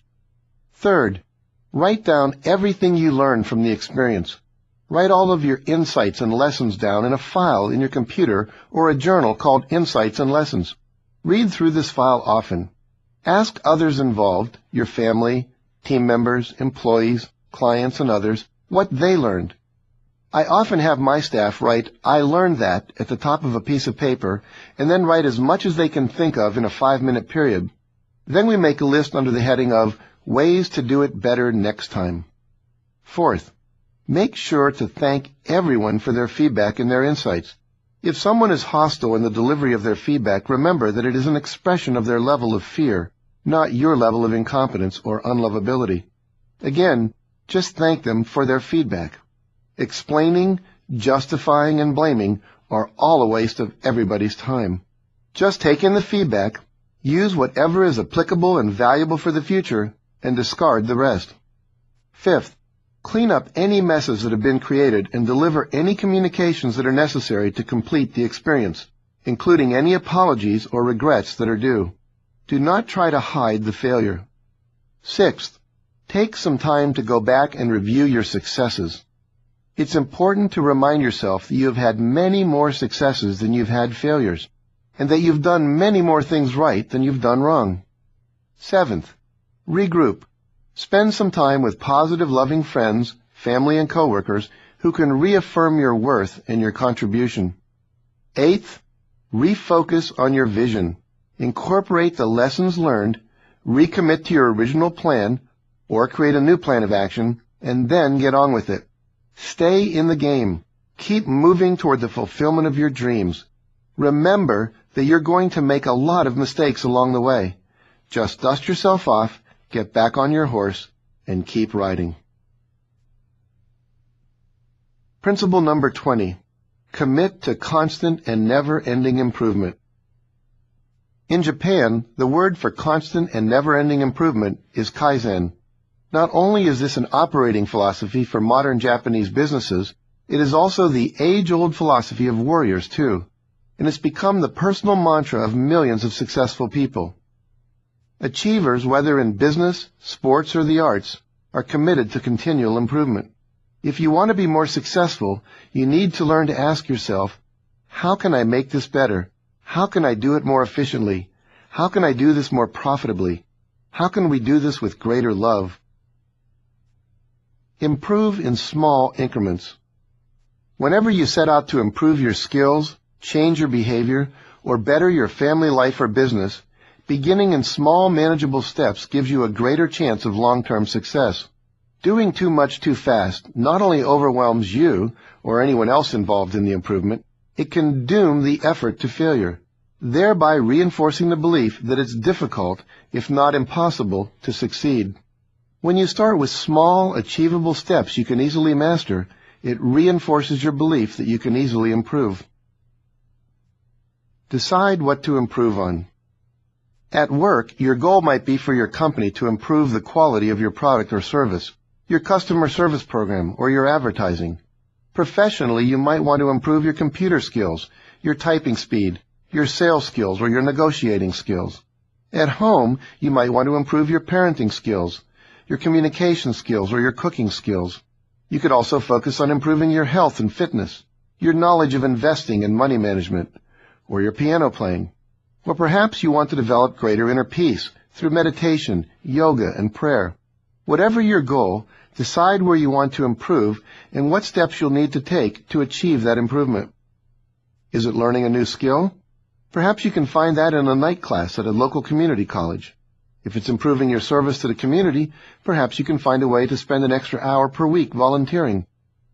To keep yourself focused on constant and never-ending improvement, ask yourself every day, how can I or we improve today? How can I or we do better than before? Where can I learn a new skill or develop a new competency?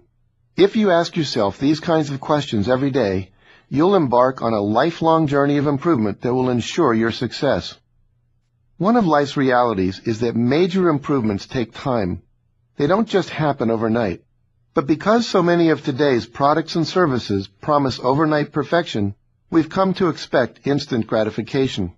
And we become discouraged when it doesn't happen. However, if you make a commitment to learning something new every day, getting just a little bit better every day, then eventually, over time, you will reach your goals. Becoming a master takes time. You have to practice, practice, practice. You have to hone your skills through constant use and refinement. It takes years to have the depth and breadth of experience that produces expertise, insight, and wisdom. Every book you read, every class you take, every experience you have is another building block in your career and your life. Make a commitment to keep getting better and better every day in every way. If you do, you'll enjoy the feelings of increased self-esteem and self-confidence that come from self-improvement, as well as the ultimate success that will inevitably follow. Principle number 21. Keep score for success. Remember when you were growing up and your mom or dad measured you every few months and kept track of your height on the wall near the pantry door? It was something visible that let you know where you stood in relation to the past and to your future goal, which was usually to be as tall as your mom or dad. It let you know you were making progress. It encouraged you to eat right and drink your milk to keep growing. Well, successful people keep the same kind of measurements.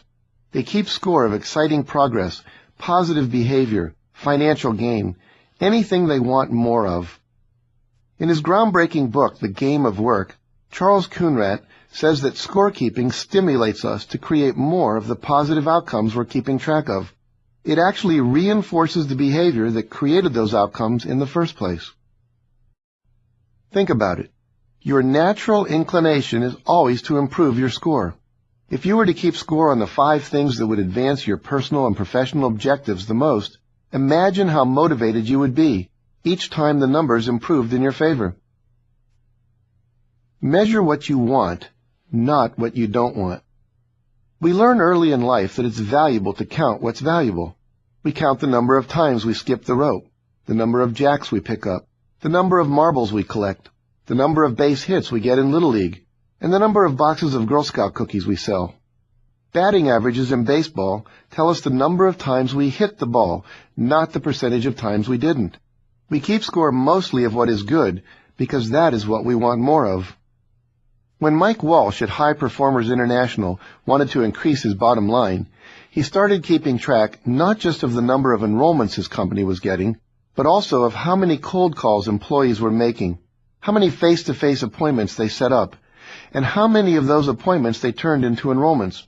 As a result of this kind of scorekeeping, Mike saw a 39% increase in revenues in just 6 months.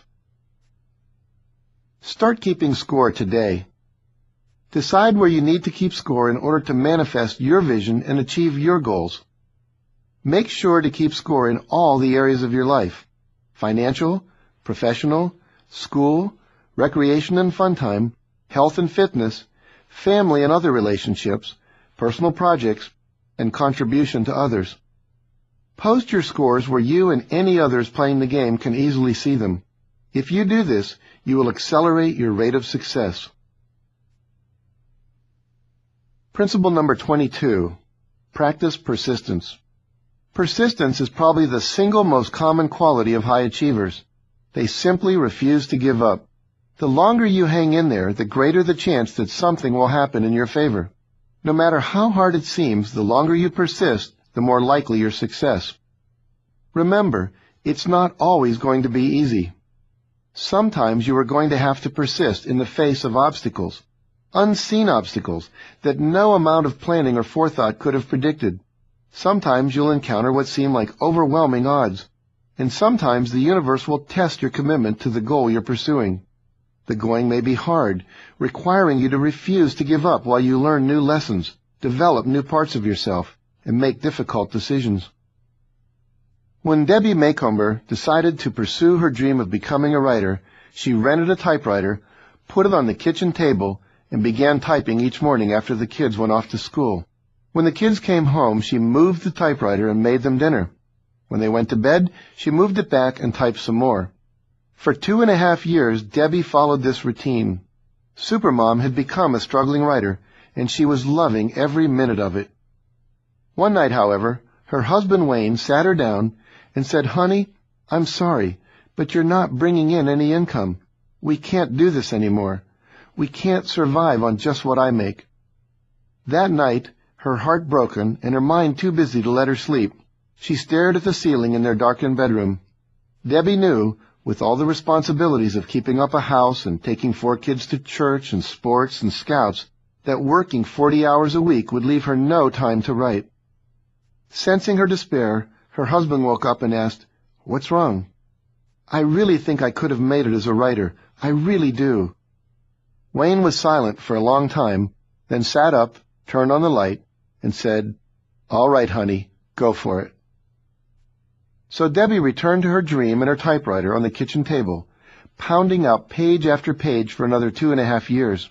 Her family went without vacations, pinched pennies, and wore hand-me-downs. But the sacrifice and the persistence finally paid off. After 5 years of struggling, Debbie sold her first book, then another, and another, until finally today, Debbie has published more than 100 books, many of which have become New York Times bestsellers, and 3 of which have sold for movies. Over 60 million copies of her books are in print, and she has millions of loyal fans. And Wayne? All that sacrifice in support of his wife paid off handsomely. He got to retire at age 50 and now spends his time building an airplane in the basement of their 7,000-square-foot mansion. Debbie's kids got a gift far more important than a few summer camps. As adults, they realized what Debbie gave them was far more important: permission and encouragement to pursue their own dreams. Today, Debbie still has dreams she wants to fulfill: a television series based on her books, an Emmy Award, and a #1 New York Times bestseller. To accomplish them, she has a routine. She gets up every morning at 4:30, reads her Bible, and writes in her journal. By 6 o'clock, she's swimming laps in the pool. And by 7:30, she's in her office answering mail.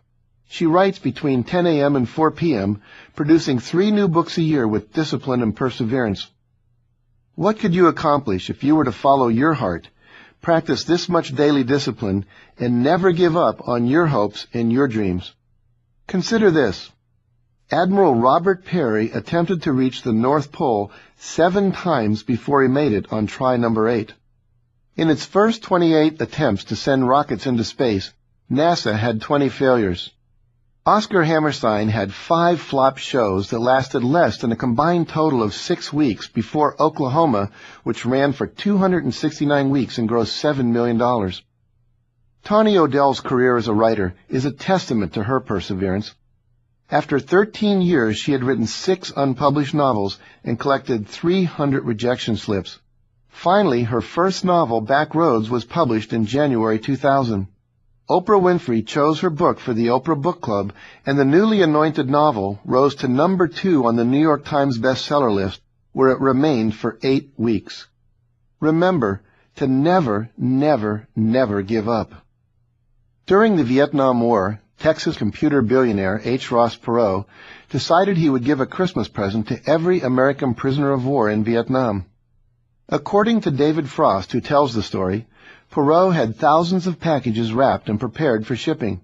He chartered a fleet of Boeing 707s to deliver them to Hanoi, but the war was at its height, and the Hanoi government said it would refuse to cooperate. No charity was possible, officials explained, while American bombers were devastating Vietnamese villages.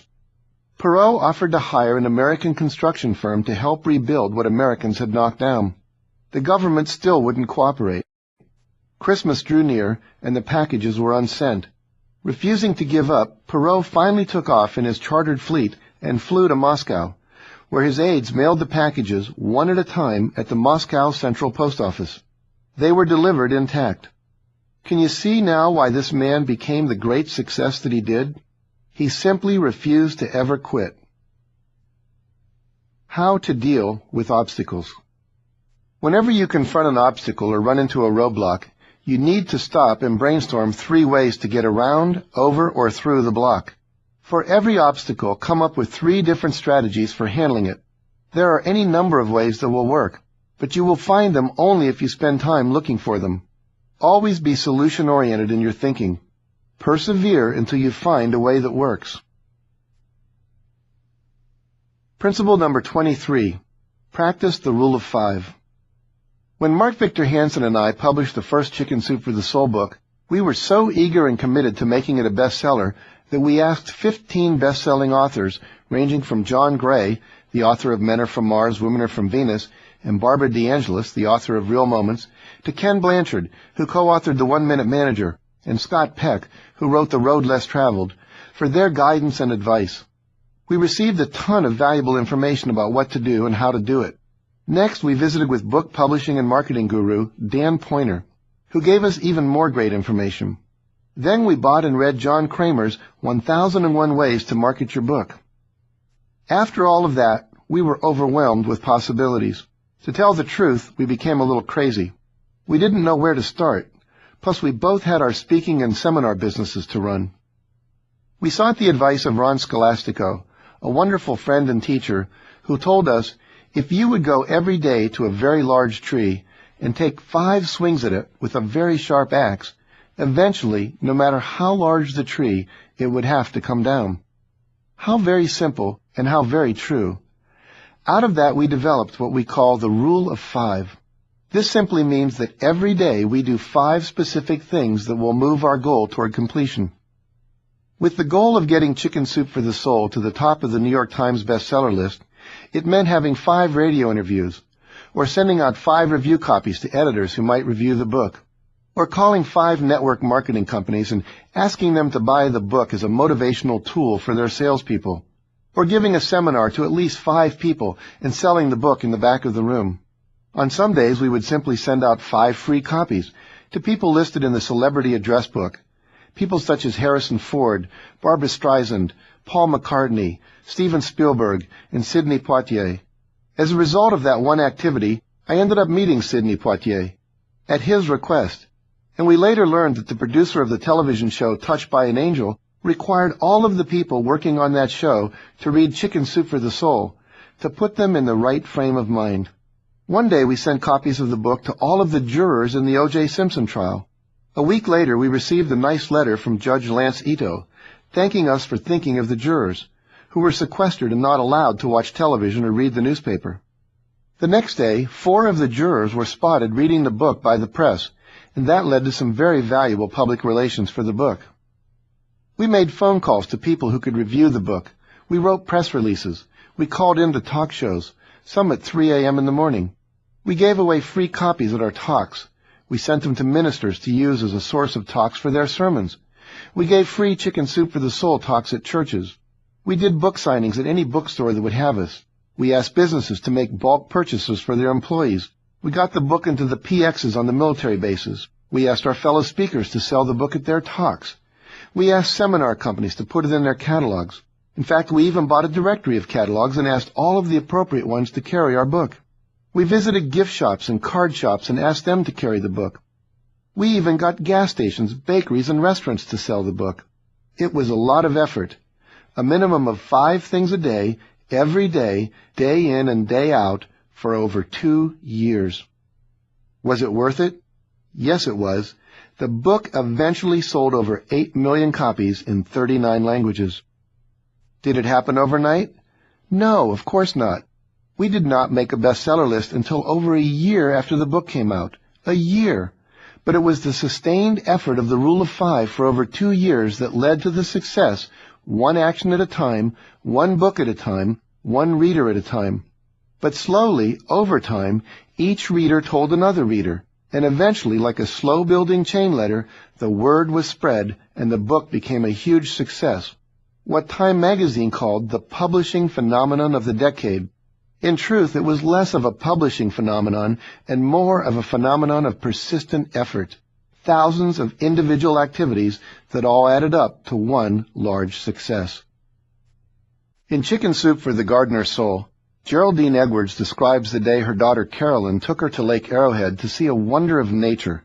Fields and fields of daffodils that extend for as far as the eye can see. From the top of the mountain sloping down for many acres across folds and valleys, between the trees and bushes, following the terrain, there are rivers of daffodils in radiant bloom, a literal carpet of every hue of the color yellow, from the palest ivory to the deepest lemon to the most vivid salmon orange. There appear to be over 1 million daffodil bulbs planted in this beautiful natural scene. It takes your breath away. As they hiked into the center of this magical place, they eventually stumbled on a sign that read, "Answers to the questions I know you are asking." The first answer was, 1 woman, 2 hands, 2 feet, and very little brain. The second was, 1 at a time. And the third started in 1958. 1 woman had forever changed the world over a 40-year period, 1 bulb at a time.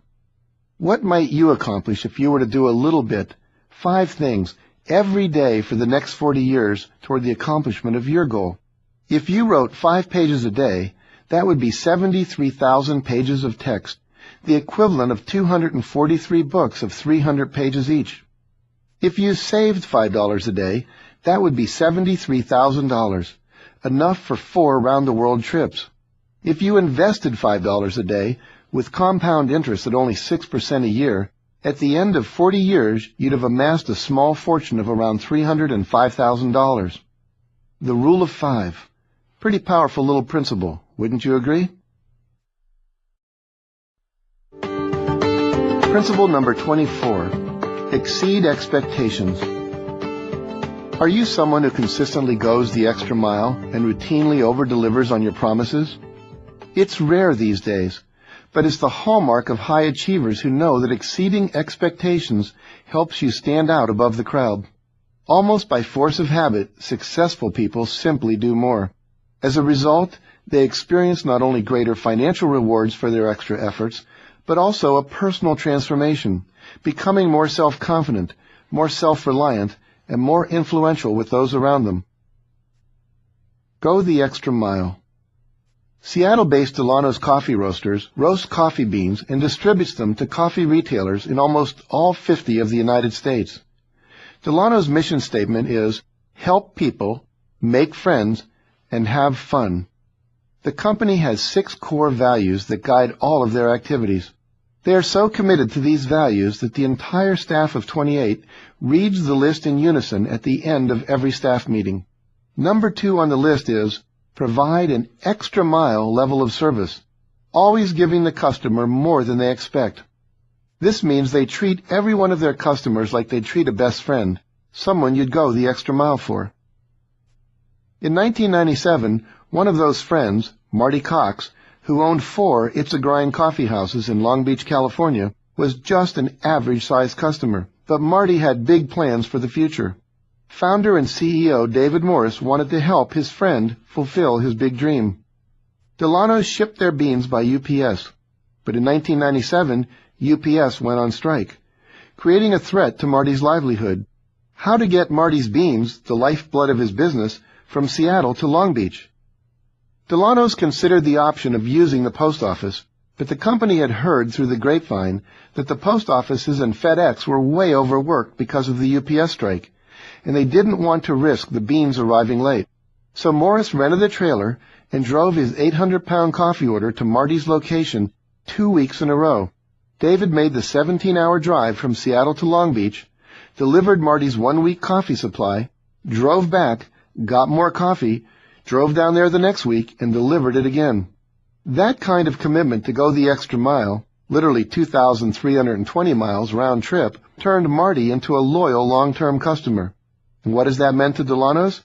In just 6 years, Marty's 4 stores grew into a 150-store franchise with retail operations in 9 states. Marty is now Delano's biggest customer. Going the extra mile does pay off. As a result of going the extra mile for all of their customers, Delano's has grown from a single 25-pound roaster in one 1,600-square-foot room, roasting 200 pounds of coffee beans a month in 1992, to 2 800-pound roasters in a 26,000-square-foot facility, delivering well over 1 million pounds of coffee beans a year, with annual sales over $10 million and a growth rate that is on track to double every 3 years. From the mailroom to producer in 4 years. One of my favorite quotes is, "If you are willing to do more than you are paid to do, eventually you will be paid to do more than you currently do." Back when television producer and screenwriter Stephen J. Cannell had 2,000 people working for him, his company would hire talented kids right out of film school to work in the mailroom and do other odd jobs. Often Cannell would hear complaints about the $7 per hour starting wage or all of the overtime, and he would think, wow, they just don't get it. That job and their wages in my company are here for just a short time in these kids' lives. While they could turn this experience into a tremendous launching pad, instead they're complaining about short-term stuff like dollars. They don't even comprehend that how high they could go in life could very well be determined by how much time and effort they put in downstairs in my mailroom. Then one day, Cannell began hearing about an unusual new recruit. He was 40 years old and had been a rock and roll drummer, earning over $100,000 a year in the music business. With his wife expecting a baby, he wanted off the road and was willing to take a job at minimum wage in Cannell's mailroom. Have you met the new guy, people would say? Soon everyone was talking about his work ethic, attitude, and drive. Steve Beers was one of those guys who was always looking to be of extra service, always with his ears open to projects that needed to be done. When he was filling in for Cannell's regular limo driver one day, he overheard Cannell mention a suit he would need cleaned for an upcoming function. The next day it appeared freshly back from the dry cleaners on the hook in the limo. When Cannell asked him how it got there, he replied, "I got it from your wife and I had it cleaned." When he heard that his secretary needed to get checks to the bank right away, he offered to take them on his lunch hour. When kids in the mailroom fumed about having to deliver scripts to actors' homes at midnight on a day they had a date, Beers said, "Give them to me, I'll do it." Yet he never asked for extra compensation or even took credit for his efforts. When two of Cannell's producers asked on the same day that Beers be made associate producer on their new shows, Cannell enthusiastically assigned him to 21 Jump Street, a huge jump up from the mailroom. A year later, Cannell moved him up to producer on 21 Jump Street, and then shortly thereafter to co-executive producer on that show and on Booker, paying him over $500,000 a year. "He's not a writer," Cannell said. "He really had none of the tools you would need to become an executive producer, except one. He was willing to work so hard that he stood head and shoulders above everybody else, which showed me exactly the kind of attitude and dedication he had." Since becoming the co-executive producer for 21 Jump Street, Beers has produced numerous pilots and series, including Steven Spielberg's sci-fi miniseries, Taken. Beers is currently the co-executive producer of Showtime's hit series, Dead Like Me. Beers' directing credits include episodes of Dead Like Me, Magnificent Seven, Sequest, and of course, 21 Jump Street. What was the success principle that took Steve Beers from the mailroom to the top? From $7 an hour to $500,000 a year? He was willing to go the extra mile and exceed everyone's expectations. What could you accomplish if you were willing to go the extra mile, put in just a little extra effort, provide just a little more service? Are there circumstances in your life right now where you could do more, provide better value, over-deliver, or improve on what is asked of you? Do you have the opportunity, but also the personal initiative to go the extra mile? Give more than people expect. When Mike Kelly first arrived on the island of Maui, he worked at several hotels selling suntan lotion to tourists. Mike, who would later go on to own several successful businesses in the islands, always went the extra mile for his patrons. One of his products was aloe vera gel for sunburn relief. He would show them the product and then ask, "Are you familiar with aloe?" This was back in the 1980s when most Americans were not. "I'll bring some over in a few minutes to show you." Then he would leave the hotel beach, climb to the top of a large rock that jutted out into the ocean, cut a piece of the large aloe plant that grew there, and dice it up until the jelly emerged. He would then take the aloe leaf over to the people around the pool and put some of the jelly on their burn. They were so impressed by his extra effort that he almost always made a sale.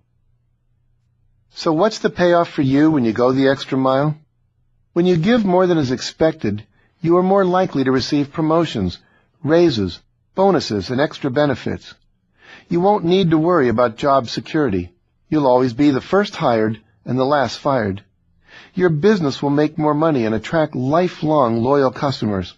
You'll also find that you feel more satisfied at the end of the day. But you have to start now for the rewards to begin appearing. If you want to really excel at what you do, really become a howling success in school, business, or life, do more than is required, always giving something extra, something that is not expected. A business that goes the extra mile earns the respect, loyalty, and referrals of its customers. When Mike Foster ran a computer store, he never let anyone walk out of the store with a box of components.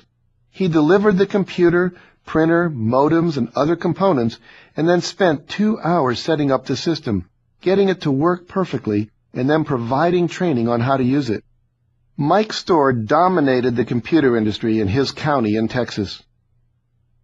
When Harv Eker sold a piece of exercise equipment, he would deliver it, set it up, and then train the person on how to correctly use the machinery. Harv's company grew so fast that he went from zero to millionaire in only 2 years.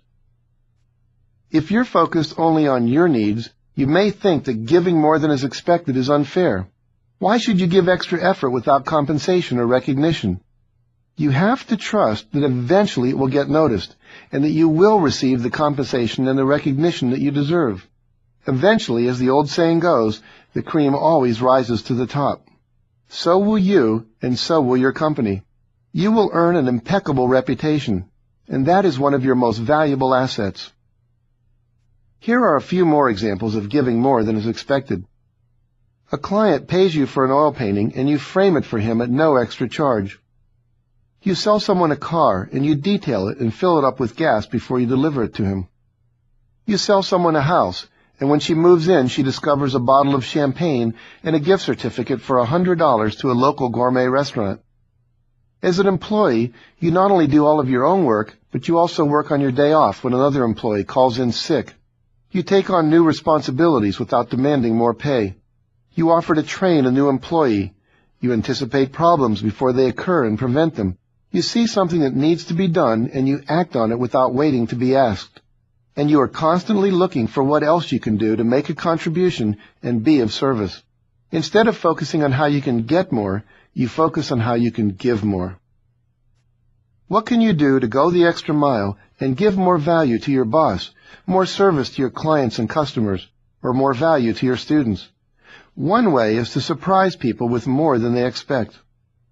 I know a car dealer in Los Angeles who provides a free car wash for all of his customers every Saturday at his dealership. Nobody expects it, and everyone loves it.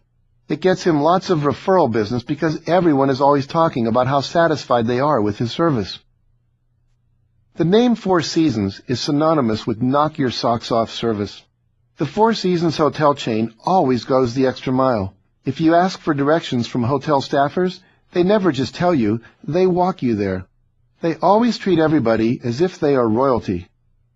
Dan Sullivan tells the story about the man who was taking his daughter to San Francisco for the weekend, but realized that he didn't know how to braid her hair the special way her mother did. When he called the Four Seasons to see if there was a staff person who could help him out, he was told that there was a woman on staff who was already assigned that job. It was something that management had anticipated that guests would someday need, and the hotels had it covered. Now that's going the extra mile. Another hotel chain that is noted for its outstanding service is the Ritz-Carlton. When I arrived at my room during my last stay at the Ritz-Carlton in Chicago, there was a hot thermos of chicken noodle soup waiting on the desk. It had a little sign on it that read, "Chicken soup for Jack Canfield's body." It was accompanied by a wonderful card from the manager saying how much he and his staff enjoyed the chicken soup for the soul books. Nordstrom is another chain of stores that is known for going the extra mile. Nordstrom staff has always provided extraordinary service. Nordstrom salespeople have even been known to drop off merchandise to a customer on their way home from work. Nordstrom also has a policy that you can return anything at any time. Does the policy get abused? Sure it does. But as a result of this policy, Nordstrom has an extraordinary reputation for quality customer service. It's part of the company's carefully guarded brand image. As a result, Nordstrom is very profitable.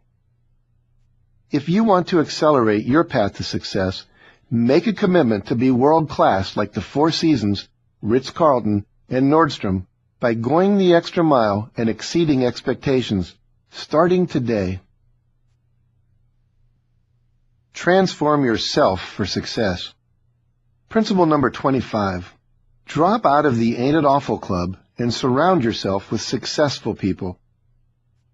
Why are parents always telling their kids that they don't want them hanging out with those kids? It's because we know that kids, and adults, become like the people they hang out with. That is why it is so important to spend time with the people you want to become like. If you want to be more successful, you have to start hanging out with more successful people. There are lots of places to find successful people. Join a professional association. Attend your professional conferences. Join the Chamber of Commerce. Join the Country Club. Join YPO, the Young Presidents Organization, or YEO, the Young Entrepreneurs Organization. Volunteer for leadership positions. Join civic groups like Kiwanis, Optimus International, and Rotary International. Volunteer to serve with other leaders in your church, temple, or mosque. Attend lectures, symposia, courses, seminars, clinics, camps, and retreats taught by those who have already achieved what you want to achieve. Fly first class or business class whenever you can. And drop out of the Ain't It Awful Club. When I was a first-year history teacher in a Chicago high school, I quickly stopped going into the teacher's lounge, which I soon dubbed the Ain't It Awful Club. Worse than the haze of cigarette smoke that constantly hung over the room was the cloud of emotional negativity. Can you believe what they want us to do now? I got that Simmons kid again this year in math. He's a holy terror. There is no way you can teach these kids.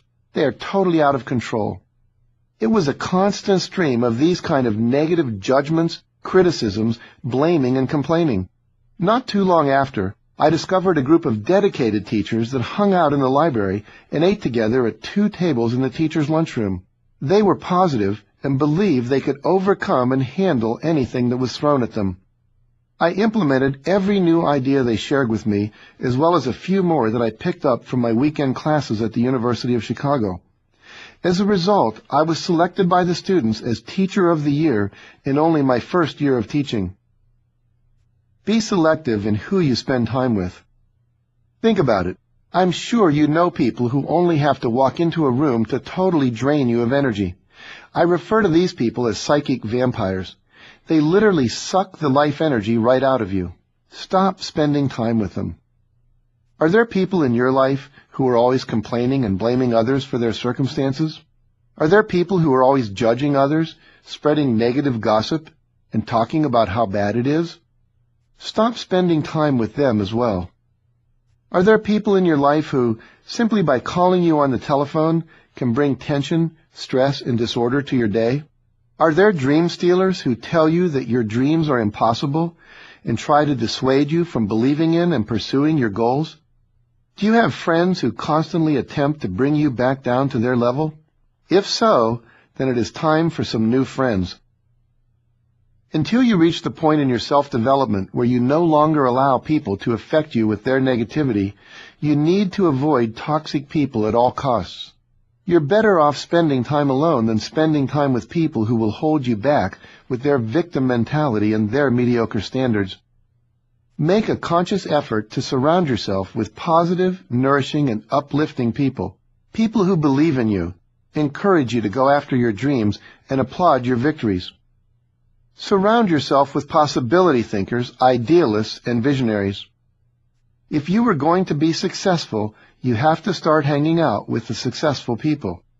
You need to ask them to share their success strategies with you, then try them on and see if they fit for you. Experiment with doing what they do, reading what they read, thinking the way they think, and so on. If the new ways of thinking and behaving work, adopt them. If not, drop them and keep looking and experimenting. Principle number 33. Transcend your limiting beliefs. Many of us have beliefs that limit our success, whether they are beliefs about our own capabilities, beliefs about what it takes to succeed, beliefs about how we should relate with other people, or even common myths that modern-day science or studies have long since refuted. Moving beyond your limiting beliefs is a critical first step toward becoming successful. You can learn how to identify those beliefs that are limiting you and then replace them with positive ones that support your success. One of the most limiting beliefs apparent today is the notion that somehow we are not capable of accomplishing our goals. Despite the best educational materials available, and despite decades of recorded knowledge about how to accomplish any task, we somehow choose to say instead, "I can't do that. I don't know how. There's no one to show me. I'm not smart enough," and on and on. Where does this come from? For most of us, it's a matter of early childhood programming. Whether they knew it or not, our parents, grandparents, and other adult role models told us, "No, honey, that's too much for you to handle. Let me do that for you. Maybe next year you can try that." We take this sense of inability into adulthood, and then it gets reinforced through workplace mistakes and other so-called failures. But what if you decided to say instead, "I can do this. I am capable. Other people have accomplished this. If I don't have the knowledge, there's someone out there who can teach me." You make the shift to competence and mastery. The shift in thinking can mean the difference between a lifetime of could-haves versus accomplishing what you really want in life. Likewise, many people don't believe they are competent to handle life's challenges, or that they're worthy of love, the two main pillars of high self-esteem. Believing that you are capable of handling anything that comes up in your life means that you are no longer afraid of anything. And think about this. Haven't you handled everything that has ever happened to you? Things that were far more difficult than you thought they would be? The death of a loved one, divorce, being broke, the loss of a friend, your job, your money, your reputation, or your youth? These things were tough, but you handled them, and you can handle anything else that ever happens to you as well. Once you get that, your confidence will soar. Believing you are worthy of love means that you believe I deserve to be treated well, with respect and dignity. I deserve to be cherished and adored by someone. I am worthy of an intimate and fulfilling relationship. I won't settle for less than I deserve. I will do whatever it takes to create that for myself. In addition to believing we are incapable or somehow not deserving of love, we often suffer from other limiting beliefs as well. Do any of these sound familiar?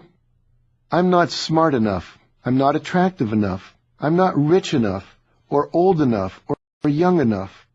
Women don't do that sort of thing. They never pick me to head the new project. Even if I don't like this job, I need the financial security.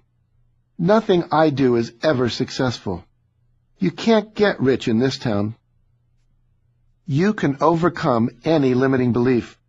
Here is a simple but powerful 4-step process you can use to transform any limiting belief into an empowering belief.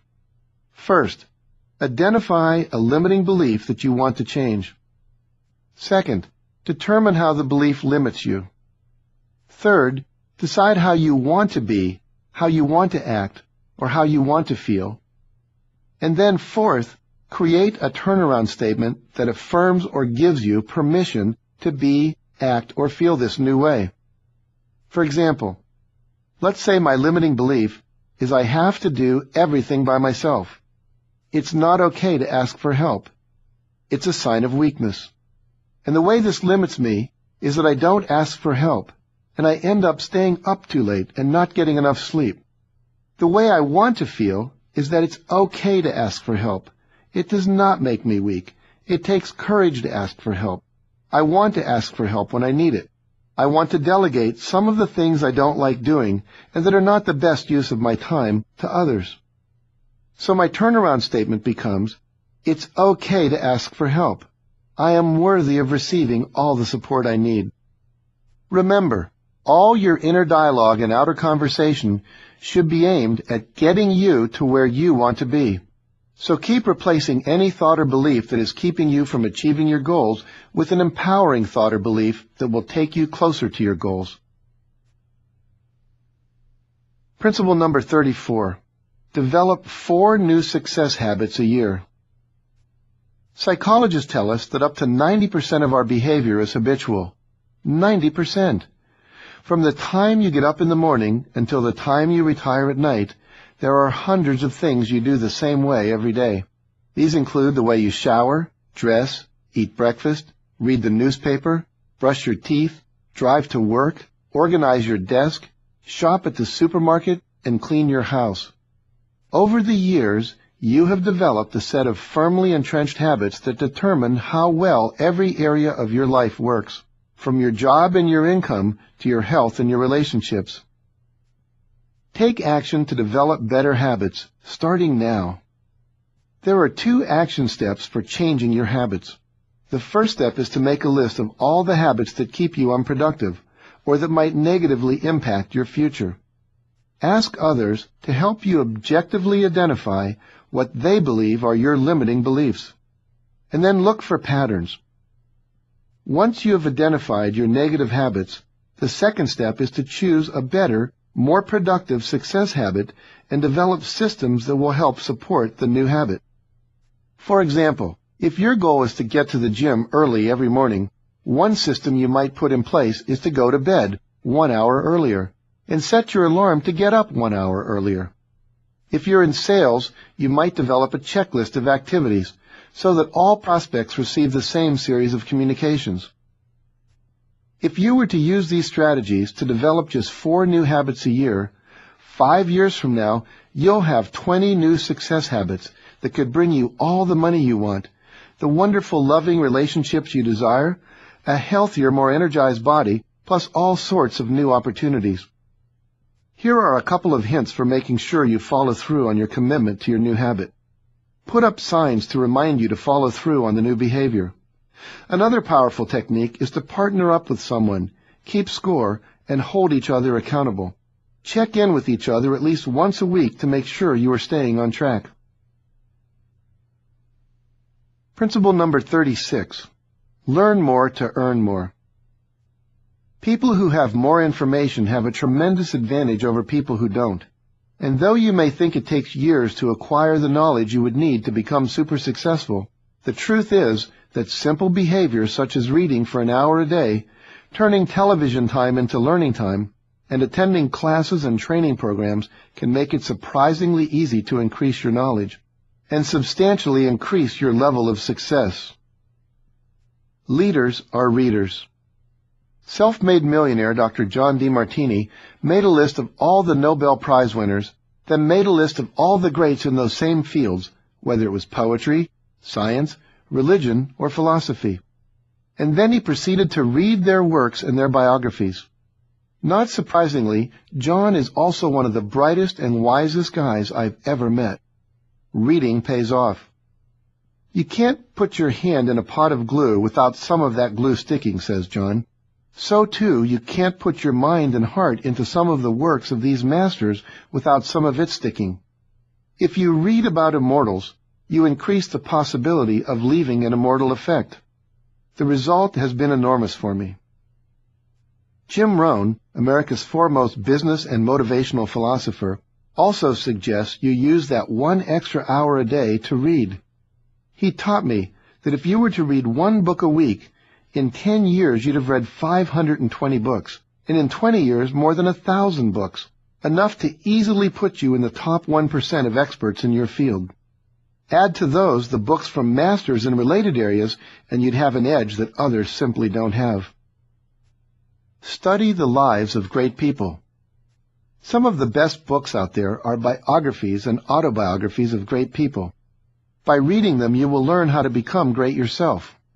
Former New York Mayor Rudolph Giuliani writes, "Political biographies have long been on my reading list.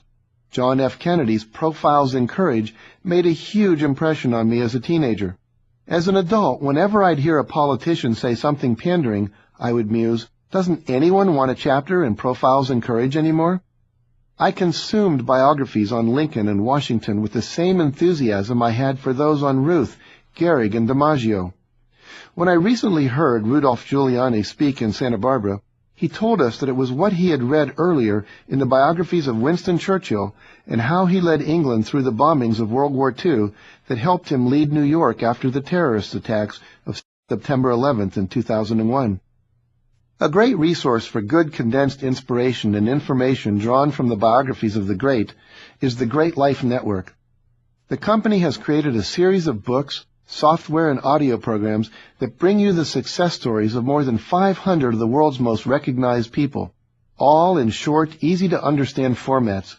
Check out their website at www.greatlifenetwork.com. Attend success rallies, conferences, and retreats. I remember the first time I attended a success rally. Thousands of people were on hand to learn from many of the greatest speakers, trainers, and motivators of our day. You too can access these powerful learning experiences by attending rallies, conferences, and retreats, additionally benefiting from the excitement and inspiration of your fellow attendees and the networking that goes on at these events. Keep an eye out for ads in your local newspaper. Be teachable. To learn and grow in life, you also need to be teachable. You need to let go of already knowing it all and needing to be right and looking good and open yourself to being a learner. Listen to those who have earned the right to speak, who have already done what you want to do. And be prepared when opportunity knocks. In his book, Live Your Dreams, Les Brown tells the story of how he dreamed of becoming a popular Miami disc jockey. When I set out, he says, I had no idea how to do it, but I knew life would present the opportunities if I was prepared and in a position to take advantage of them. Les shadowed his high school drama teacher, learning as much as he could about linguistics. Together they worked on Les's speaking voice. Soon Les began developing his own on-air style of patter, pretending at school that he was performing on the radio. He sought out mentors who could prepare him for the opportunity of being on the air. And after high school, though Les earned his wage as a city sanitation worker, his persistence landed him a job as a late-night gopher at a prominent Miami radio station. Les immediately took advantage of the opportunity to learn even more. He absorbed all he could, hanging around the disc jockeys and engineers and practicing what he learned in a makeshift cardboard studio that he had created in his bedroom. His microphone was a hairbrush. Finally, one night, a DJ couldn't finish his show, and Les had his chance to get on the air. When the chance came, not only was Les prepared to be on the radio, but he was also prepared to be great on the radio. The style, patter, dialogue, and broadcasting skills that he had worked so hard to develop paid off instantly. Les was an immediate hit, and he was later promoted to fill-in DJ, and then finally became a full-time disc jockey with his own radio show. What do you need to do to get ready? If you're an industry expert and believe your consulting business would skyrocket after presenting a workshop at the National Convention, why not get prepared now? By creating your speaker's kit, joining Toastmasters, outlining and practicing your speech, and getting ready to be on the platform. If you want a promotion at work, why not ask your boss what it takes to become promotable? Perhaps you need to go back to school and get your MBA. Or maybe you need a year of accounting experience. Or perhaps you need to learn the latest software programs. Whatever it is, do it, and when the next promotion comes around, you can say, "I'm ready." Do you need to learn a new foreign language? Could you develop advanced skills, more resources, or new contacts? Do you need to get your body into better physical shape? Could you expand your business skills, sales skills, or negotiating skills? Are you learning new skills on the computer, such as using PowerPoint, PageMaker, Photoshop, or Excel? Do you need to learn golf so that you can make business deals on the golf course? Would it improve your home life and marriage by taking dancing classes with your spouse? Are you learning to sail or play tennis? Do you need to learn to play a musical instrument, take acting classes, or learn how to write better to get where you want to go? Whatever you need to do to get ready, start now by making a list of the top 10 things you could be doing to be ready when opportunity finds you. Take classes on your own time. Read books. Get new skills. Go to your industry's trade show. Dress the part. Look like a player before you're there. And make a commitment to lifelong learning. Realize that the amount of knowledge and information available in the world is growing at a mind-numbing pace. In fact, it has been said that all human knowledge has doubled in the last 10 years. Don't expect this trend to slow down. More alarming, the information that allows you to be successful, to be on the cutting edge of your career and profession, is evolving at the same pace. That's why you must commit to lifelong self-improvement and learning, improving your mind, increasing your skills, and boosting your ability to assimilate and apply what you learn. Principle number 37. Stay motivated with the masters. So many of us today are trained by the media, by our parents, by our schools, and by our culture to have limiting, "it's not possible, I don't deserve it" beliefs. This early conditioning is often so ingrained that it takes continual external motivation to overcome the decades of negative effects and move toward more success-oriented thoughts and attitudes. Attending a weekend workshop isn't enough. Neither is reading a book or watching a training video. What truly successful people do is listen daily to audio programs from the world's most renowned motivational masters, in their cars, at home, and at the office, even if it's just for 15 minutes each day.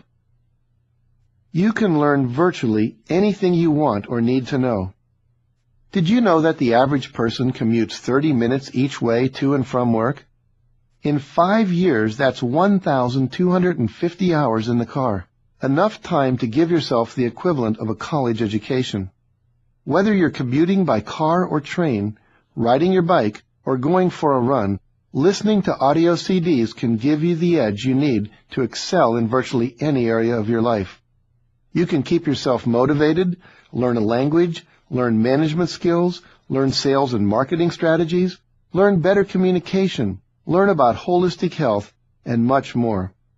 You can even discover the success secrets of the world's most powerful industrialists, business titans, real estate moguls, and entrepreneurs. Sleepless in Virginia at 4 in the morning. Just how motivating can the masters be in your life? To the outside world, Jeff Arch's life looked pretty good in 1989. He was running a successful karate school and had a happy marriage and a 4-year-old daughter and a 1-month-old son. But inside, something was missing. He had always dreamed of being a successful playwright and screenwriter, but his early efforts had not paid off, and so he had turned his attention to feeding his young family. Still awake at 4 a.m. one night, he found himself watching an infomercial for Tony Robbins' personal power program. Sitting alone in his living room, Jeff thought, I have to face it. I'm doing a good job, but this is not where I want to be. I have to admit there have been big disappointments and that they have hurt. As a writer, I have to admit that I have failed in every possible way there is to fail, and there is nothing more to learn from failure. So maybe now it's time to succeed and see what lessons are there. But this time I have to go at it like a black belt, and this time I have to put all my attitudes aside and try these other ones. I can always go back to the ones I had. But if they were such good attitudes, I wouldn't be sitting here at 4 in the morning wondering what to do with my life, and what to tell my kids when they get a little older and start asking questions. I heard you were going to be a writer, Dad. What happened? I can't face that. I don't want to be one of those guys who give their kids all this life advice but have nothing to back it up. What authority would I have to tell them anything? How can I tell them to go after their dreams if I don't go after mine? Jeff instantly made 2 decisions that would dramatically change his life. He picked up the phone and he ordered the program. Then he promised himself that when the program arrived, unless it was total garbage, he would complete it, no matter what. And he would use it as his ticket back into writing. When the program arrived, Jeff did each day's lesson just as he had promised himself. He didn't tell anyone about it because he was too self-conscious. He wanted to get results first. Fortunately, the information turned out to be just what he needed. The first day he listened to the tapes, Jeff knew he had to return to his writing. And the very next morning, after 3 years away from his typewriter, he turned in the keys of the karate school and resigned his position to pursue his dream. Tony was the first person, the first voice I ever heard that didn't say, "You're dreaming too big," Jeff told me. He didn't say, "Come on, you're asking for too much." What he said was, "You've got to think bigger than you ever thought you could think." Here I was, 35 years old, and it was the first time in my life somebody gave me permission and encouragement to dream bigger than I was already dreaming. Tony's program told Jeff, "You've got to dream even bigger." Inspired by Tony's suggestion and drawing on the self-confidence that earning a 3rd-degree black belt had given him, Jeff dove back into writing screenplays. Though his earlier screenplays took 6 months to 3 years to write, this one was finished and ready in a month. The script was well received, but it didn't sell. Unfortunately, Jeff had written a story about the Cold War in the fall of 1989, and the Berlin Wall came down the exact same day he finished his script. Suddenly, after 50 years, the Russians were no longer the enemy. Jeff could have said to himself, "When are you going to realize that you were not meant to be a writer?" and simply have given up one more time. But with his new attitude, he knew to ask a better question.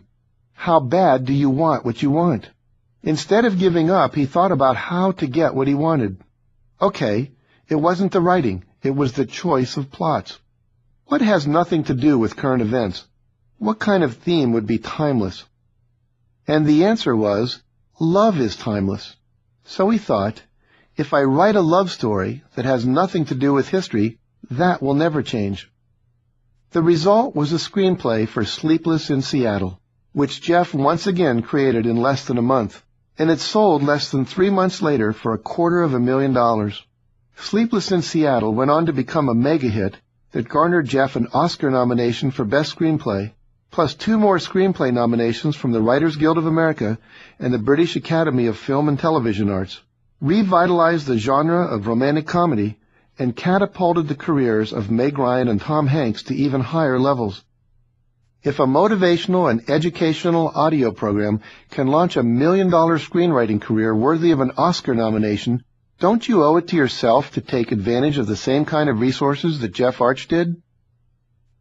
Where to get the best motivational audio programs?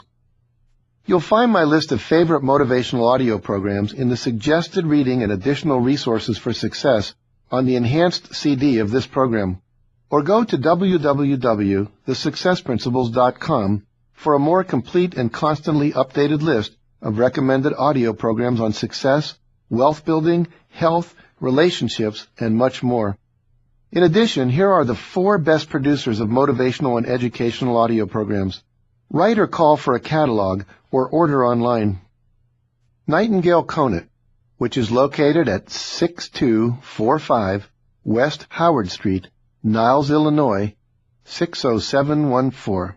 Their phone number is 1-800-560-6081. Their website is www.nightingale, and that's spelled NIGHTINGALE.com. Nightingale Conant has programs by motivational giants Tony Robbins, Zig Ziglar, Brian Tracy, Jim Rohn, Napoleon Hill, Les Brown, Robert Allen, Wayne Dyer, Mark Victor Hansen, me, and many others, as well as many information-packed educational programs.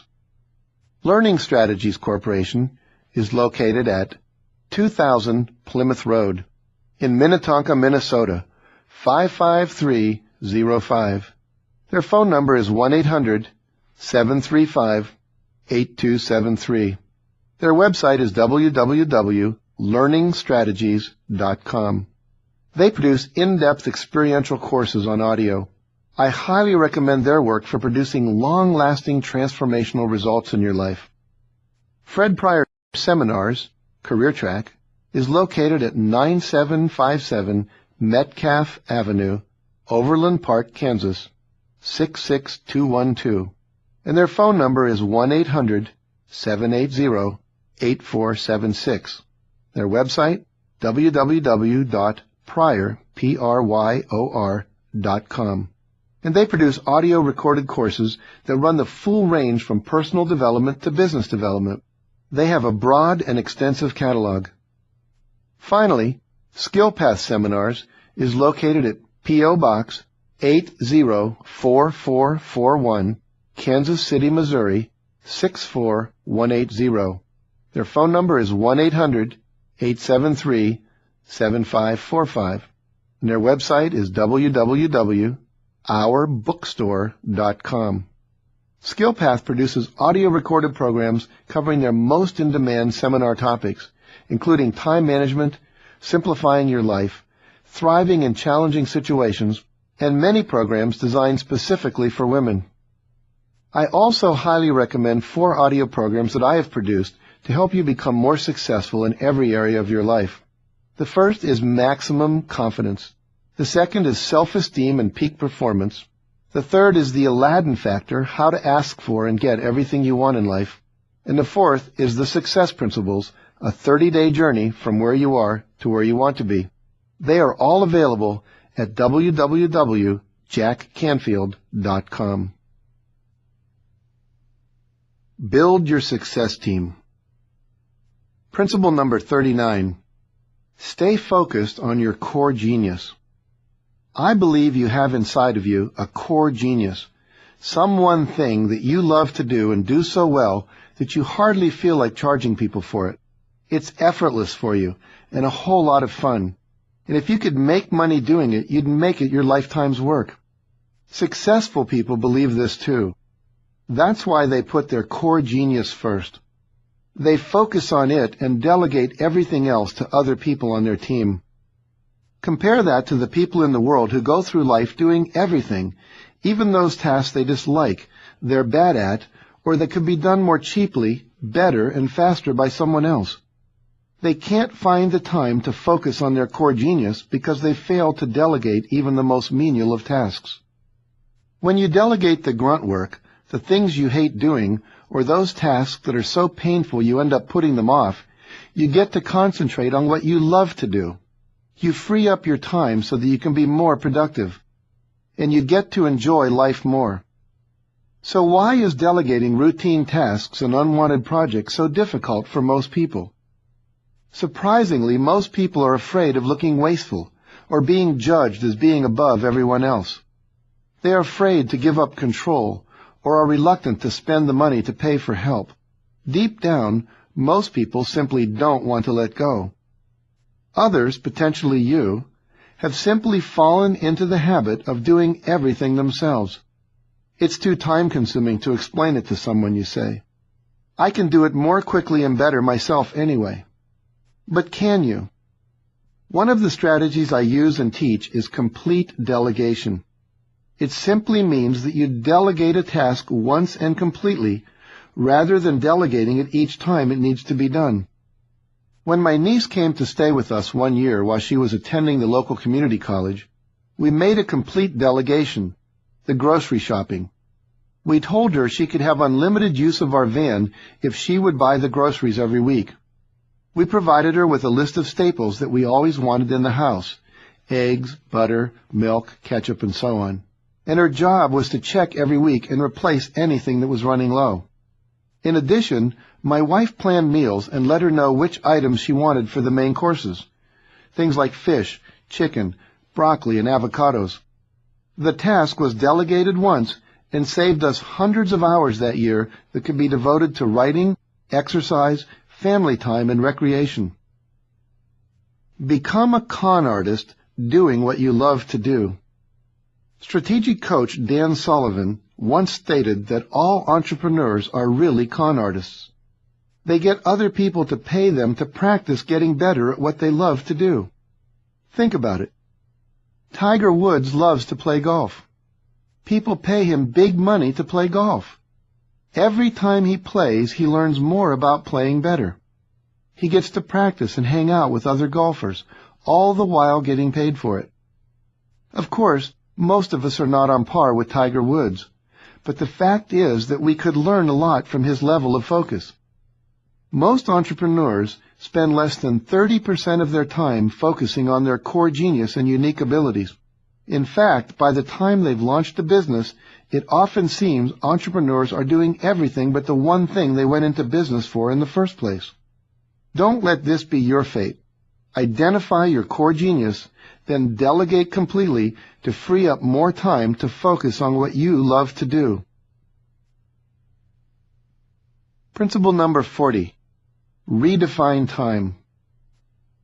The most successful people I know create superior results, yet still maintain a balance among work, family, and recreation in their lives.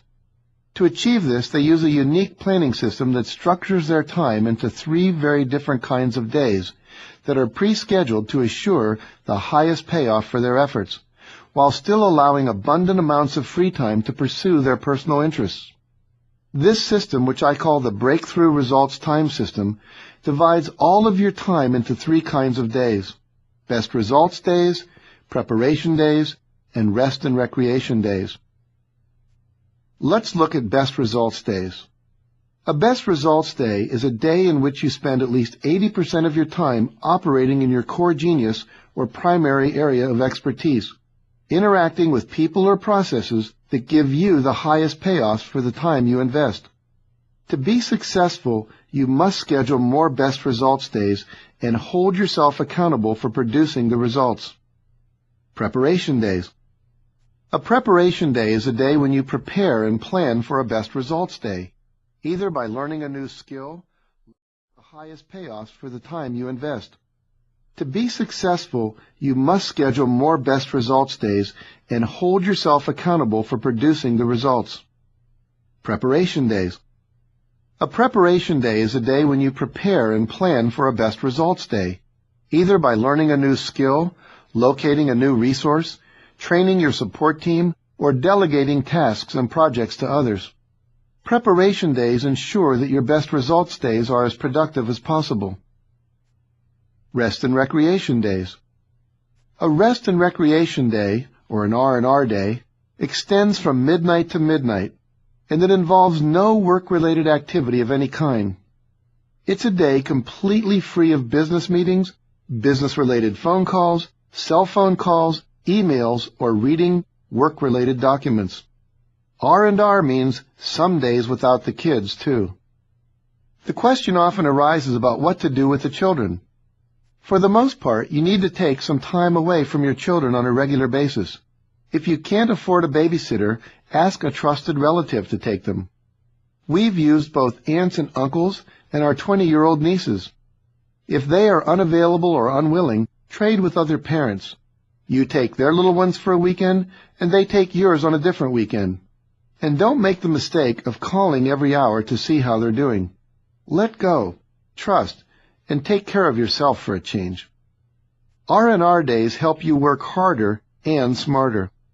The value of regular R&R days is that you come back to your work refreshed and ready to tackle it with renewed vigor, enthusiasm, and creativity. To become truly successful, you need these breaks to allow yourself some distance from your normal day-to-day life, so you can become more creative in generating breakthrough ideas and solving problems.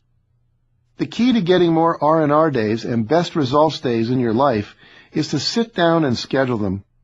By jotting down how many best results days, preparation days, and R&R days you spend every month right now, you can work to increase the number of best results days and true 24-hour R&R days on your calendar, and reduce the number of preparation days. With this kind of schedule, you'll find yourself creating greater results at work, enjoying more fulfillment in your personal life, and experiencing more balance between the two. Principle number 44. Find a wing to climb under. One of the main strategies of the successful is that they constantly seek out guidance and advice from experts in their field. Make a list of the people you would like to ask to mentor you. Approach them and ask for their help. Determine in advance what you want from a mentor. Though it may seem daunting at first to contact successful people and ask for ongoing advice and assistance, it's easier than you think to enlist the mentorship of those who are far above you in the areas in which you'd like to succeed. What mentors do more than anything, says famed speaker and best-selling author Les Brown, is help you see possibilities. In other words, mentors help you overcome possibility blindness, both by acting as a role model for you and by conveying a certain level of expectation as they communicate with you. Do your homework. One of the easiest ways to research the names and backgrounds of people who have been successful in your area of interest is to read industry magazines, search the Internet, ask trade association executive directors, attend trade shows and conventions, call up fellow entrepreneurs, or approach others who operate in your industry or profession. Look for mentors who have the kind of well-rounded experience you need to tackle your goal. When you start seeing a pattern of the same few people being recommended, you know you've identified your short list of possible mentors. The truth is that successful people like to share what they have learned with others. It is a human trait to want to pass on wisdom. Not everyone will take the time to mentor you, but many will if asked. You simply need to make a list of the people you would like to have as your mentor and ask them to devote a few minutes a month to you. Some will say no, but some will say yes. Keep asking until you get a positive response. Take action on your mentor's advice. Mentors don't like to have their time wasted. When you seek out their advice, follow it. Study their methods. Ask your questions. Make sure you understand the process. Then, as much as is humanly possible, duplicate your mentor's efforts. You may even be able to improve on them.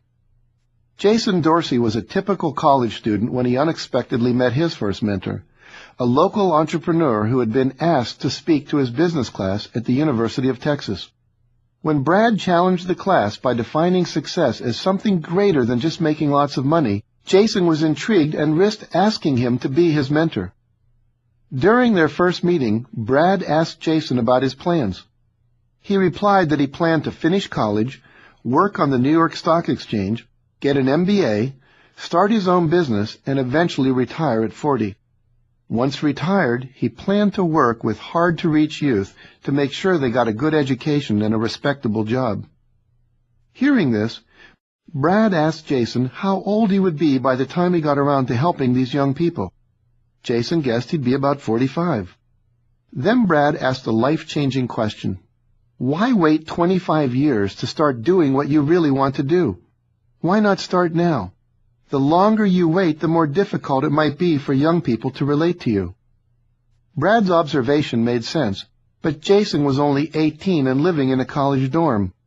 He asked, "How do you think I could best help people my own age if I started now?" "Write a book they will actually want to read," replied Brad.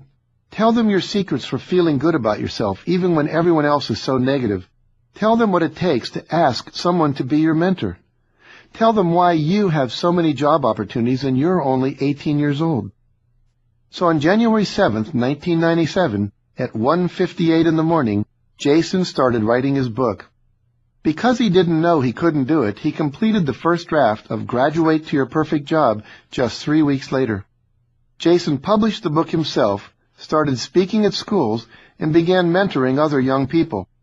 By the time he was 25, he had spoken to over 500,000 people, been featured on NBC's Today Show 3 times, and seen his first book become a course in over 1,500 schools.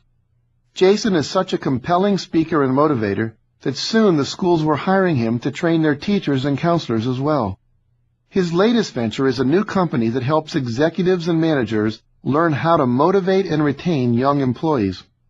Best of all, Jason is still learning from his mentors, all 5 of them. Now only 26 years old, Jason just won the Austin Under 40 Entrepreneur of the Year award in the category of education. Just think, if Jason had not taken the risk to ask a stranger to be his mentor, he'd just be getting that MBA right about now. Be prepared to return the favor. Be prepared to give your mentor something in return, even if it's something simple such as keeping them updated on industry information or calling with new opportunities that might benefit them. Look for ways to give to your mentors. Help others too. What a great reward to any mentor to eventually have their former protege out in the world helping others to grow. Principle number 45. Hire a personal coach. You would never expect an athlete to reach the Olympic Games without a world-class coach.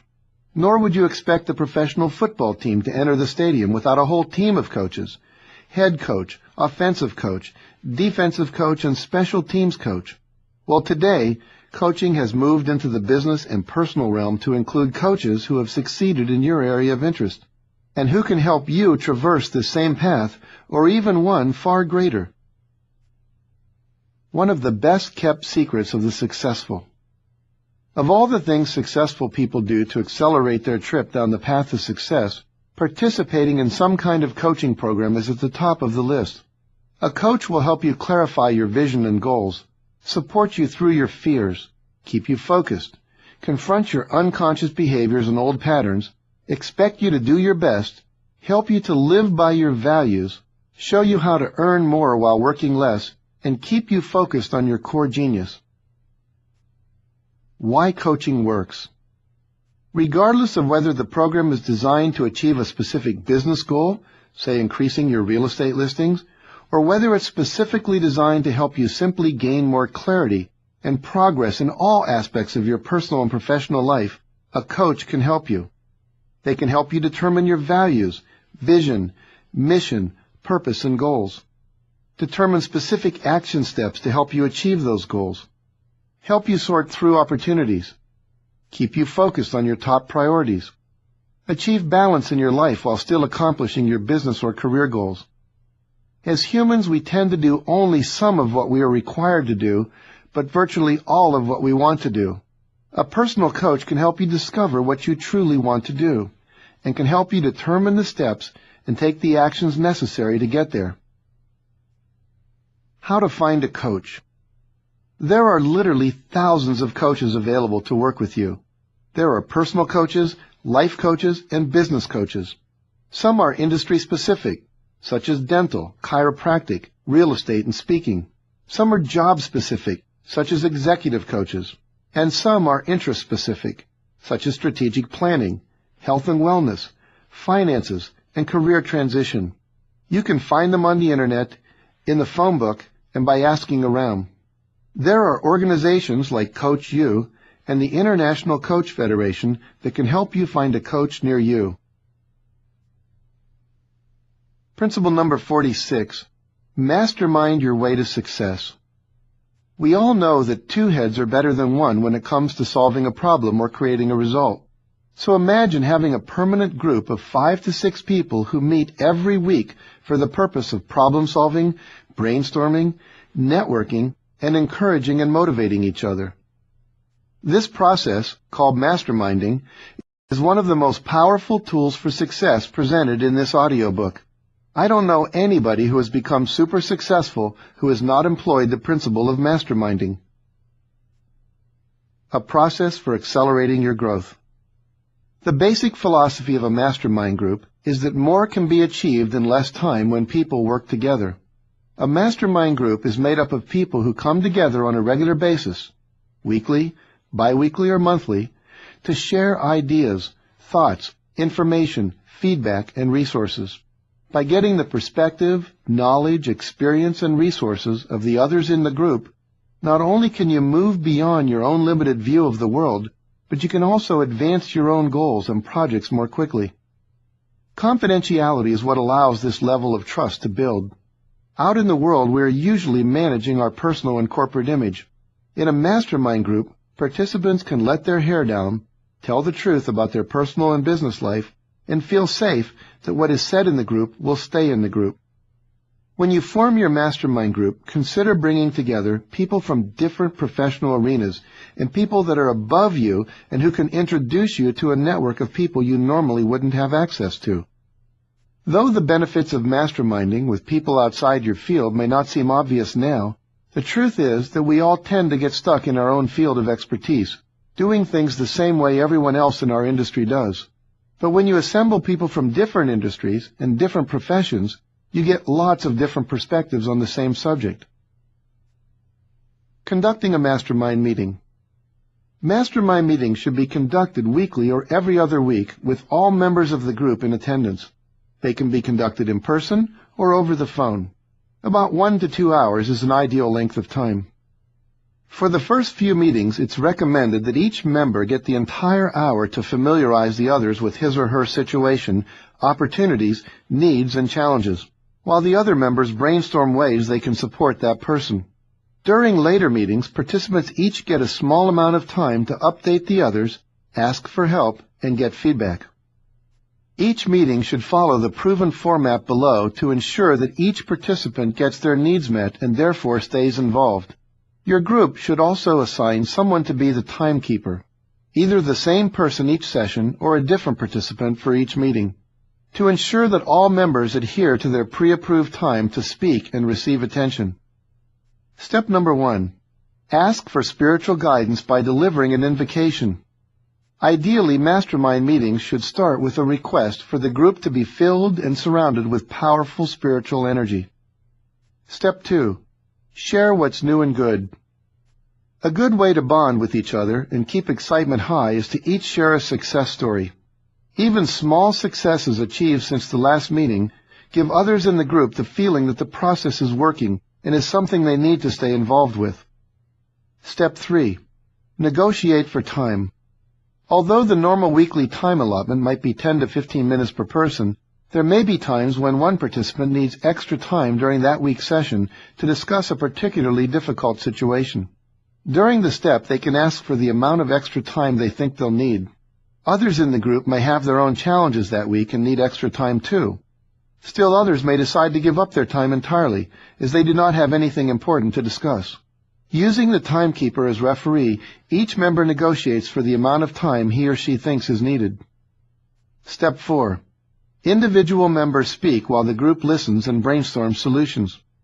After the allotted time of explanation, discussion, and brainstorming, the timekeeper says, "Time's up," and the group moves on to the next member's needs.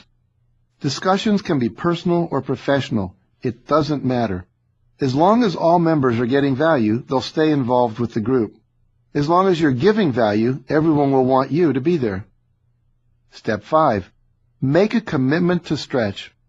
Once members have each had their time, the timekeeper asks each member in turn to commit verbally to a next action that will move him or her forward toward the achievement of his or her goals, something that the member will agree to accomplish before the next meeting.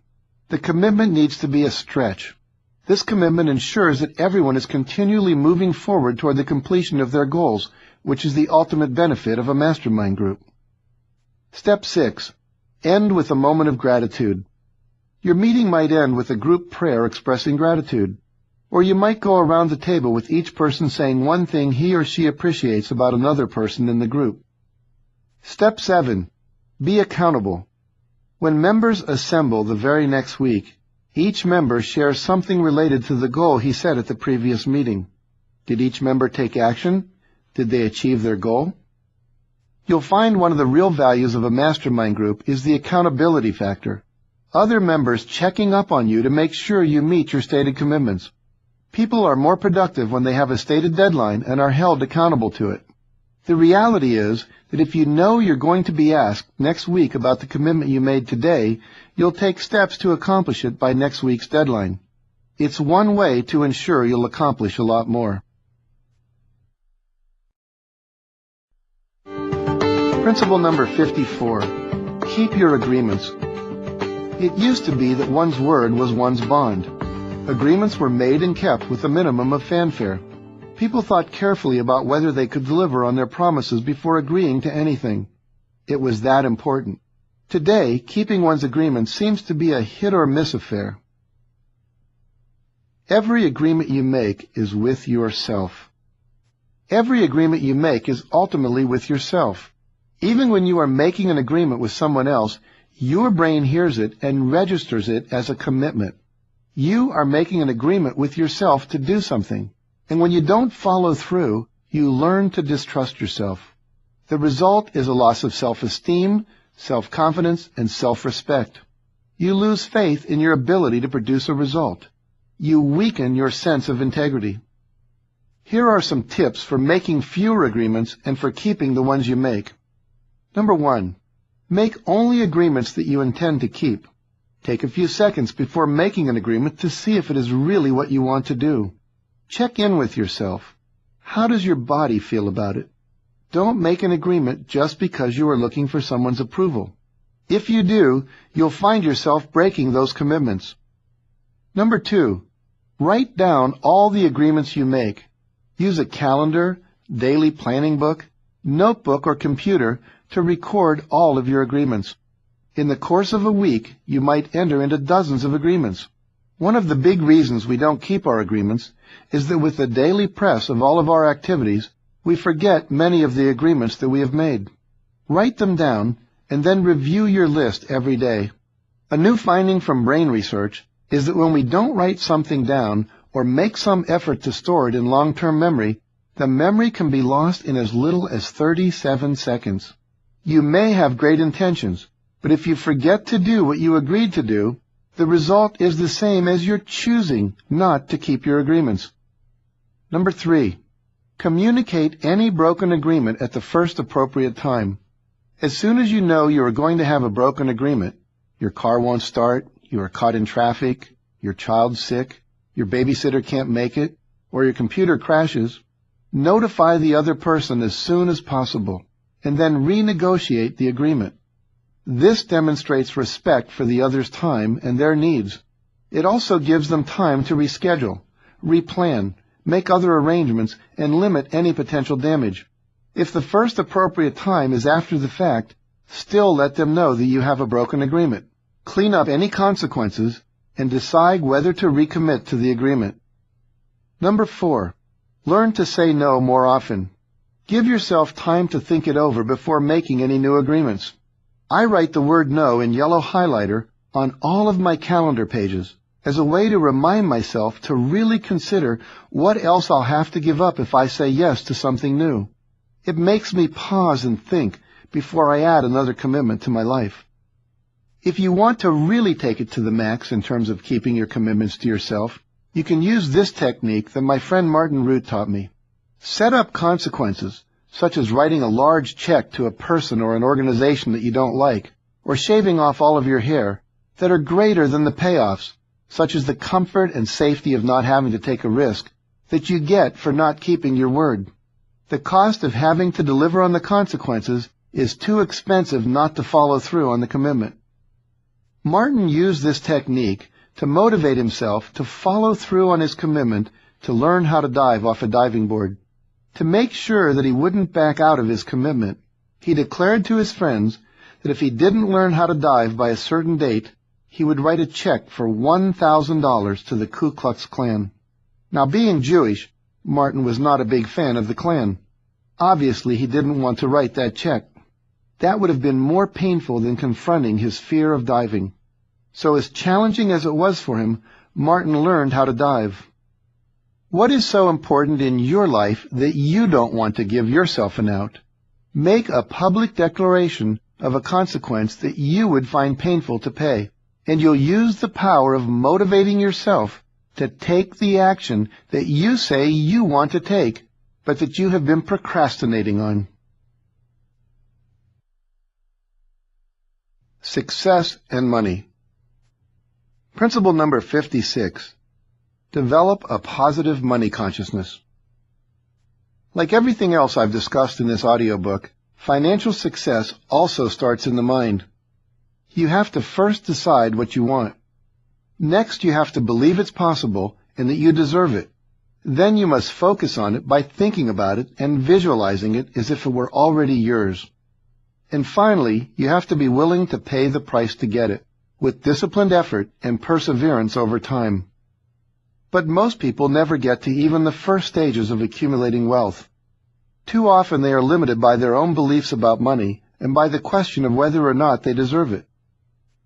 To become wealthy, you'll need to surface, identify, root out, and replace any negative or limiting beliefs that you may have about money.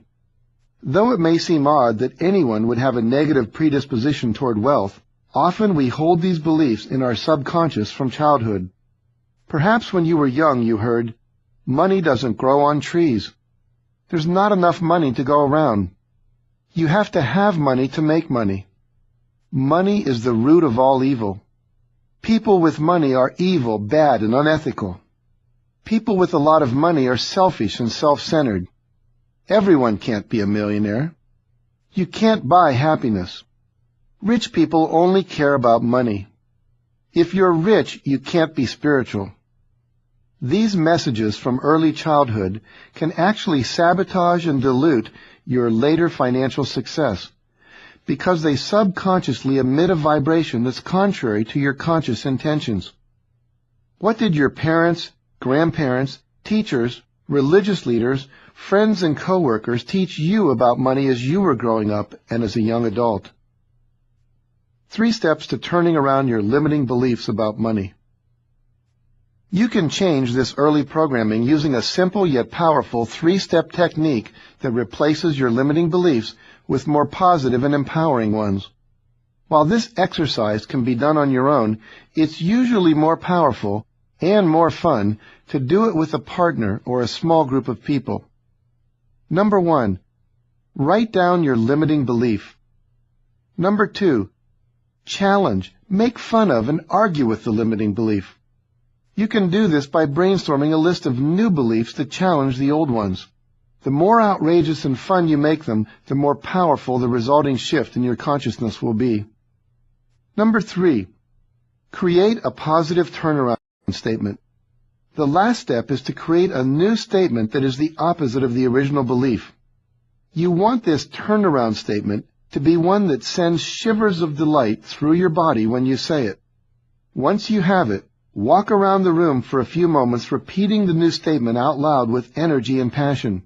Repeat this new belief several times a day for a minimum of 30 days, and it will be yours forever. Remember, ideas about financial success never form by themselves. You have to keep thinking the thoughts that build the thought form of prosperity. You have to take time each day and focus on thoughts of prosperity and images of financial success. When you intentionally focus on these thoughts and images, they will eventually crowd out the limiting thoughts and images and begin to dominate your thinking.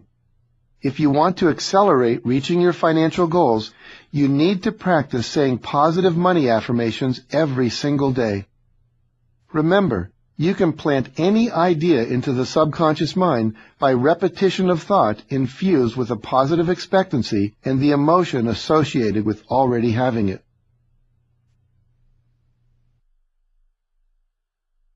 Principle number 57. You get what you focus on. It's been said that in life, you get what you focus on. This rule applies to getting a new job, building a business, winning an award, but most especially to acquiring money, wealth, and a rich lifestyle. You must decide to be wealthy. One of the first requirements of becoming wealthy is to make a conscious decision to do so. If you want wealth too, you must decide now from the deepest place in your heart to have wealth in your life, without worrying yet if it's possible or not. Next, decide what wealthy means to you. Do you know how much wealth you want? Some of my friends want to retire as millionaires, whereas others want to retire with 30 million or even 100 million. Two friends want to become mega-rich because of the philanthropic ability it would give them. But there is no right financial goal to have. But you do have to decide what you want. When creating wealth in your life, remember that there is the life you want to live now and the life you want to live in the future. The life you are currently living is the result of the thoughts you have thought and the actions you have taken in the past. The life you live in the future will be the result of today's thoughts and today's actions. To get the kind of life you want 1 to 2 years from now, as well as the kind of lifestyle you want when you retire, decide exactly how much money you'll need to live the lifestyle of your dreams. If you don't know, research how much it would cost you to do and buy everything you want over the course of the next year. This could include rent or mortgage, food, clothes, medical care, automobiles, utilities, education, vacations, recreation, insurance, savings, investments, and philanthropy. For each category, visualize those items or activities in your life, then write down what you would need to spend to get them. Imagine eating in fine restaurants, driving your dream car, going on your dream vacation, even refurbishing your home or moving into a new one. Don't let your mind tell you that these things are impossible or crazy. For the moment, just do the research and find out exactly what it will cost to fund your dream life, whatever that is. Most people are unconscious when it comes to their money. For instance, do you know your net worth, your total assets minus your total liabilities? Do you know how much money you have in savings? Do you know exactly what your fixed and variable monthly expenses are? Do you know the total amount of debt that you are carrying and the amount of money you are spending a year on interest payments? Do you know if you are adequately insured? Do you have a financial plan? Do you have an estate plan? Do you have a will? Is it up to date? If you want to be financially successful, you have to get conscious. Not only do you have to know precisely where you are, but you also need to know exactly where you want to go and what's required to get you there. Step 1. Determine your net worth. If you don't know your net worth, you can work with an accountant or a financial planner to calculate it. You could also join an organization such as the Avitas Group, a network-marketed financial services organization that consults with average people who want to become financially literate and financially independent. They'll help you determine your net worth and provide other financial services for a lot less than most financial planners charge. Or you can purchase some software, such as Personal Financial Statement, which is available at www.myfinancialsoftware.com. Step 2. Determine what you need to retire. Next, calculate what your financial needs will be when and if you retire. Be aware that retirement by its very nature requires that you be financially independent. A good financial planner can tell you how much in savings and investments would be required to produce enough in interest, dividend, rental, and royalty income to live your current lifestyle without having to work. Financial independence frees you up to pursue your passions, travel, engage in philanthropic endeavors and service projects, or do whatever you wish. Step 3. Become aware of what you're spending. Most people aren't aware of what they really spend in a month. If you've never tracked your expenditures, start by writing down all your normal fixed monthly expenses, such as your mortgage or rent, your car payment, any other installment or loan payments, your insurance bills, cable bill, internet provider, health club, and so on. Then go back over the last 6 to 12 months and calculate average monthly expenditures that fluctuate, such as utilities, phone bills, food bills, clothing expenditures, auto maintenance, medical expenses, and so on. Step 4. Become financially literate. Not only should you stay conscious around money by reviewing your financial goals every day and tracking your spending every month, but I recommend that you also proactively learn about money and investing by reading at least one good financial book every month for the next year. Another way to become financially literate is to seek out professionals who can teach you the money skills you'll need to grow a healthy financial future. You can invest your money in stocks and bonds, which pay you an interest, or you can invest in income-producing real estate, which pays you in positive cash flow from rental income that is greater than your mortgage payments.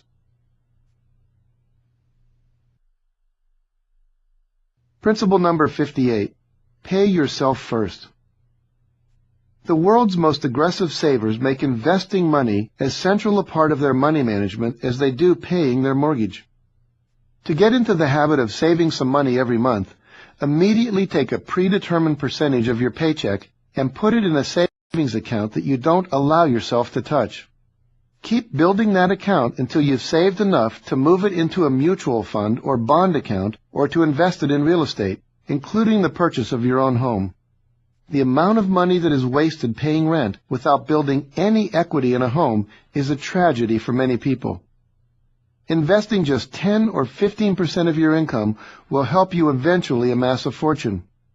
Pay yourself first and then live on what is left. This will do two things. First, it will force you to start building your fortune.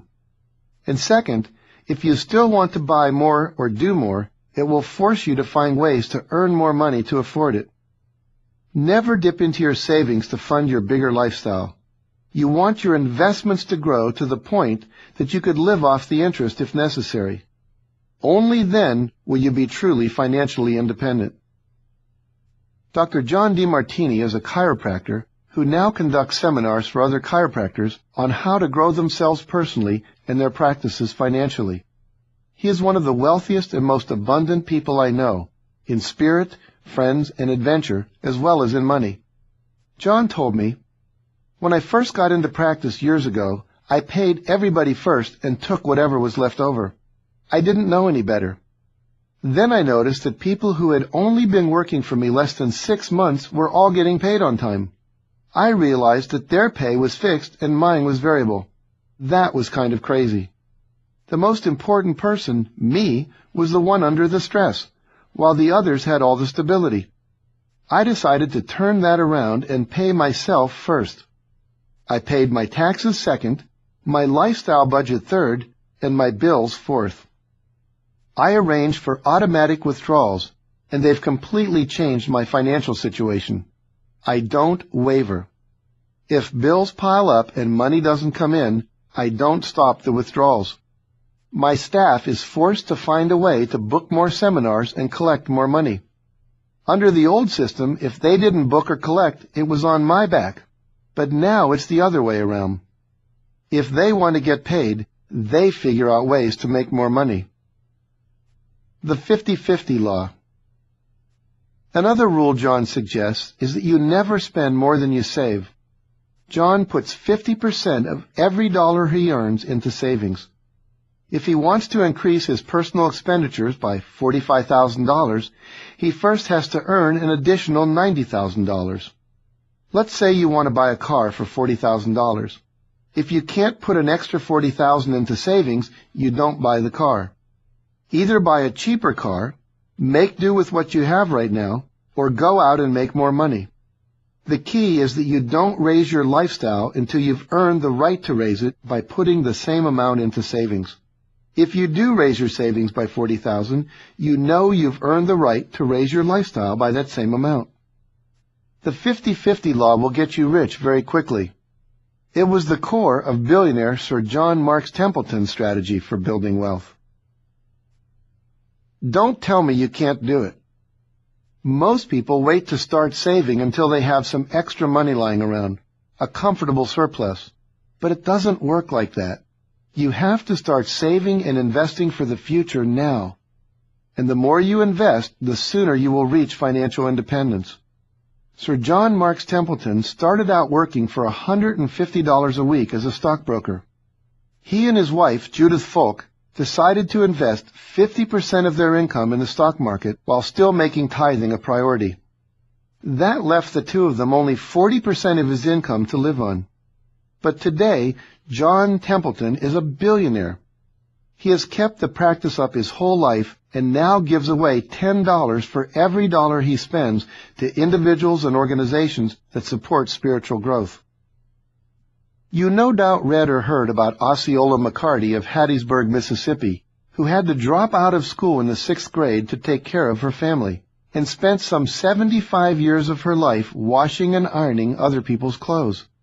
She lived a frugal life and saved what she could from the little money she made.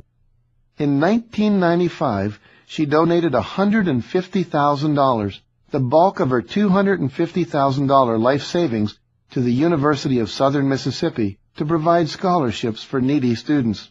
And here's the interesting part. Had Osceola invested her savings, which is estimated to have been about $50,000 in 1965, in an S&P 500 index fund, which earns an average of 10.5% a year, her money would have grown to not $250,000, but $999,628. Virtually $1 million, 4 times as much. How to become an automatic millionaire? The simplest way to implement the Pay Yourself First plan is to have a plan that is totally automatic. That is, set up so a percentage of your paycheck is automatically deducted and invested as you direct. Financial planners will tell you, from their extensive experience with hundreds of clients, that very few, if any, follow through with a plan to pay themselves first if it's not automatic. If you're an employee, check with your company to see if they have self-directed retirement accounts such as 401k plans. You can arrange for the company to automatically deduct your contribution to the plan from your paycheck. If it's deducted before you receive your check, you'll never miss it. More important, you won't have to think about your investments. You won't have to exercise self-discipline. It doesn't depend on your mood swings, household emergencies, or anything else. You make the commitment once and it's a done deal. Another advantage of these kinds of plans is that they are free of most taxes until you withdraw the money. So instead of having 70 cents working for you, you have an entire dollar working for you, compounding year after year. Some companies will even match a portion of your contribution. If you work for such a company, get on board now. Check with the Employee Benefits Office of your company and find out how to sign up. When you do, make sure to make the largest percentage contribution you are allowed by law, but at least 10%. If you absolutely cannot bring yourself to do 10%, then do the largest percentage you can. After a few months, reassess and then see if you can't increase it. Get creative about where you can cut costs and how you can increase your income through some other source. If you don't have a company retirement plan, you can open an individual retirement account, an IRA, at a bank or a brokerage firm. With an IRA, you make a financial contribution of up to $3,000 a year, $3,500 if you're 50 or older. Ask the bank, the brokerage firm, or a financial advisor to help you decide if you want a traditional IRA or a Roth IRA. The paperwork to start an IRA takes about the same amount of time as opening a checking account. And to keep it automatic, you can arrange for an automatic deduction from your checking account. As your money begins to grow, you'll want to educate yourself further about the best way to invest your money. Eventually, you'll probably want to find a good financial advisor. The way I found mine was to ask successful friends who they had used, and then listen for the same name to come up more than once or twice. And that's exactly what happened. If you don't have friends who are using a financial advisor, or you don't get anyone that several people agree on, a good place to go for more information on how to pick a financial advisor is www.finishRich.com. Click on the Find a Financial Advisor button under the Resources section on the website. There is a wealth of information there that can help you. Protect what is yours with insurance. It's a sad reality today that many wealthy people are targets of frivolous lawsuits, claims, and other complaints, often for no legitimate reason. Additionally, mistakes and accidents can always occur, which is why it's important to protect your financial assets through a good insurance policy. This is even more important if you operate a small business. Locate a good insurance broker the same way you would find a financial planner or asset management company. Protect what's yours with a prenuptial or cohabitation agreement. If you're getting married later in life or bringing a lot of assets to the marriage, most financial advisors will tell you to get a prenuptial agreement. I know it may feel like you're introducing a negative matter to an experience that should be one of love and bliss, but these days, such agreements have become almost a necessity. I have watched way too many people, both men and women, lose what rightfully should have been theirs because they were afraid to get a prenuptial agreement. When I got remarried, my wife-to-be was more than willing to get a prenuptial agreement. She said, "I don't want to ever take away from you what you rightfully owned when we came together. You've worked hard for what you have, and I want you to feel safe knowing that it's still yours if we don't make it." It's exactly that attitude that lets me know we will make it, because she loves me and not my money. I admire that she is a level-headed, rational person who is not out to take advantage of me or my company. If you can't talk openly about a prenuptial agreement, you probably aren't going to be able to talk openly about other difficult emotional issues when they come up. That does not bode well for the quality or the longevity of the relationship. Find a good marriage counselor and a couple of good lawyers whose prenuptial agreements have stood up in court, and work out an agreement you both feel good about. It can be a very clarifying personal growth experience for both of you.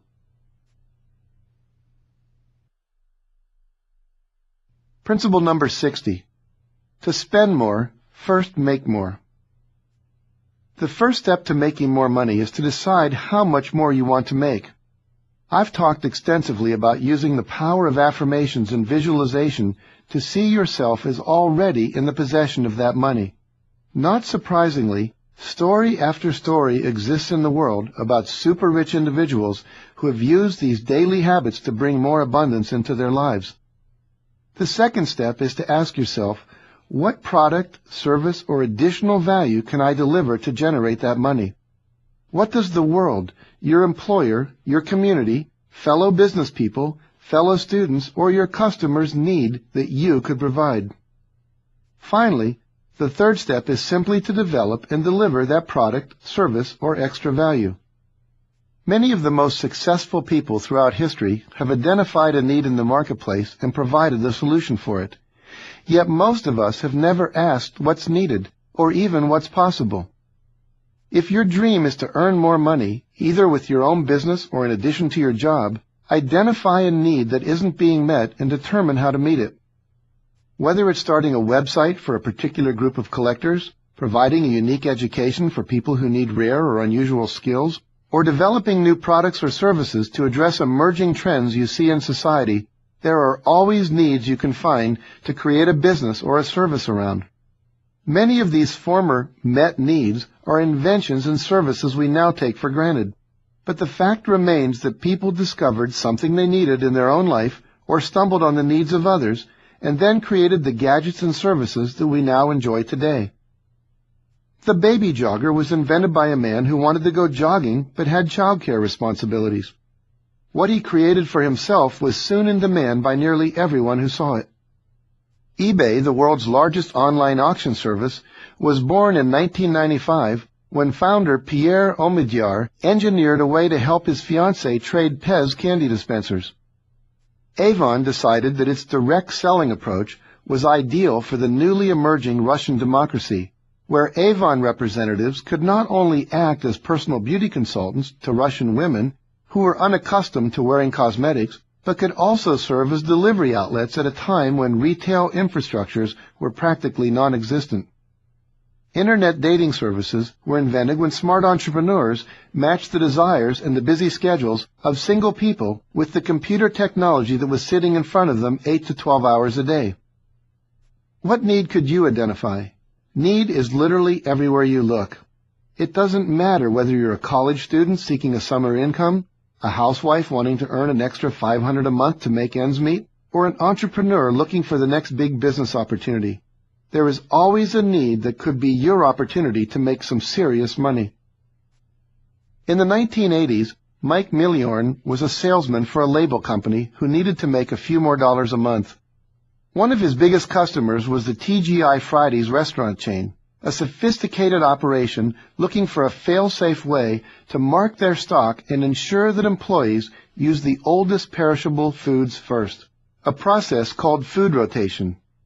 Before meeting Mike, they used masking tape and markers, or they bought colored dots at an office supply store and posted a chart on the wall that said, "Red dot equals Wednesday." Their biggest problem? The adhesive didn't stick in their walk-in coolers. So Mike invented day dots for food rotation, a fail-proof system of colored dots with the day of the week imprinted right on the cold temperature label.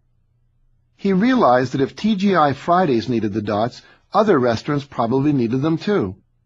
He began marketing day dots to as many restaurants as he could economically afford to reach. Like most people with a new idea, Mike kept his day job. With 3 kids, a mortgage, and 2 car payments, it was too big of a risk to quit and devote full time to day dots. He said, "I had zero money, so I had to figure out how to take my idea to market economically without quitting my job." That's where the mail order idea came up. Mike produced a simple one-page flyer that explained the day dot system and financed it with a $6,000 loan against his wife's Chevy station wagon, and then mailed it to the handful of restaurants for which he could afford the postage. He got just enough orders from that first mailing to encourage him to do another mailing, then another. For 4 years, he and his wife kept their day jobs and worked out of their house. Today, Mike's company mails 3 million catalogs a year and prints over 100 million day dots a week.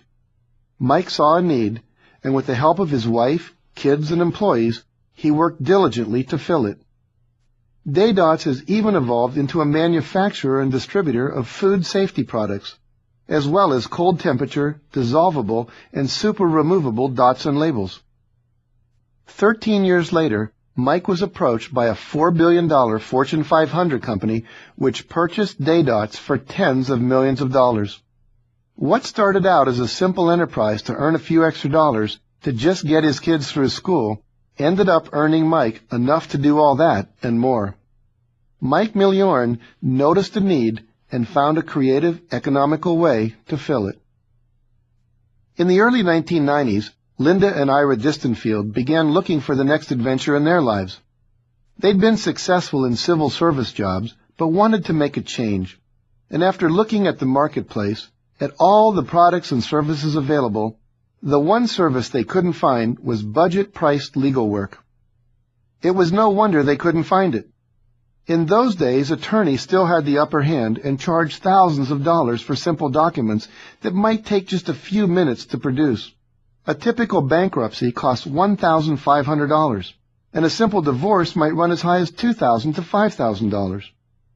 But what about a service, the Distenfields thought, where everyday folks could get help with simple legal forms for $399 or less? What about a service that would demystify the legal process and explain a customer's options in everyday non-legal language? In a small storefront in Santa Barbara, the Distenfields began doing just that. Their company, We the People, was born. Today, the husband and wife team have more than 150 offices in 30 states and have served more than 500,000 customers in the last 10 years with as many as 60 different kinds of legal services, all at prices that won't break the bank. Now that's definitely finding a need and filling it. But perhaps the most telling proof that they found a need and filled it is the story of one satisfied customer in New York who raved about We the People to New York City's former corporation counsel, Michael Hess.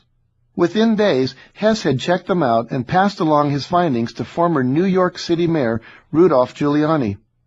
As a former U.S. attorney himself, Mayor Giuliani was intrigued by a people-oriented legal service that simplifies the process and charges lower fees. Today, he's a partner in We the People, bringing tremendous credibility to the Distenfields' dream and the industry they created. We the People has become so successful, in fact, that a major corporate powerhouse recently contacted the couple about buying them out and taking We the People to the next level. The Distant Field's commitment to providing an affordable service to their community has now paid them back handsomely. The possibilities are endless. Do you see a similar need in your life? What about a longing or aspiration in the lives of others around you? Is there something that needs to be provided, solved, addressed, or eliminated? Is there something you find annoying that could be alleviated if there were some gadget or service to solve that particular problem? Do you share a common goal or ambition with others in your industry or social circle that you could achieve if only someone gave you a system or process for achieving it? Do you enjoy certain activities that could be made even more enjoyable with a new invention or service? Look at your own life and ask what is missing that would make it easier or more fulfilling. Also, think outside the box. When Dave Liniger, founder and CEO of RE/MAX, was a successful young real estate agent, like everyone else, he grumbled about paying 50% of his commissions to the broker whose office he worked in. Experienced and an out-of-the-box thinker, he began to look for an alternative, a better way to sell homes and keep more of what he earned at the same time. Not long after, Dave happened upon a simple, independent, rent-a-desk real estate office that for $500 a month provided a desk, a receptionist, and limited other services to real estate agents who were experienced enough to find their own customers and do their own marketing. Like Dave, these agents didn't need the backing of a big-name entity to be successful. But unlike more professionally managed real estate brokerages, the rent-a-desk idea didn't offer outstanding management, a large brand name, lots of offices, and the ability to share expenses across thousands of agents. Why not create a hybrid, Dave mused? Why not create a firm that offers more independence to agents, that lets them keep more than 50% of their sales commission, but still provides more support than going it alone? Real Estate Maximums, RE/MAX for short, was born. And since its inception in 1973, because of Dave's commitment to the vision and his dogged determination not to give up during the very challenging first 5 years, RE/MAX has become the fastest-growing, largest network of real estate agents in the world, with more than 92,000 agents in 50 countries who share overhead, enjoy expense control, and are part of a bigger entity, but who also remain independent enough to determine their own advertising budgets and decide how much of their income they want to keep after their expenses. Because Liniger's out-of-the-box idea was backed up with hard work, perseverance, and passion, and because it met a need for thousands of real estate agents, the dream has grown into an almost $1 billion-a-year business. How far might you go if you were willing to do some out-of-the-box thinking? In July of 2001, Shane Lewis, a medical student in Virginia, decided to create an internet business to cover the cost of supporting his family while he was attending medical school at George Washington University. With the help of storesonline.com, he looked around for a product he could market and found a rapid urine drug test that parents and others could use to administer drug tests with immediate results. He is making well over $100,000 a year from this and 2 other drug and alcohol testing products. He told me, "My first month I only had a few orders, but by the 3rd month we were doing really well, and it exceeded my initial goals. Today, we earn enough for my wife to stay home with our children while I attend school. Thanks to our internet business, we are virtually debt-free and no longer have to rely on student loans to make ends meet." Money flows to value. Wherever you decide to put your energies, the key is to become more valuable to your current employer, customers, or clients. You do that by getting better at solving their problems, delivering products, and adding services that they want and need. You may need to get more training, develop new skills, create more relationships, or put in extra time. But the responsibility for getting better at what you do and how you do it is totally yours. Always seek out opportunities for more training and self-development. If you need an advanced degree or some kind of certification to move up in your chosen trade or profession, quit talking about it and go get it. Create multiple sources of income. The best way to enjoy greater income and develop economic security in your life is to create several sources of income. This protects you from any one of those sources, usually your job, from drying up and leaving you without any cash flow. I have always had several sources of income.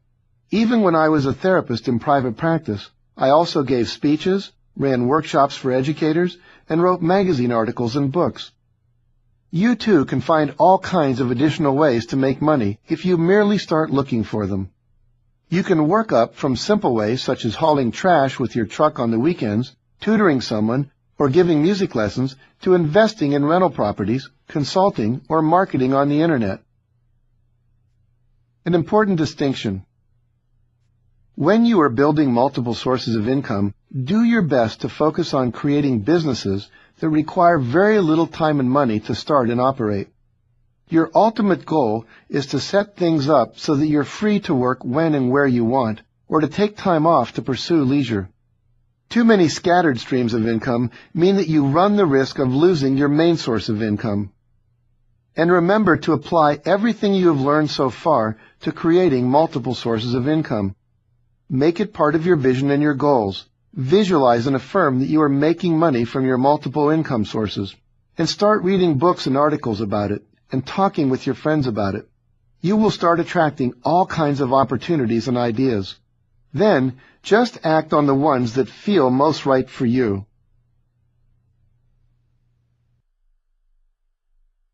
Success starts now. Principle number 63. Start now. Just do it. There is no perfect time to start. Now, if you're into astrology and you want to contact your astrologer about an auspicious date to get married, open your store, launch a new product line, or begin a concert tour, okay, that's fine. I can understand that. But everything else, the best strategy is to just jump in and get started. Don't keep putting things off, waiting for 12 doves to fly over your house in the sign of a cross before you begin. Just start. You want to be a public speaker? Fine. Schedule a free talk for a local service club, school, or church group.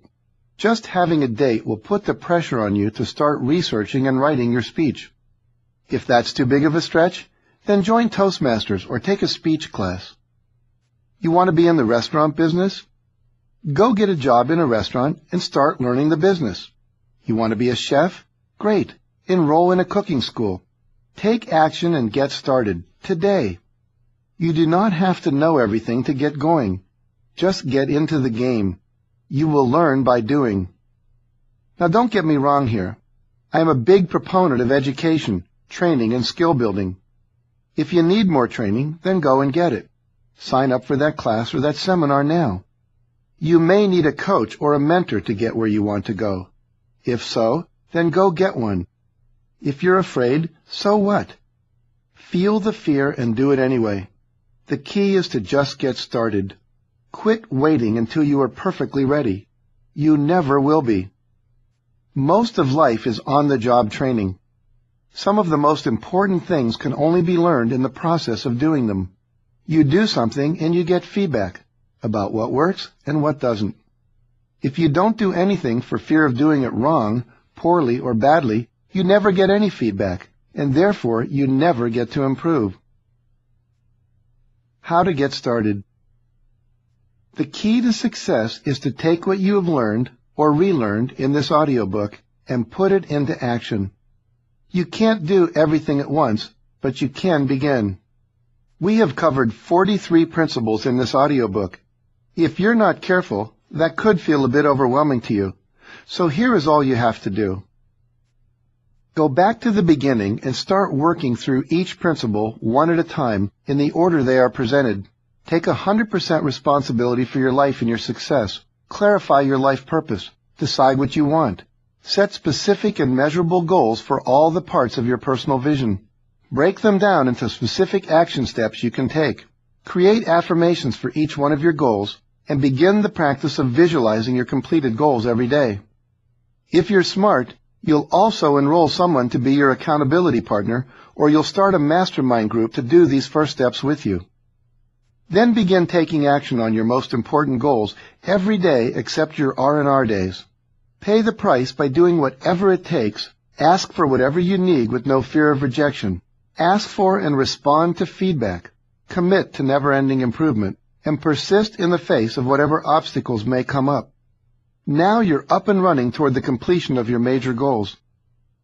Next, to build and maintain momentum, create a program for cleaning up your incompletes, work on transforming your limiting beliefs, pick a habit to work on developing for the next quarter, commit to reading one of the books in the suggested reading and additional resources for success, and then another, and purchase a motivational audio program to listen to in your car or when you are exercising.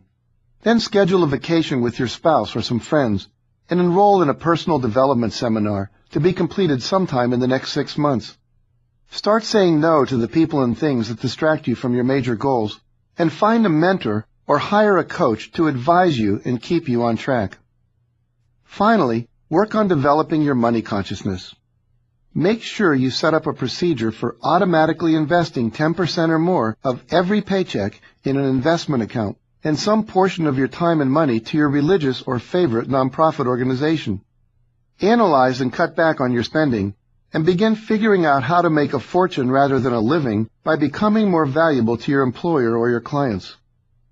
Remember, you can't do everything at once, but if you keep adding a little progress every day, over time you will have built a whole new set of habits and self-disciplines.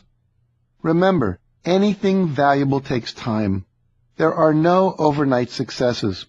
It took me years to learn and implement all of the principles I've been sharing with you in this audiobook. I have mastered some and am still working on mastering others. Though it will take you some time, it shouldn't have to take you as long as it took me. I had to discover all of these principles on my own over a period of many years and from many different sources. Today I'm passing them all on to you in one large package. Take advantage of my having gone before and blazed a trail for you. Everything you need is here to take you to the next level. Granted, there are things you'll need to learn that are unique to your specific situation, profession, career, and goals that are not covered in this audiobook.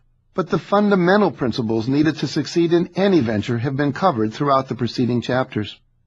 Make the commitment to start now and get on with using them to create the life of your dreams. Scientist, inventor, and philosopher Buckminster Fuller talked about the processional effects that issue from just getting started in the service of humanity. Fuller explained procession by pointing out that the honeybee's seemingly primary objective is to obtain nectar to make honey, but while going after the nectar, the honeybee is unwittingly involved in a much bigger purpose. As it flies from flower to flower in search of more nectar, it picks up pollen on its wings, and thus ends up cross-pollinating all of the rooted botanicals in the world. It's an unintended byproduct of the bee's nectar-seeking activity. Think of yourself as a speedboat moving through the water. To the sides of you and behind you is a wake of activity caused by the sheer force of your forward motion. Life is like that too. As long as you are actively in motion in the pursuit of your goals, you will create processional effects that will turn out to be far more important than you initially were capable of understanding or intending. You just begin, and the path of opportunities just keeps unfolding in front of you and to the side of you. None of the wealthy and successful people I know, both my closest friends and the more than 70 people I interviewed for this book, could have possibly planned or predicted the exact sequence of events that unfolded over the course of their lives. They all started with a dream and a plan, but once they started, things unfolded in unexpected ways. Look at my own example. Mark Victor Hansen and I never predicted that Chicken Soup for the Soul, the title of our first book, would evolve into a brand name and would become a household phrase in North America and numerous other countries around the globe. Nor could we have predicted that we would have a line of chicken soup for the pet lover's soul dog and cat foods, a line of greeting cards, a television show, a syndicated column, or a syndicated radio show. All of these things just evolved out of our initial commitment to write a book and be of service. When Dave Liniger decided to leave the biggest real estate agency in Denver and start his own agency, he had no idea that 30 years later his company, RE/MAX, would become the largest real estate agency in the United States, a billion-dollar business with 92,000 agents in 50 countries around the world. When Donald Trump built his first building, He wasn't aware that he would eventually own casinos, golf courses, a resort, the Miss USA contest, and the #1 reality show on American television. He just knew he wanted to build magnificent buildings. The rest unfolded along the way. Carl Karcher started with a rolling hot dog stand in downtown Los Angeles. As he made a little money, he bought another one and then another one until he could buy a real restaurant. That one restaurant evolved into Carl's Jr. When Paul Arfelia started out with a single copy shop to serve local college students, little did he know it would evolve into a chain of over 1,800 Kinko stores and net him $116 million when he later sold it. All of these people may have had a set of goals and a detailed plan as best they could conceive it at the time, but each new success opened up new unforeseen possibilities. If you just aim in the direction you want to go, start and keep moving forward, all kinds of unforeseen opportunities will grow out of that forward motion. An Olympic dream turns into a professional speaking career. When Ruben Gonzalez finally realized his dream of competing in the Winter Olympics for the third time, he returned home to Texas, where his 11-year-old neighbor reminded him of his promise to be his show-and-tell story at the local elementary school. After Ruben regaled Will's 5th grade class with the tales of his struggles to achieve his Olympic dream, Will's teacher asked Ruben if he would be willing to address an assembly of the whole school. So Ruben stayed for another hour and talked to all 200 kids. At the end of his talk, several teachers told him that they often hired speakers to come speak to the kids, and he was easily better than anyone they had previously hired. They told him that he had a natural gift as a speaker. Encouraged by this feedback, Ruben began calling up other schools in the Houston area and soon had so many bookings that he quit his job as a copier salesman. Everything went well until June, when to Ruben's surprise, school let out for the summer and there were no more speaking engagements until the fall.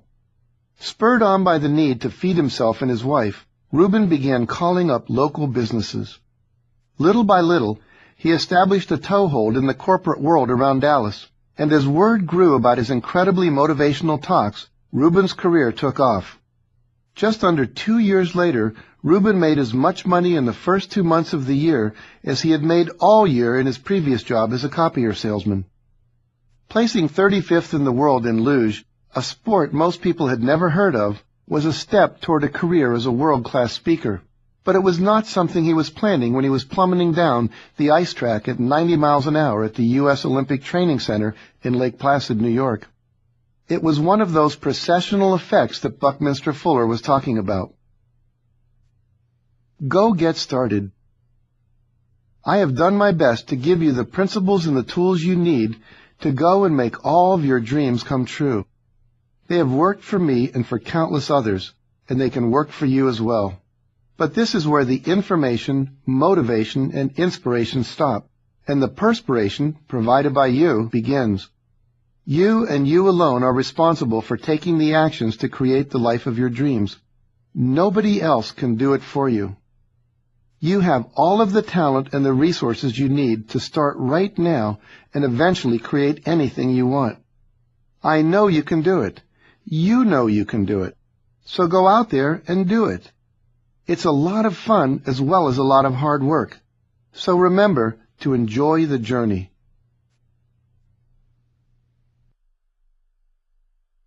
Principle number 64.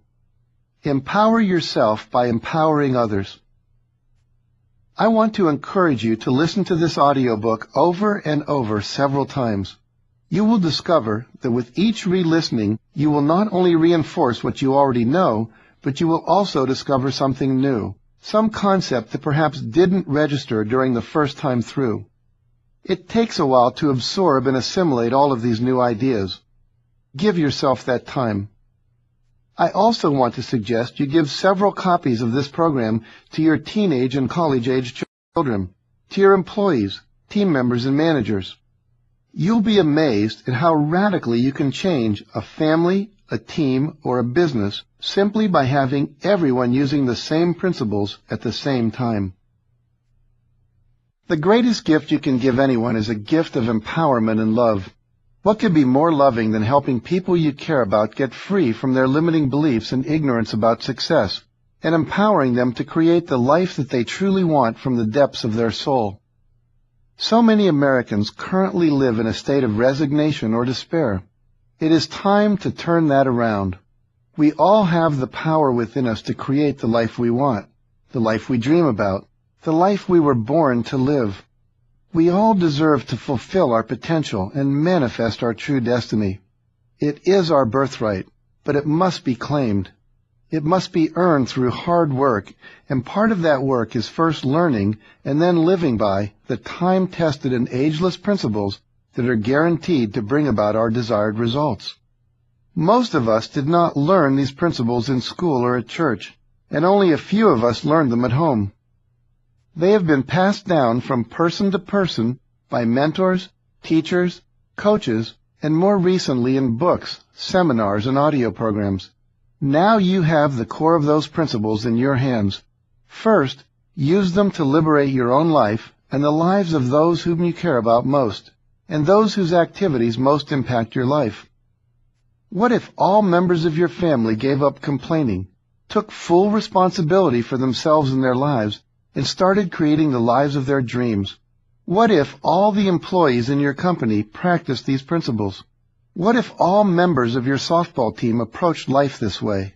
What if all the high school students in the United States knew these principles and put them into practice in class, on the playing field, and in their social lives?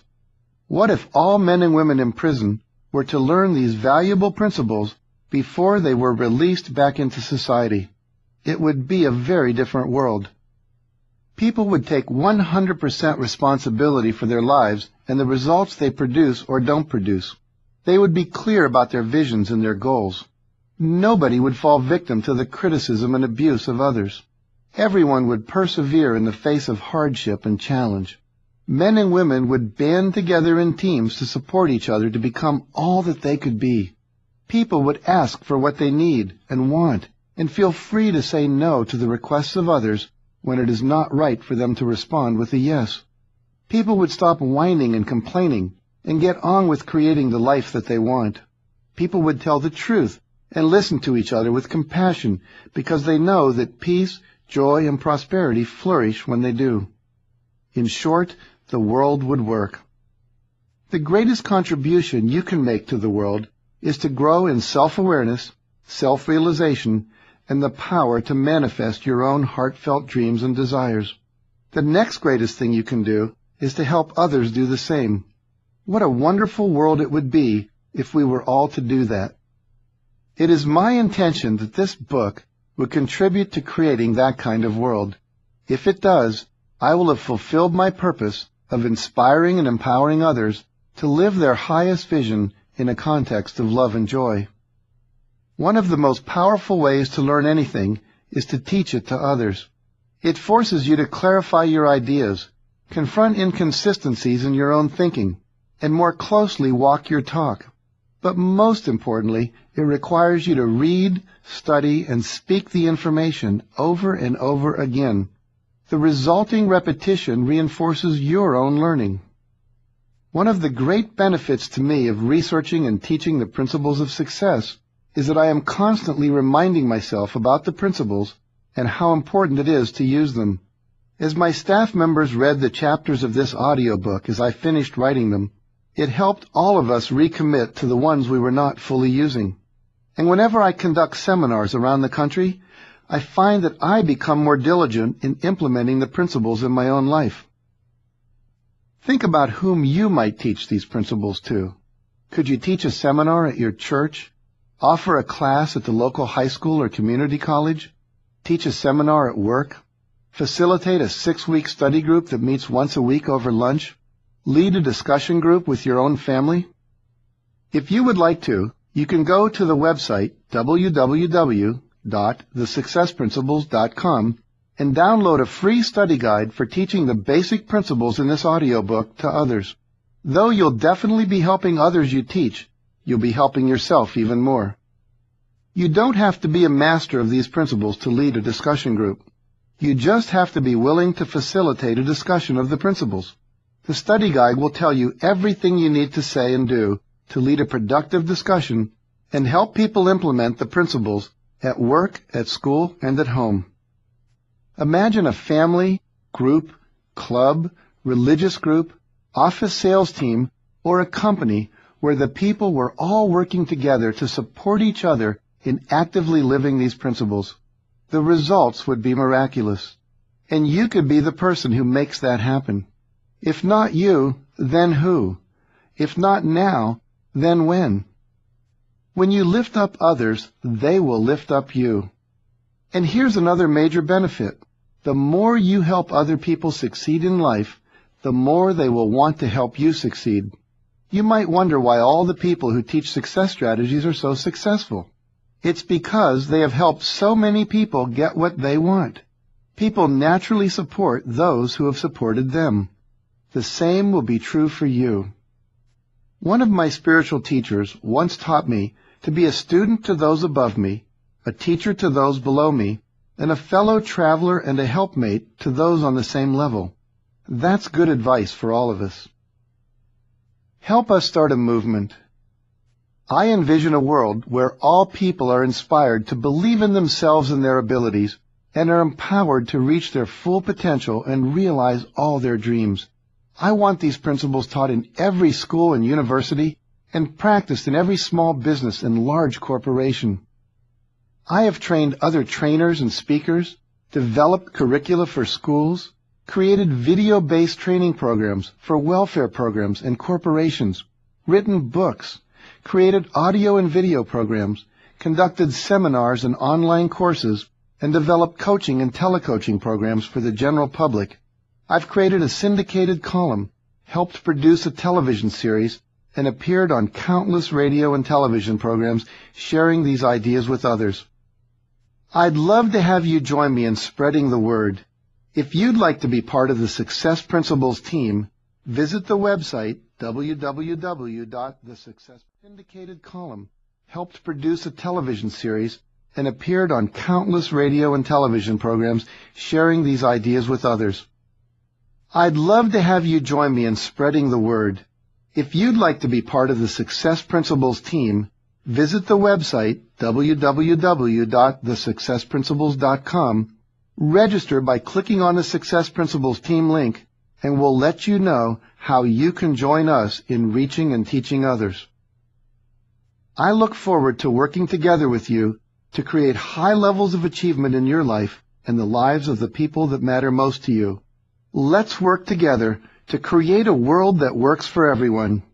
Thank you for listening, and may all your dreams come true. We hope you've enjoyed this program from Harper Audio. Audible hopes you have enjoyed this program.